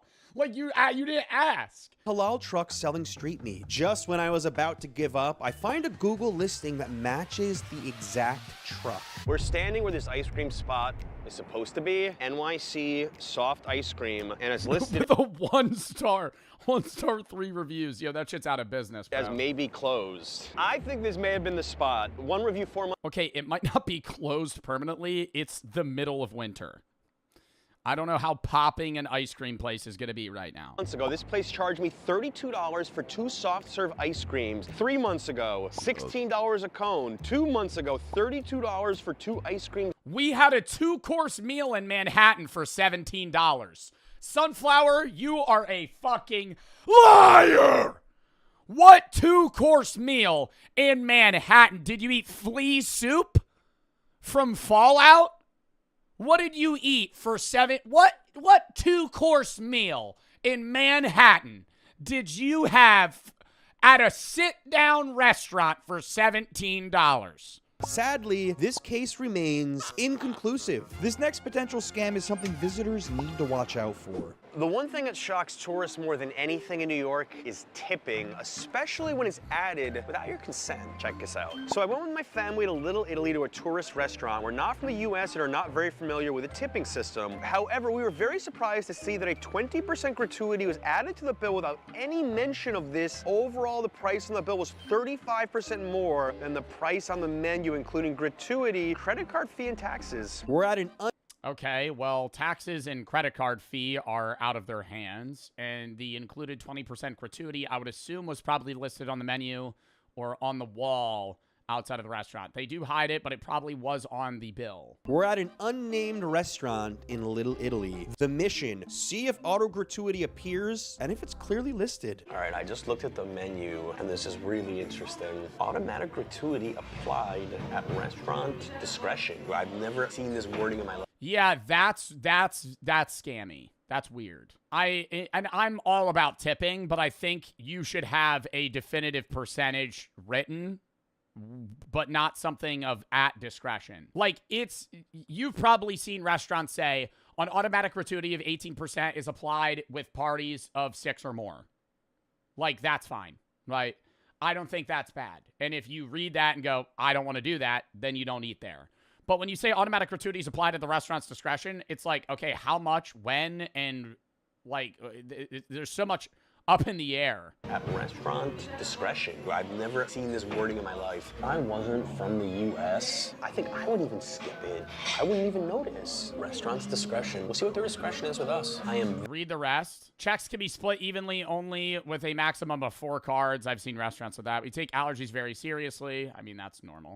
I've never seen this wording in my life. If I wasn't from the US, I think I would even skip it. I wouldn't even notice. Restaurant's discretion. We'll see what their discretion is with us. I am very, very excited. I mean, they're not going to add more than 20%. To find out what's going to happen. Food arrives, the bread, good. The calamari, edible. The lasagna exists. For the first time in channel history, I care more about the check than the food. Moment of truth. This is interesting. This is weird. They added a $400 tip. We're going to break this one down. There's a sales tax, which is fine. Then there is a 20% added gratuity. Then there's an What I don't like, operating fees, very confusing. Gratuity fee, whatever. I think what I don't like is when if you have a gratuity fee of 20%, if it's like somewhere higher up and then they still have the tip amount. Because like I'm tipping 20 to 25% at a restaurant. There's been times where I've gotten conned from this, where it says 20%, I didn't read it, and then I tipped 20%, and then the waiter just made $40 on a fucking $100 order. Rating fee of $1.62, which I haven't seen in a while. And then there's a credit card total and a cash total, which I have seen before. So I think where people get upset with this is when you put your credit card, which is what I'm about to do, and then you get back an additional tip line and you don't pay attention to the auto gratuity. I handed back my credit card. Yeah, dude, I've done that so much. And then they take the other one because I'll just hand them the card, not read it, because I got to pay for it no matter what. I'm not going to dispute it. And then they give it back, and then I don't see that there's already gratuity given. Seen before. So I think where people get upset with this is when you put your credit card, which is what I'm about to do. Back my credit card, and this happened.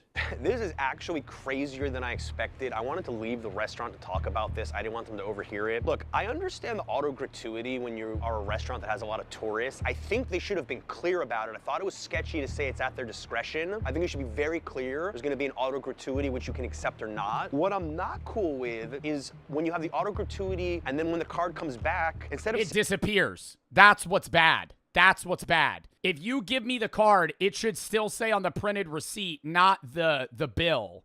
Right? The bill shows gratuity. The receipt should also show the gratuity. Additional tip, which fine. Yeah. You have more suggested gratuity, 20%, 22%. See, that's weird. And that gratuity is on top of the already given gratuity of the bill, right? So if you have a $100 order and a 20% gratuity is added, you're paying $120, and then they're trying to get you to tip 20% on $120, not $100. So now you're tipping on a tip. 25%. If you weren't paying attention and you marked another 20%. That's scammy. And I'm somebody that loves, and I like the idea of tipping people in the United States because I think servers have hard jobs. I think that's very fucking scammy. That's really weird. And I hate that. Well, I hate that, and I hate the tip on, like, shit at air. Dude, one thing is, like, tip at shit at airports, bro. When I literally go in to buy a water, they scan the water, and then there's a thing that pops up that says 18, 20, 22% tip. 0. You scanned my water. I could do that myself. At airports, yes. I've even been at an airport where I did a self-checkout and a tip popped up.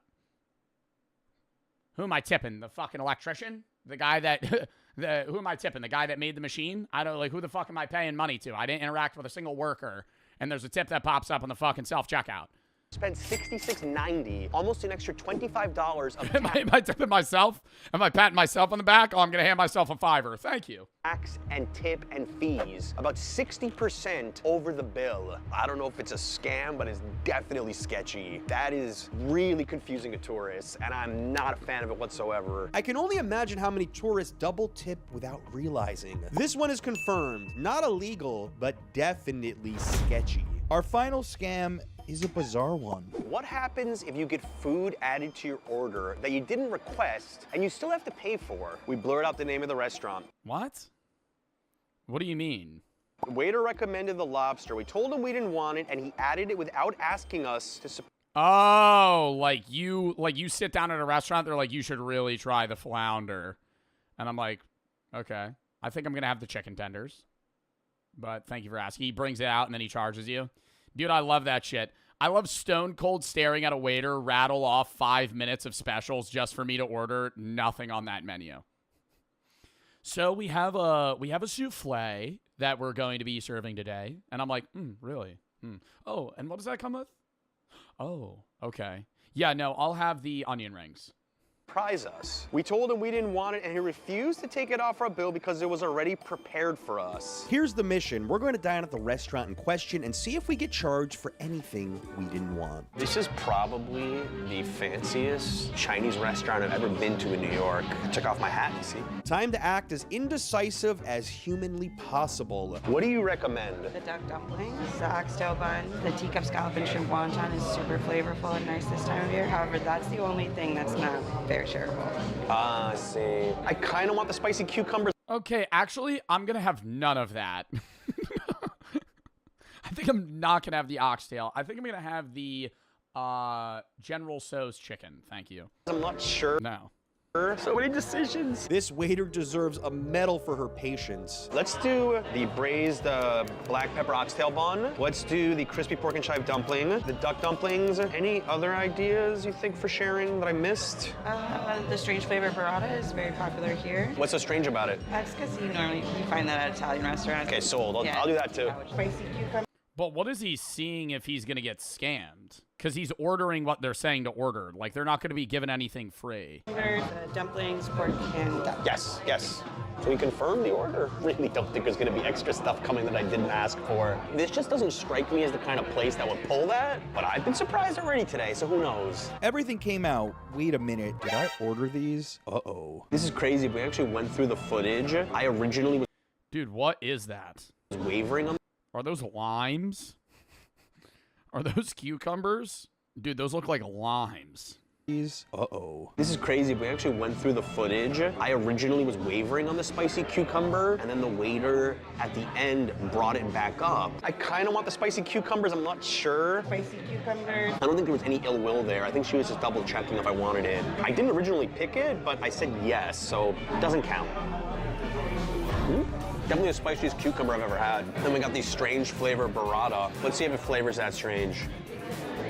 I think strange might be the wrong word. Unique might be better. All right, oxtail bao. This hits. Woo. Perfect soft and savory texture. Oh, I honestly want to thank Reddit for sending me here. Thank you. Moment of truth. We're gonna see if the check lines up. Maybe something got thrown in, I don't know. Oh my God, they added something. Just kidding. It's legit. Well, not. Let me look at the prices here. That's very reasonably priced. $16 for pork dumplings is a two-person meal, $78. It's legit. While not cheap by any means, my Chinese fusion dinner was quite memorable. I might even bring the wifey back for this one. I was as indecisive as humanly possible, and I consented to all the food that was presented to us. Nothing added to the check, nothing added to the table. I was scared. The moral of the story, believe some, but not all of what you read on Reddit. Now, a lot of my viewers are afraid to try street food. Well, in this video, I only eat New York street food for 100 hours. Oh, God, dude, you're going to be fucking shitting your pants, man. Only eating vendor food for 100 hours? That sounds horrible.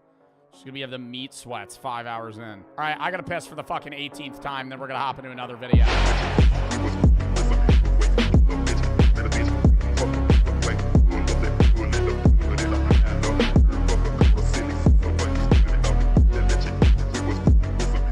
A little anecdote that the godmother of this boat was Meghan Trainor. Immediately following some of the worst labor conditions I've ever witnessed since being in Dubai, I was due for the JoJo Siwa concert at sea. They were giving out like those light up wristbands and like the little K-pop dildo things that sync to the beat of whatever song's playing. It was easy to temporarily be transfixed by JoJo. I mean, like, she's a fans or other dancers? Natural born entertainer to like all her fans, old and young. And for the young ones, I was actually surprised they weren't getting the clean versions of her songs, but whatever. Oh, wow.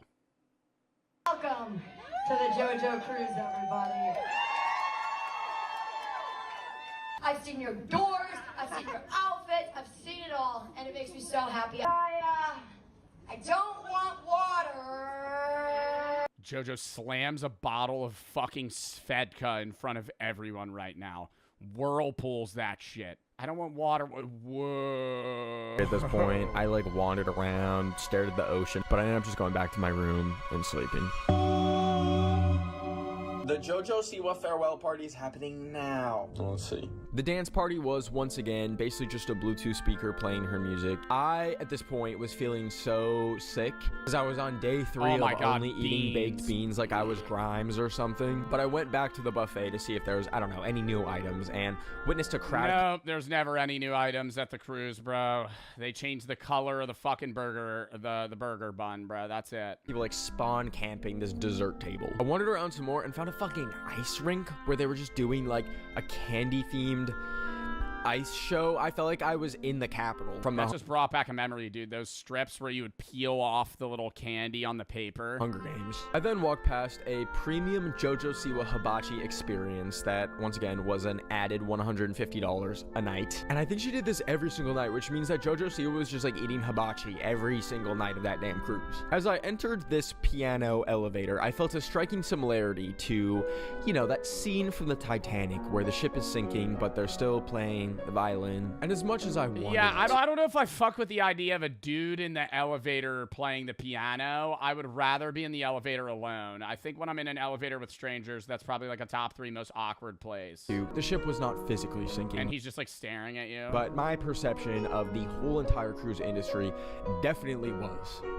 Cruises, like most popular American tourism, remains afloat on the myth that all the crew, all the people that take his tips, that's fucked. Serve them are what's that? Afforded the exact same luxuries that they are given on the cruise. They're tricked into thinking that they are afforded the same wages, the same freedoms, the same rights, opportunities, the same amount of time with their family as you are. And that's not the case. The craziest thing that I witnessed on this cruise was not finding out that JoJo Siwa can play the drums or that her fan base is mostly 30 to 40-year-old women.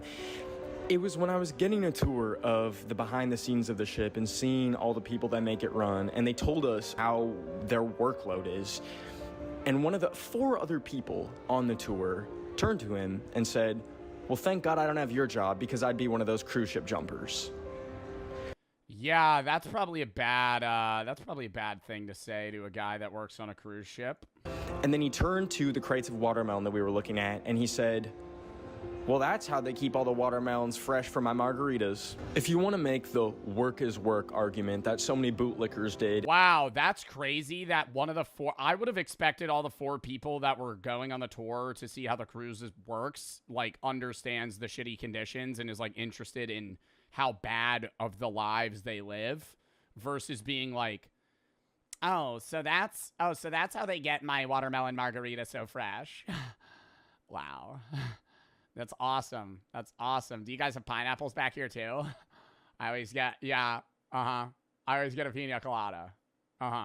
Yeah, if I had your job, I'd kill myself. Yeah, that would suck. Anyways, do you know where the, where do you guys keep, like, all the lobsters? The cruise line is headquartered in America. Why aren't the workers afforded the same bare minimum workers protections and assurances that they are given in America? And this whole weekend, I've been like racking my... Yeah, it's fucked. It's like if you work for... I feel like if you work for an American-based company or like whatever the country of the company that you're working in is the laws that they should abide by paying you, right? Even if you're not an American citizen, like if the company's owned... Like if you are working for Carnival, is Carnival owned by the U.S.? I don't know.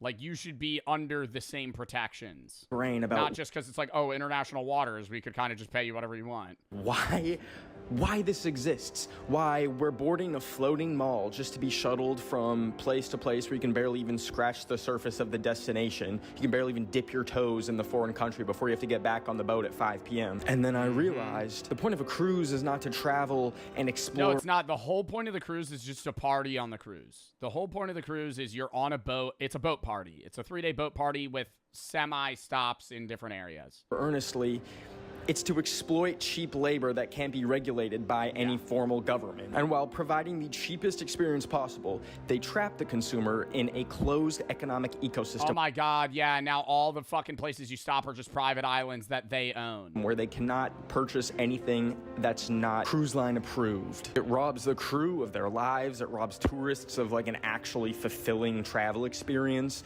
and it robs the places that they stop in because you don't even benefit them economically because you're just shuttled and funneled into pre-packaged itineraries. Wow, did that just say shore excursion? Shore excursion, McDonald's only 1 mile away. Pathetic. Pathetic.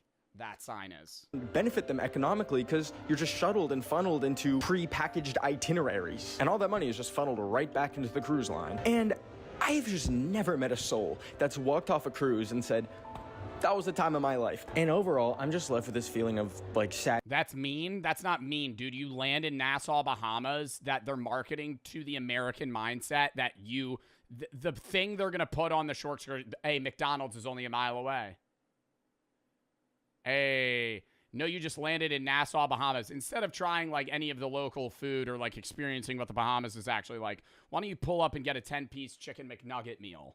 And dread, because I look at all these families and know that this is all they will ever experience of this earth outside of their home country. And to bring it back to JoJo Siwa, because I literally forgot that's the cruise that I'm on, is the JoJo Siwa cruise. Let me check the wristband. I don't think she's like to blame, really. She was ridiculous. No, I mean, she's like a part of the cruise line, but like she's not the reason the working conditions are shit. Sweet to all of her fans. Like half of them left a photo op crying. Did the venue of her JoJo Siwa experience need to be on a cruise in the middle of the ocean? Probably not. And did she need to charge thousands of dollars if you wanted to do every single activity? Also probably not. But all I know is that I never want to step foot on one of these fucking boats ever again.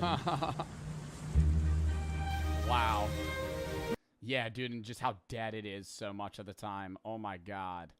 Glad the crew didn't lie about their job, just straight up admitted the difficulties. Yeah, that would have been worse if they were like, yeah, it's awesome. Like, they were just, like, flat out honest. Yo, I have to piss, and then we're hopping to the next one.